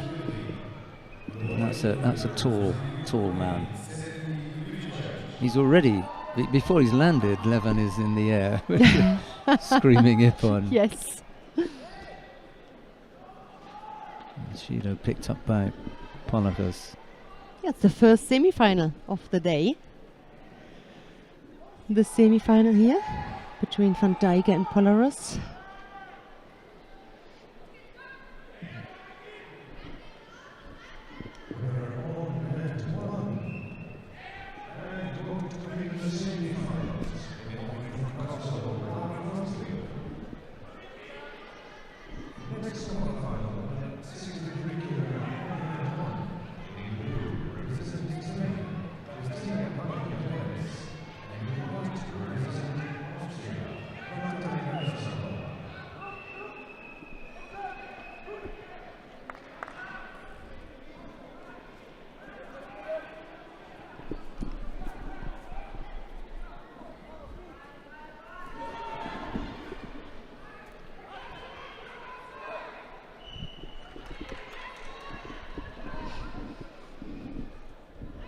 So half the contest is gone. A single penalty against the Austrian. no score so far. Yeah, some attacks half-hearted somehow. Whoop. And yeah. Good reaction. That was a real precise Shimawatsa. But what happened to Michaela Podorus? It was just like a punishment for that half-hearted attack. She attacked, stayed on the ground, didn't have a look where her opponent was. Head up. I tap. I mean, that was a beginner mistake. That was a bit harsh. Sorry. Yeah, because it was not a must-be. You could she could have avoided that. She had a brilliant day so far. Right, and I'm going to say absolutely the same thing that you just have. There was no need for that. Yeah. That was, you know, a loss of concentration there, and complete and total being unaware of where you are. Okay, you know, you're not going to defend strongly. Well, I'll just attack you then. Yeah, she didn't pay attention. Yeah. I mean, she still got a chance for bronze, but in the end, she can also end up as a 5th place. That's the bad thing. Of course, she was against Sanne van Dijk, a really experienced and strong fighter, the defender of last year, but still, she does not need to lose in that way. And she wasn't going to miss out on that chance. Right, where would you like to go then? Back down to mat number 3? Yes, have a look at Sergei Yeah. Krivchach of Ukraine up against Shamil Boshashvili of Austria. It's Krivchach in the white judogi, Boshashvili in blue. We joined the contest with half the contest gone. There's no scorers yet. Boshashvili has picked up a single shido. Here is Annette. And Yvonne Bönisch again in the coach chair, as we have seen her at Boshashvili's previous contest, which he won by Ippon. Yeah, there she is. She's doing a really good job. I think she really feels comfortable. It is a good team she can work with, athletes and coaches in Austria, and I think they really appreciate her work. So always interesting to follow also her. Böni. Boshashvili picked up, still with this penalty.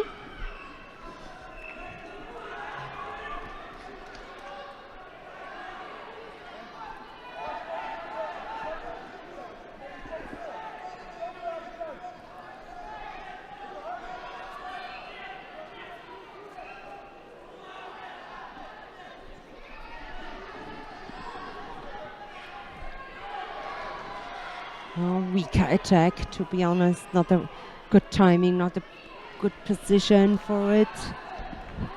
At no stage there was the chance here of breaking the balance. It just went onto the ground. Anyway, we're coming to the last minute.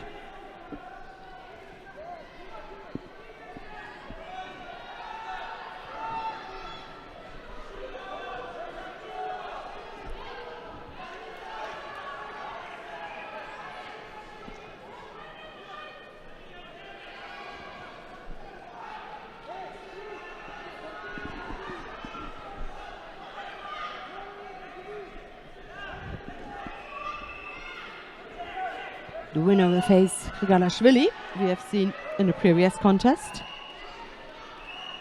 And also he has taken his place next to mat number 3 and watched that quarterfinal. It's where Matthias Kasse was sitting when Chuchi and Manukian were on the mat.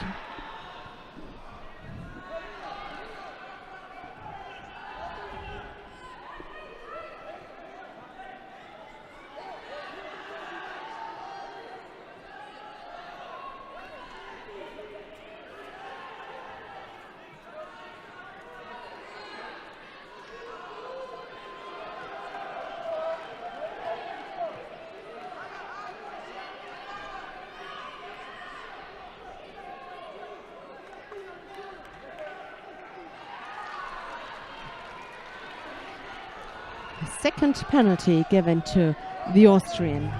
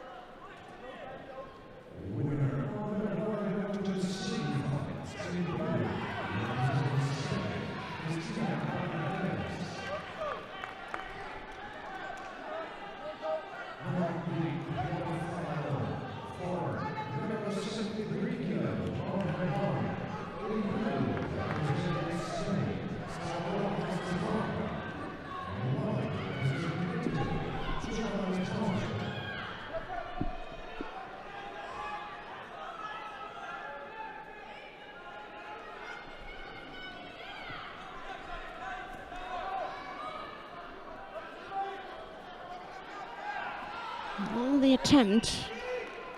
Just a little bit far away, beside Repêchage. Not in front or underneath.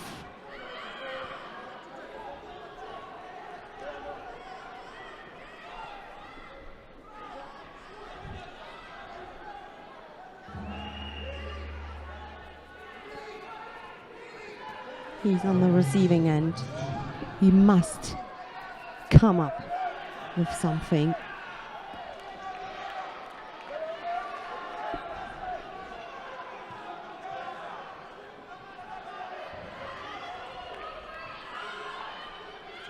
Okay, now also penalty given to the Ukrainian. And the first minute is gone in this quarterfinal.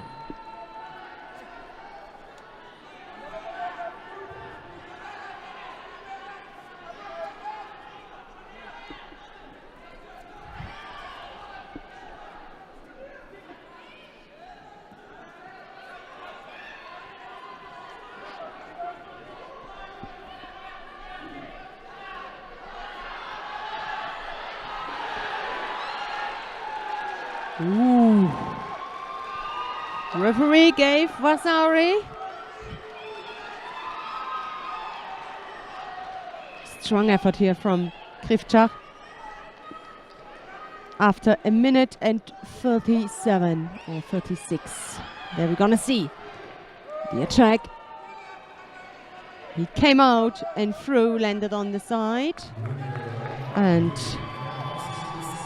that was really well done here from the Ukrainian. He takes that and he got a place in the semi-final.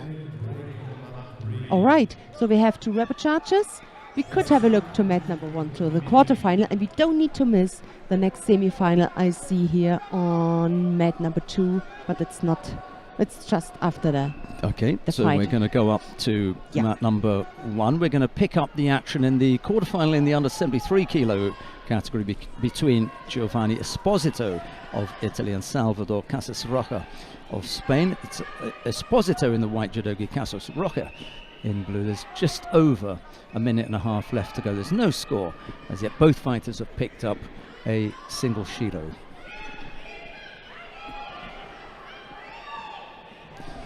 There's a repêchage contest going on mat number 2. Vandenberg up against Gili Sharia of Israel. There's no score in that one either. They're already into golden score.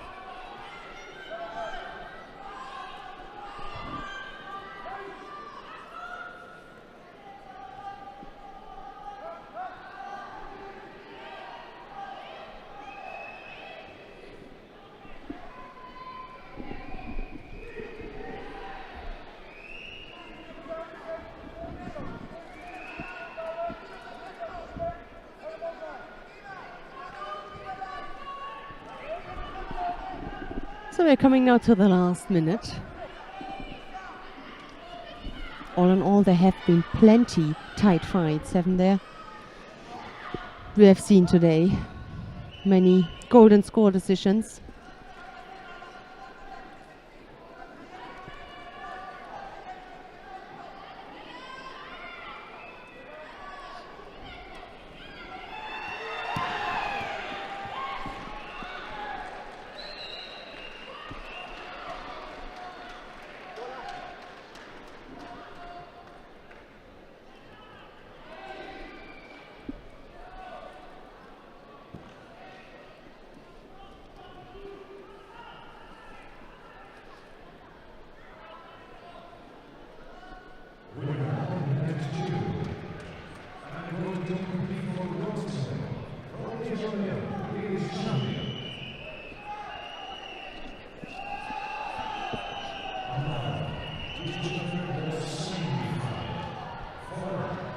Second penalty now for the Spaniard, and I think when we could stay here, but on mat number 2 there's coming another semi-final.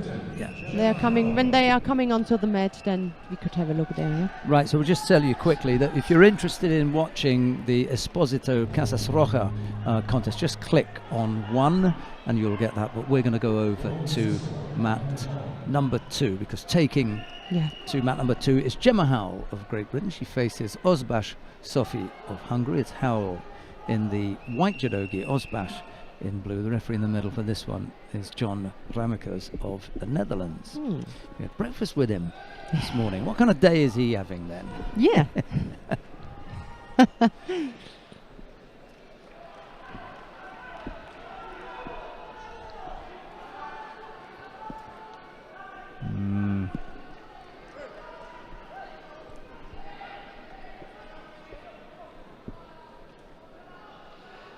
Yeah, she bailed out of that. Just that left arm that threatened her, and she didn't like it and went to ground. Yeah. Said, no, I'm getting out of here. Yeah.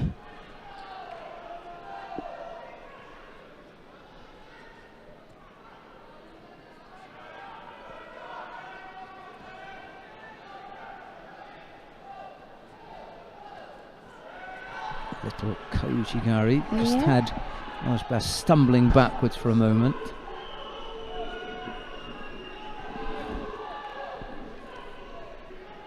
It's a good matchup, this one. Esposito won on mat number 1.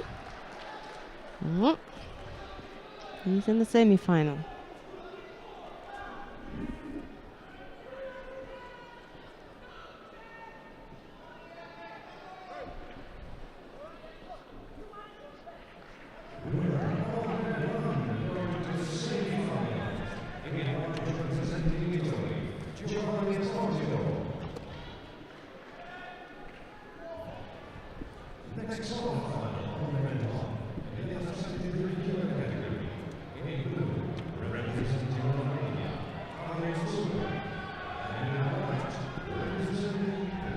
Right against left, very overly defensive posture. Everything else but not upright. This contest is not that attractive. Definitely difficult, no doubt. The Hungarian just received for her position a penalty. Yeah, just bent over and overly defensive.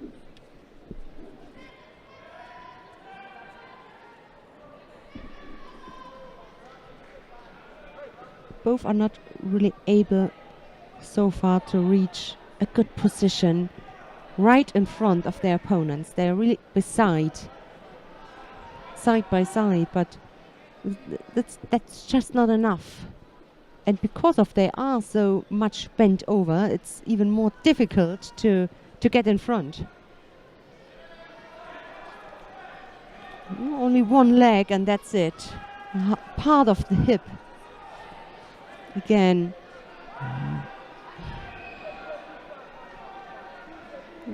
She was on the belt for quite a long time. Yeah, Gemma, but then she just brought the hand up and was just around the back. Yeah. There's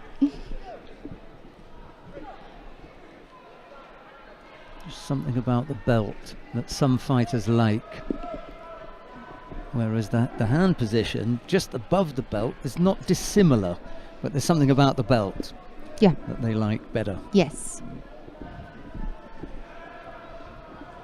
Again, around the back. That left arm of Ozbash just pushing into Howell's hip there, and that wasn't the best Yoko Sutemi-waza that I've ever seen. Yeah, that's right. And what you said exactly with the left arm there for Ozbash, it is very defensive. Second penalty picked up by Howell. Oh yeah, instead of that, she received the penalty.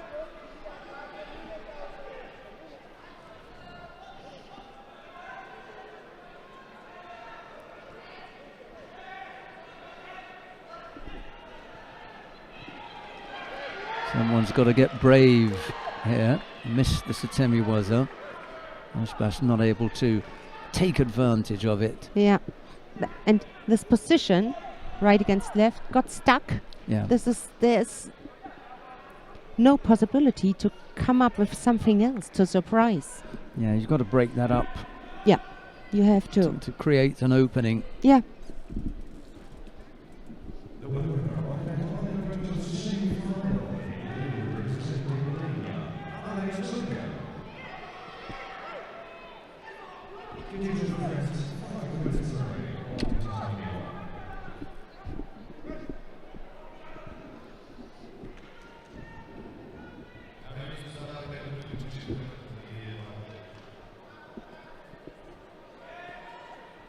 Trying to find a strong grip from which to work Howell, but as Annette Burma said, the positions that both athletes are taking up are so overly defensive, and for a second time Osbas picks up a penalty for that overly defensive posture.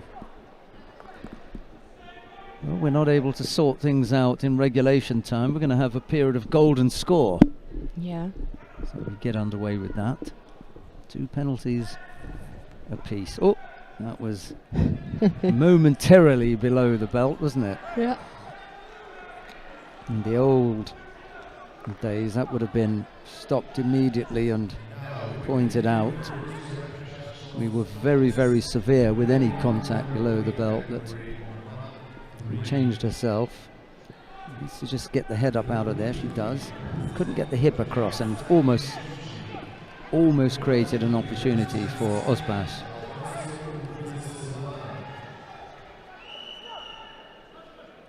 It's not a bad little contest, this. You have to be a bit of a judo lover to really enjoy it. You have to know just how difficult a task it is that they both face here.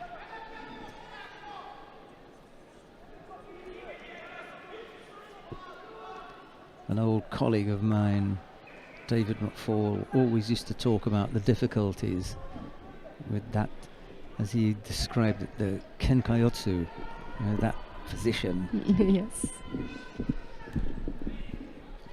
If you get that, you know you're in for a long haul. It's such a long way to get the right leg over all the way across for Howell, and for Osbas the same thing, just on the other side. Because the side she wants to go to is hidden from her. What was that? That was a little bit better. It's being able to get everything coordinated. The movement of the legs, pushing far enough across of the hips, top half of the body rotating well. Very difficult. Mm-hmm.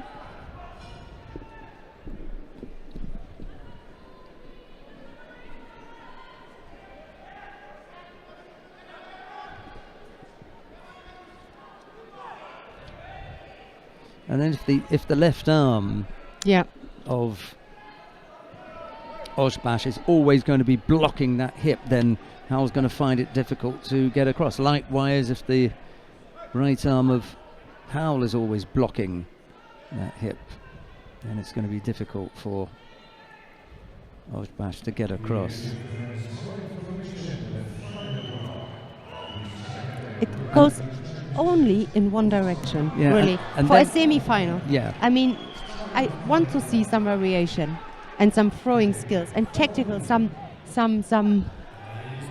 whatever. But well, it is difficult because they're taking up these awkward positions. But one of the problems as well is that they both appear to be attacking at the same time. And a little koji at the end, and that was enough.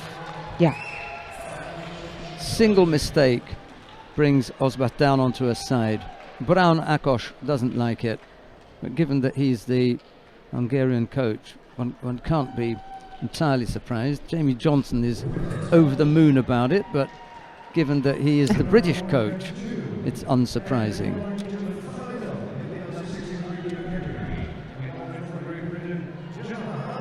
Here we go. Yeah. Yes. Yeah. No doubt. You know, sorry, you know, we don't like every single score, but what we're talking about is, does it meet the criteria? Yeah. And this is the criteria for Wazzari. You know, we can say, oh, it should be this or it should be that. That's not what the rule is. The rule is that if if you're down on the side, on the scoring part of the body, sufficiently enough part of the scoring part of the body under control due to a recognized technique, you didn't just slip there, but by accident, but you were brought down by your opponent, then yes, it's valid for scoring purposes, and that's what happened there. Yeah.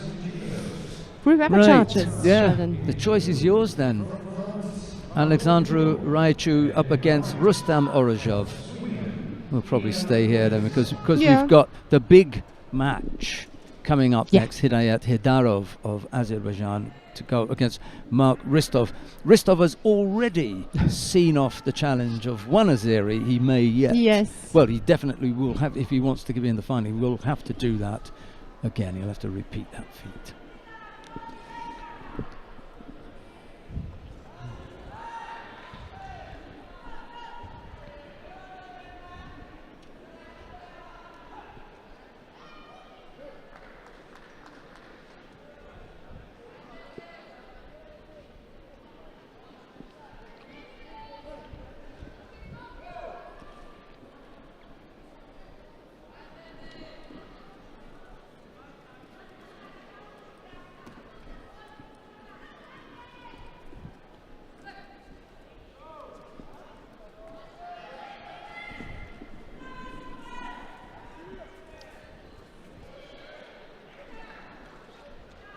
One-sided Uchimata. You need to be a brilliant Uchimata thrower if you can lift your opponent up like with that grip. I'm not sure if you saw the Matthias Kassa contest where he almost got caught with Uchimata earlier on. You may have missed out on that one. Was it in the pool final against the Spaniard? No. Or Kisa or earlier? Earlier. All right. Who did he have before? Was Barto from Slovakia. Yeah, Slovakia, the Slovakian. Yes. He was just millimeters away from throwing Kassa. He really had him up in the air. Yeah. And then he came straight back down, but it was so close. Yeah. Ristov, however, Mark Ristov has been the athlete who has raised the roof today. His defeat of Rustam Orozhov had the crowd on their feet.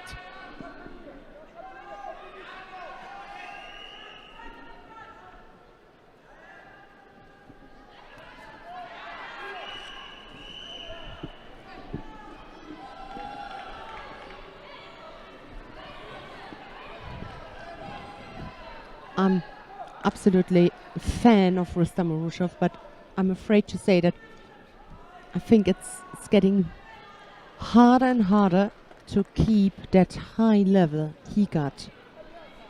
What I love that is he's always very upright. He's a thrower, but it gets harder and harder to explode and come up with a big attack.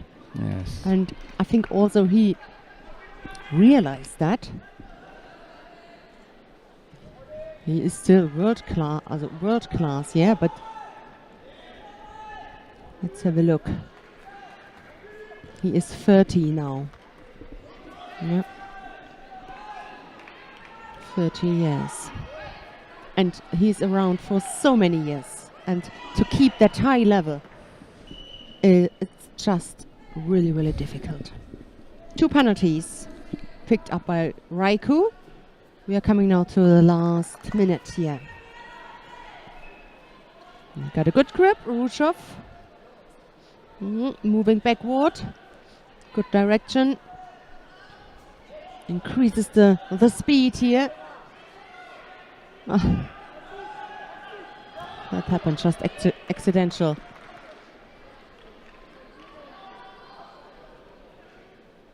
Got some finger or part of the hand in his eyes.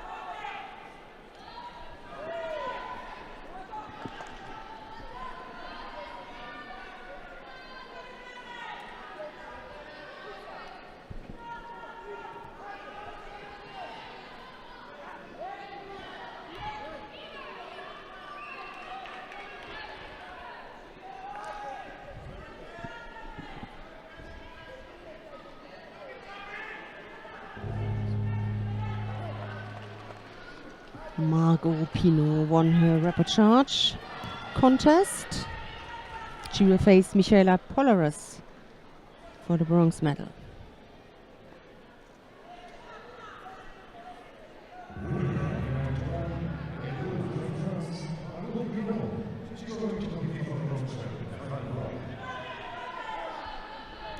That's what I said, Christian.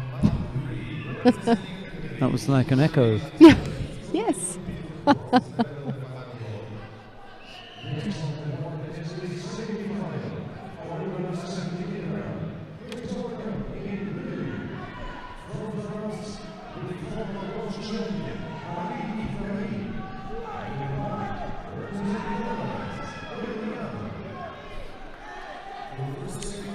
Well, there are two semi-finals about to get underway. Hilde Jager of the Netherlands up against Marie-Yves Gahi, and Matthias Kassa up against Hedvor Manukian of Ukraine. And one of them features the current world champion, so that's going to be the deciding factor. Yes. Is Hilde Jager or Marie-Yves Gahi, neither one of them the current world champion? The answer to that is no. Therefore, we're going to go down to mat number 3 to pick up the contest between Matthias Kassa of Belgium. He's up against Hedvor Manukian of Ukraine. It's Kassa in the white judogi, Manukian in blue. You, of course, at home can watch whatever you like. If you want to watch Raichu and Orozhov, just click on 2. And if you want to see Hilde Jager and Marie-Yves Gahi, just click on 1. That's the way that I worked that one out. Yes. And in a few seconds, I mean, no, we don't know if it's in a few seconds because we don't know how long this golden score will at least take. But after that, there's another semi-final. But we have the current world champion. Yes. Indeed. So Matthias Kassa, who watched that the previous contest from the Ukrainian very well, together with his coach, made a plan, and we will see if this plan works in that semi-final. Oh. Good entry. Well, you know what the crowd is waiting for. They're waiting for Ristov to come. Yes. Yes.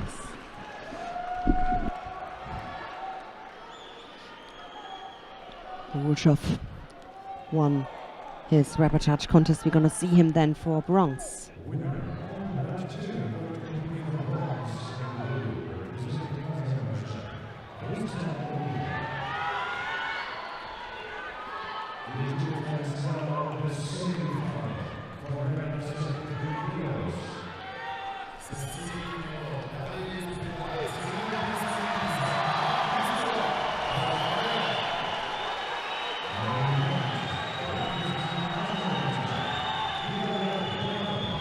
As you said, Sheldon, Mark Christoph is coming onto the tatami and the crowd wakes up. Yeah, there he is on the left side.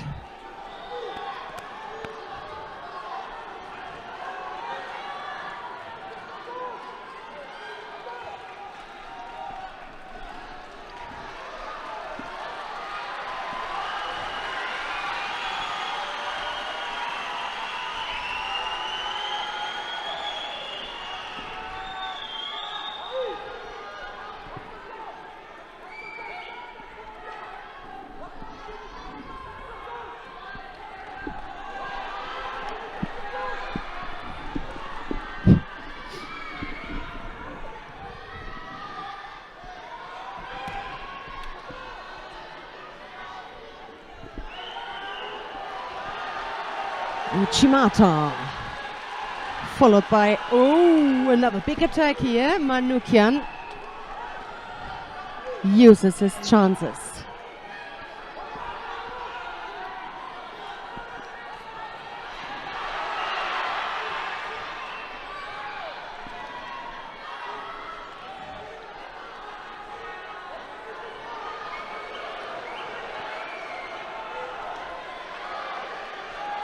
Marie-Yves Gahi leads her contest with 1.5 minutes left to go. Ristov receiving the cheers of the home crowd. as they will him on.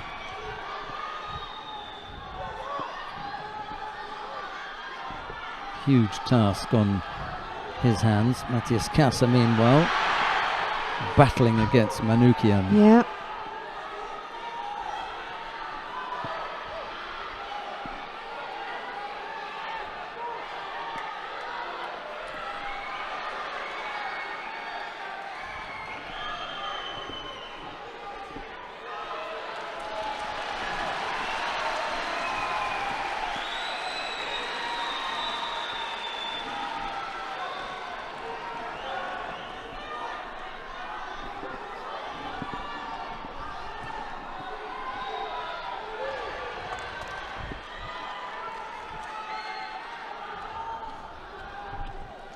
Okay, and Marie-Yves Gaillet made it, won her semi-finals and is in the final.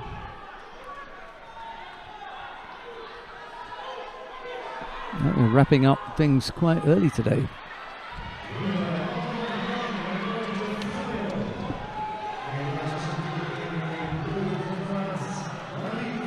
Second penalty picked up by Manoukian. It's incredible the number of penalties that have been piled up against Matthias Kassa. They've all been penalised heavily. Just causes them so many problems.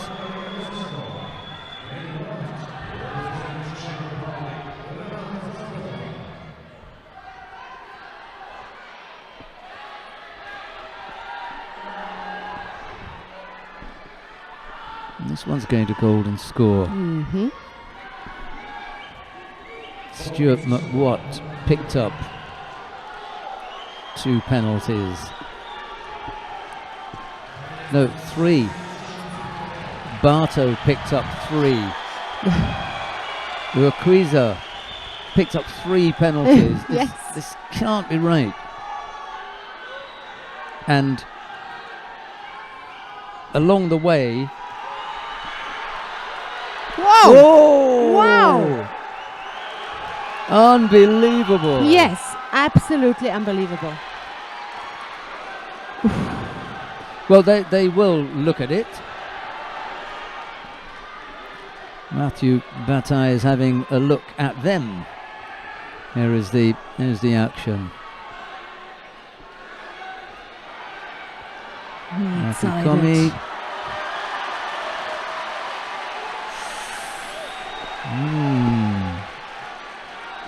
Was there a second push? Is that where the action stopped? And is this a push? That's a good, question. Yeah. It's very, very close because Mathieu Bataille only saw it once and he saw it at speed. Yeah. There for me, and this with the arm, that's a push. Yeah, that's a second. And you know what? When you take the arm, either you are already on the ground and you're allowed to get to grip on the leg. Otherwise, if it belongs to the throw, then it's a penalty for gripping. Yeah. So they decided that it was already on the ground. Yeah. Oh, but you can be lucky, really. That was absolutely. so tight. Wow. Because the landing for me was a score. That wasn't the question. It was whether the landing was brought about by a second action. Yeah. And the arm getting involved was the second action. It was so tight. Yeah, that was a tight one. Wow.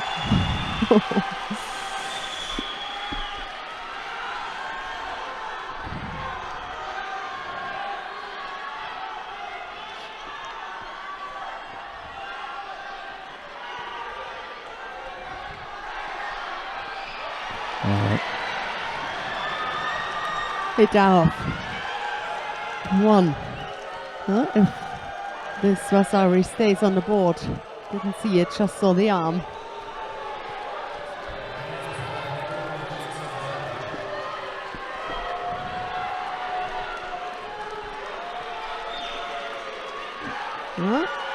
Going there. Yeah. He's had to tap out. He did? Wow. Oh my God.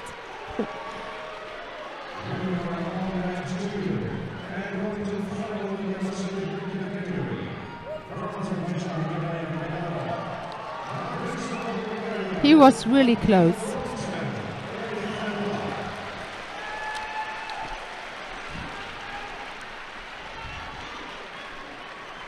Yes, Hidarov overcame Ristov. We'll see Ristov in the bronze medal contest. It'll be Hidarov in the final.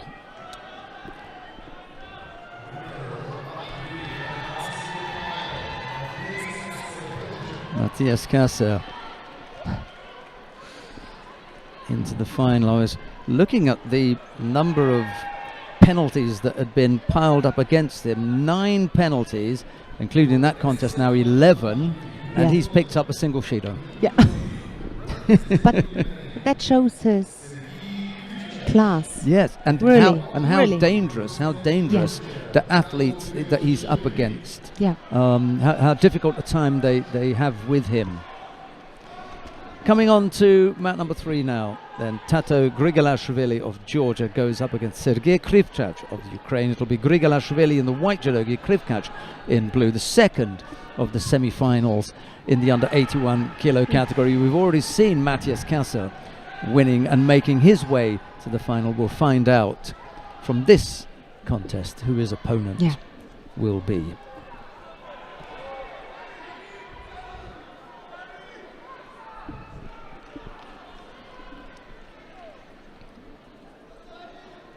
They will check it.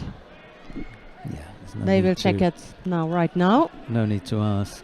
It was a very quick attack here. The first from Grigolashvili.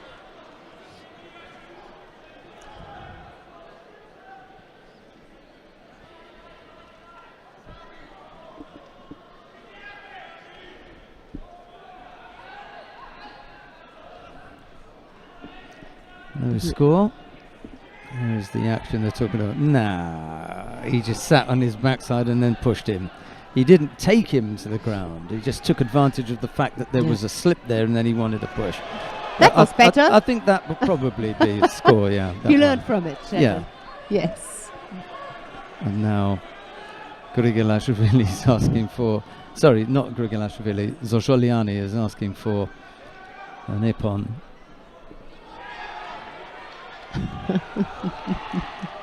Change that. Yeah, that is okay. No score. Even to nothing. And this is when Shosholiani has got to sit down and say, well, actually, I don't know what I'm talking about here. Do you think so? He thinks that? We don't see the upper half, the completely upper half of the body. Yeah.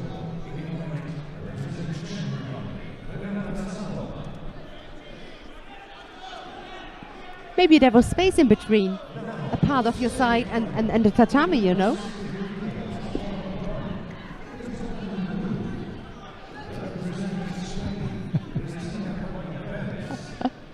Oh, so tight fights.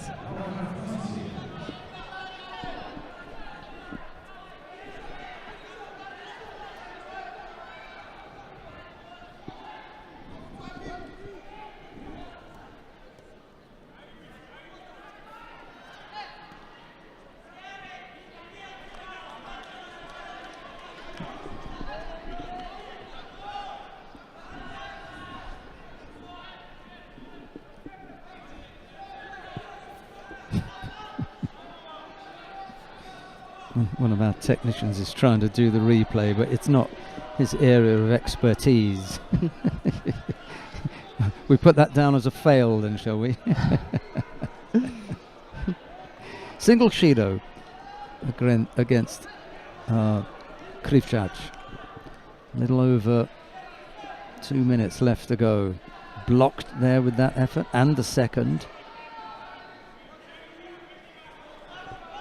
Koji Gari just had the leg trapped for a moment, couldn't come up with the counter, took a whack to the face as well, did Krivchach. It all happened very quickly. There's another semi-final up on map number 1, this time in the under 63 kilo category.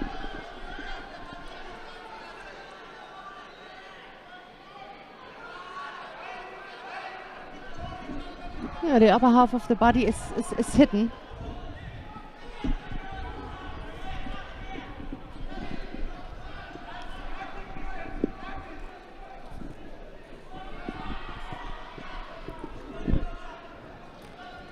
Still just that single Shido. Yeah. It needs just a little bit more. Didn't Grigolashvili, wasn't he sporting previously a curly hair? You are right. Yeah, you are right. It looks completely different, but I prefer that, to be honest. Maybe he's doing a period of national service. You know, he's gone to the Bundeswehr or something, or the equivalent in Georgia, whatever it is. Yeah. Oh, missed that Tomonage. The food. Krivchach has picked up 2 penalties. We've got a minute left to go, and the pressure is beginning to tell, isn't it? It's got to come up with something. Fazliu's won her contest. Laura Fazliu was in the final, so unseeded for the Kosovan. Mind you, she has got Mylinda Kelmendi in the chair, so it's probably a done deal, wasn't it? Yeah.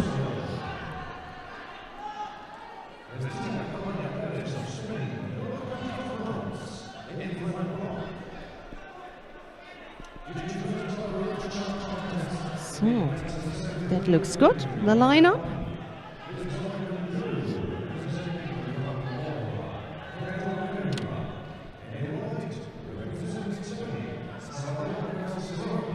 Unbelievable. Nice movement from Krivchach and good defense from Grigolashvili.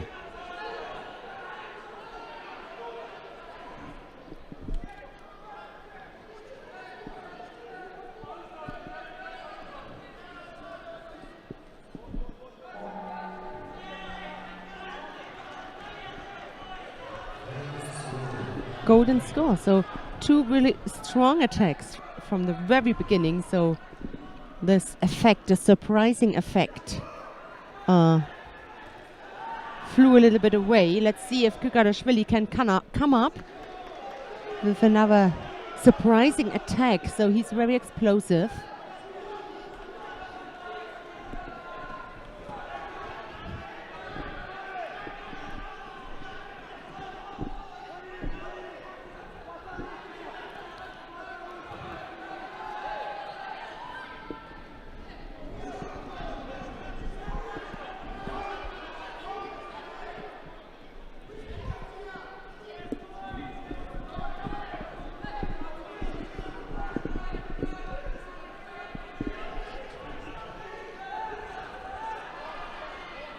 Wow! That was huge. I think, no doubt, that was it, Paul.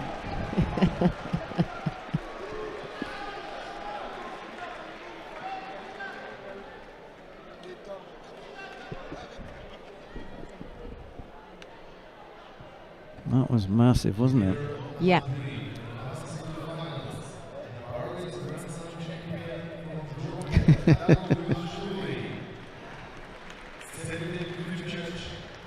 Ooh, look at the way he maneuvers him onto the hip. That was like a throw in the book, you know, when you do some exam for the next belt. Yeah. Yeah.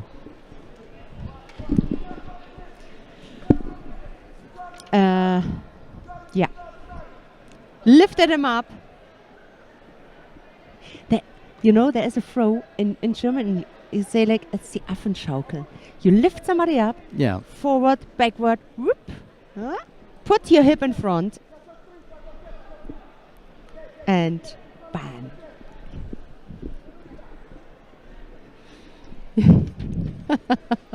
Yes, Annette. Brilliant. Take it through it again. Yeah. I mean, it almost verges on Utsuri Goshi, doesn't it? If you think about it. If we have it one more time, because he does. Well, I'm not sure. Are we going to see it one more time? Yeah. There you go. Carlos has got it sorted. He's the man. Watch. Yeah. Watch. Let's see how we go here. All right. Whoop. Up. Get him up and then over. Not quite. Get in front of him. Yeah. And bam. But there's a suspicion of Tsurugoshi there. A suspicion, yeah. as you said, yes. There's a hint. There's a hint. Right, there's still more judo taking place on mat number 1. It's a repêchage contest between Salvador Casas Roja of Spain. He's up against Petru Pelivan of Moldova. It's Casas Roja in the white judogi, Pelivan in blue. We join the contest with a minute and a half left to go. Casas Roja leads by Wazari. Both fighters have picked up a penalty apiece. Here's Annette Bohm. Yes, and the one who wins that one will fake, yes. will face Mark Ristov, the Bulgarian, who lost the semi-final against Hedarov.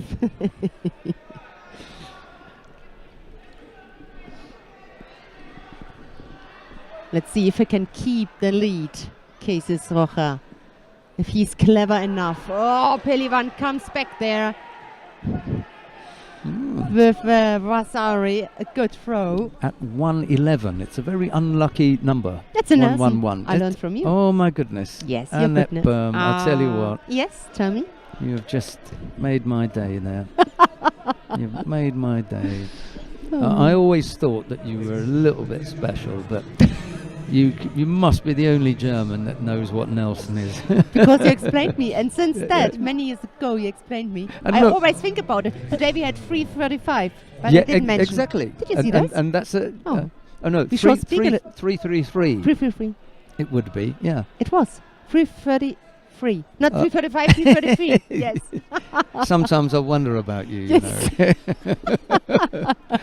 You know. You were going so well. Oops. Yeah, there we go. Yeah, 45 seconds left. Yeah, Casas Roja thought until a few seconds ago that he is in the got it for the bronze medal contest, but Pelivan closed that gap through him.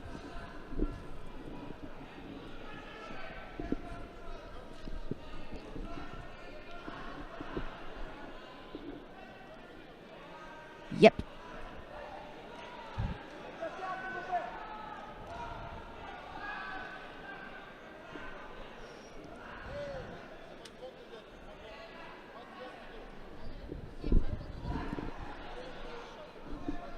Yes, it's the lift to the front, and then taking them to the rear. Yeah, with Tsurugoshi, and we've worked it out ourselves.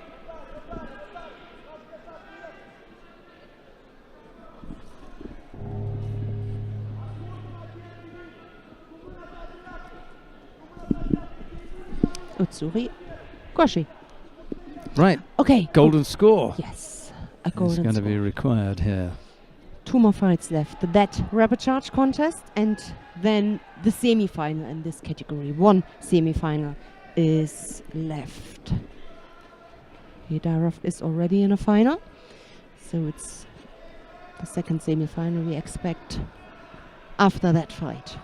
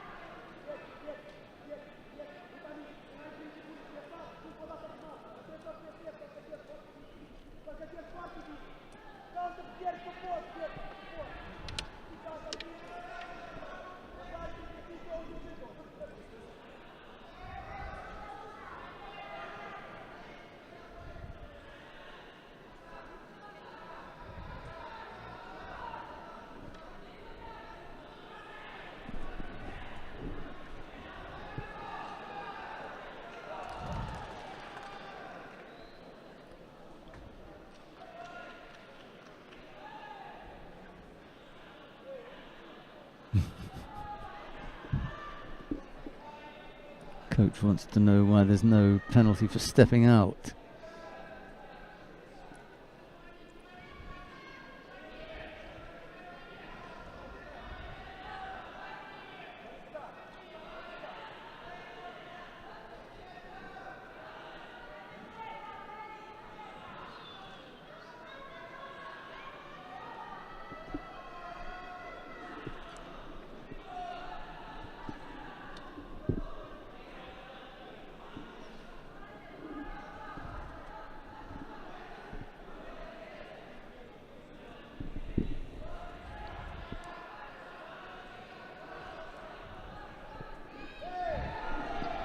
He just broke down.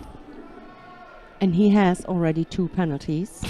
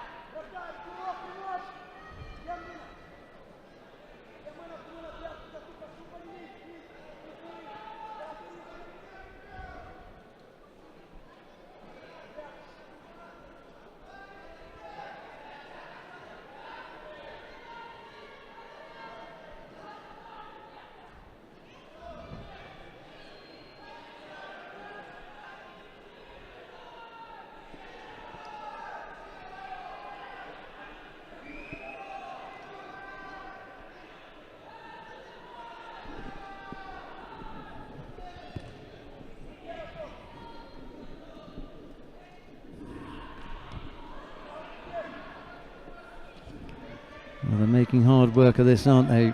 Salvador Casas Roca and Petru Pelivan.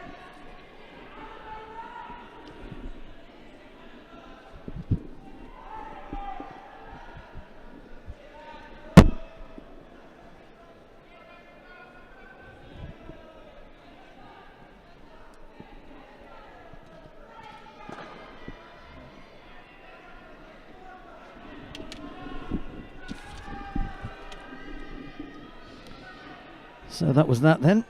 Yeah. 3 minutes of golden score we've had. And little Yoko Sutemi was the effort from Pelivan. Casas Roca was up to avoiding that. And looking to find a way past the defence.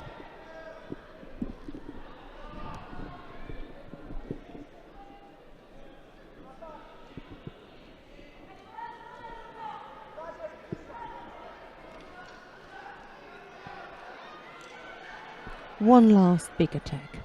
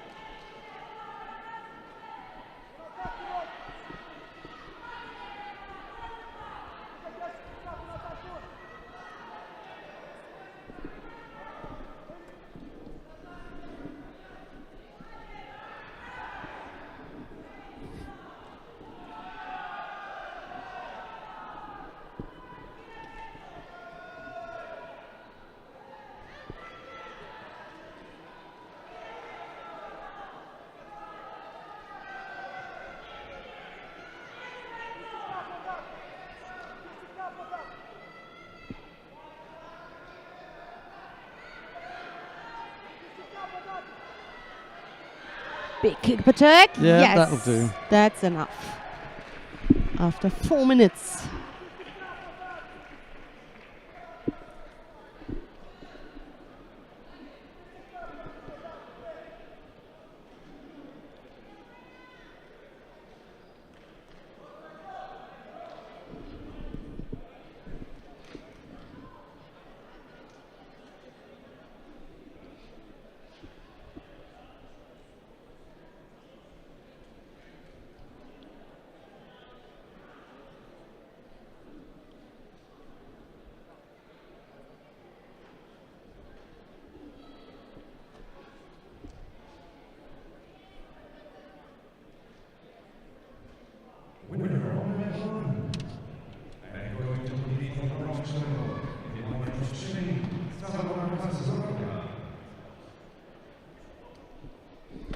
Right, Annette, we've got one more contest in this part of the day. It's Giovanni Esposito of Italy to go up against Adrian Sulca of Romania.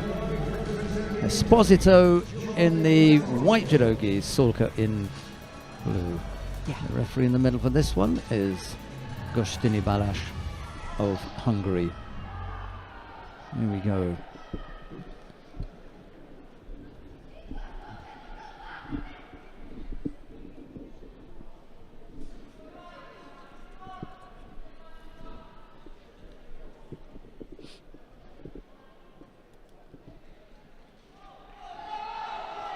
The Italian picked up a penalty, guilty of hiding the gi from his opponent. You have to let them have some kind of idea what to do with it, but to hide it.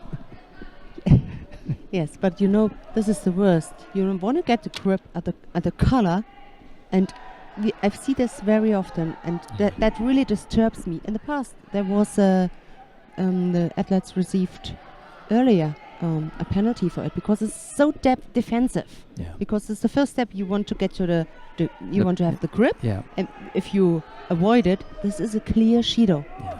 It must be penalized. Oh. Gostini Balázs didn't waste any time in dishing that one out. Yes. Because there's a second where you need the grip. So right in that second, when you avoid it, yeah, the opponent has a big advantage. Wow. Well, we'll have to see whether that stays on there. Yeah. Gostini Balázs just seen enough. He gives an ippon. Esposito it is who makes his way into the final. Sulca will have to. Yeah, there you go. The right foot is behind. Yeah. Takes advantage of an odd position. You see, the counter was first. It's the timing of this. Yeah. For me, he's in the throwing action as Sulca is looking to sit down and start his Sutemiwaza. Yes, exactly. Yeah? He's second. However, because there is that throwing action already underway, and the leg goes behind, and the arms, you can put it all together and say, I'm going to leave that and say that's a score. The only other thing that you've got to do is to say, what are you going to give? Well, they decided to give ippon, so that was that. All right, just before we take a break, let's have a roundup of everything that we've seen today. It's 4 weight categories. Why don't we start with the under 63 kilo category? And the biggest, not shock, but the biggest disappointment was that the number 1 seed, Lucy Renshaw, did not make it past the second round. She had a bye in the first round, came up against Laura Fazliu of Kosovo. Annette, tell us what transpired after that. And it was Laura Fazliu who made it until the final. So the Kosovan is in the final, and she's up against Gemma Howell of Great Britain in that final. And Gemma Howell threw out the number 2 seed and the number 2 seed Andrea Leski of Slovenia. And to mention the 2 bronze medal contests, it will be Renata Zachova of Czech Republic. She's up against the Hungarian Ospa Sofia.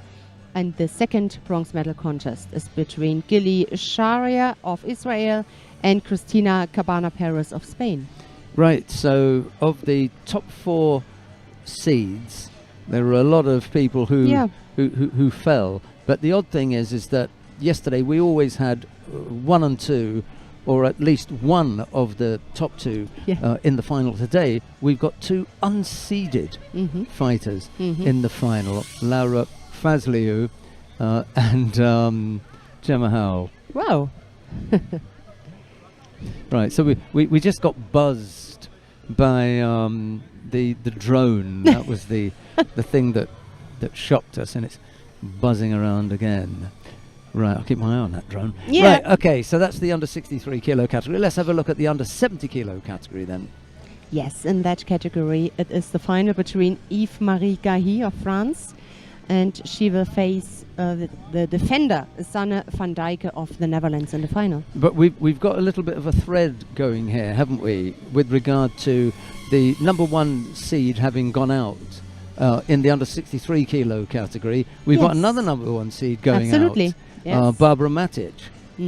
She lost against Ida Eriksson of Sweden. Yeah, and so they gave one loss to the other. It was then Hilde Jager of the Netherlands.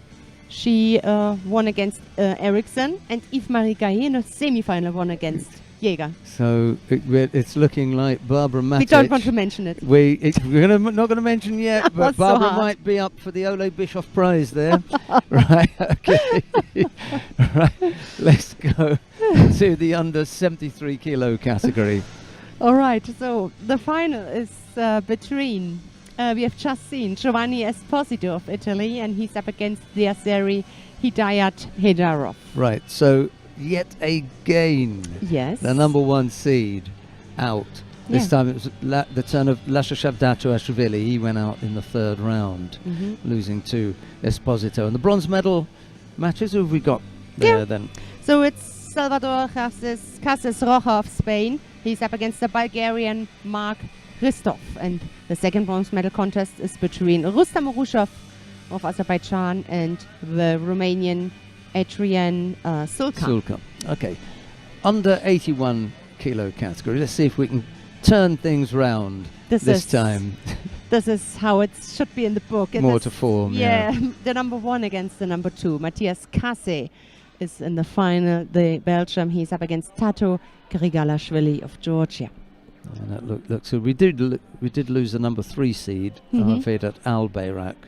And what happened to Sami Chuchi, number 4? Yes, Sami is now fighting for bronze against the Ukrainian Grivtchev. And the other bronze medal contest is between Ungvari Attila of Hungary and Hiro Manukian. The other, 2 Ukrainians fighting here for bronze. We might still see Chuchi on the podium. Yeah, and we forgot one, the bronze medal contest in the under 70. Okay, go ahead with that one. Just to follow that line. Margot Pinot of France will fight for bronze against Michaela Polaris of Austria, and Anka Pogacnic of Slovenia. She's up against Hilde Jager of the Netherlands. Very good. It is 5-3 here in Sofia. We're going to be back at 4 o'clock with all the medal matches, but from Annette Berman and myself, it's bye-bye for now. Bye-bye.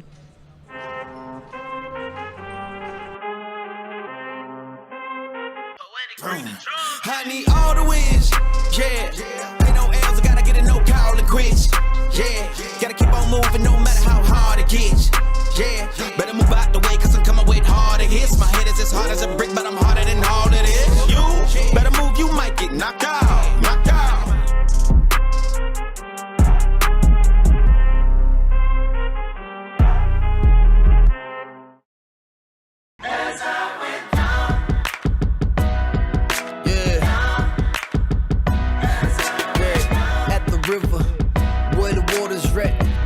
Different names to justify the ownership.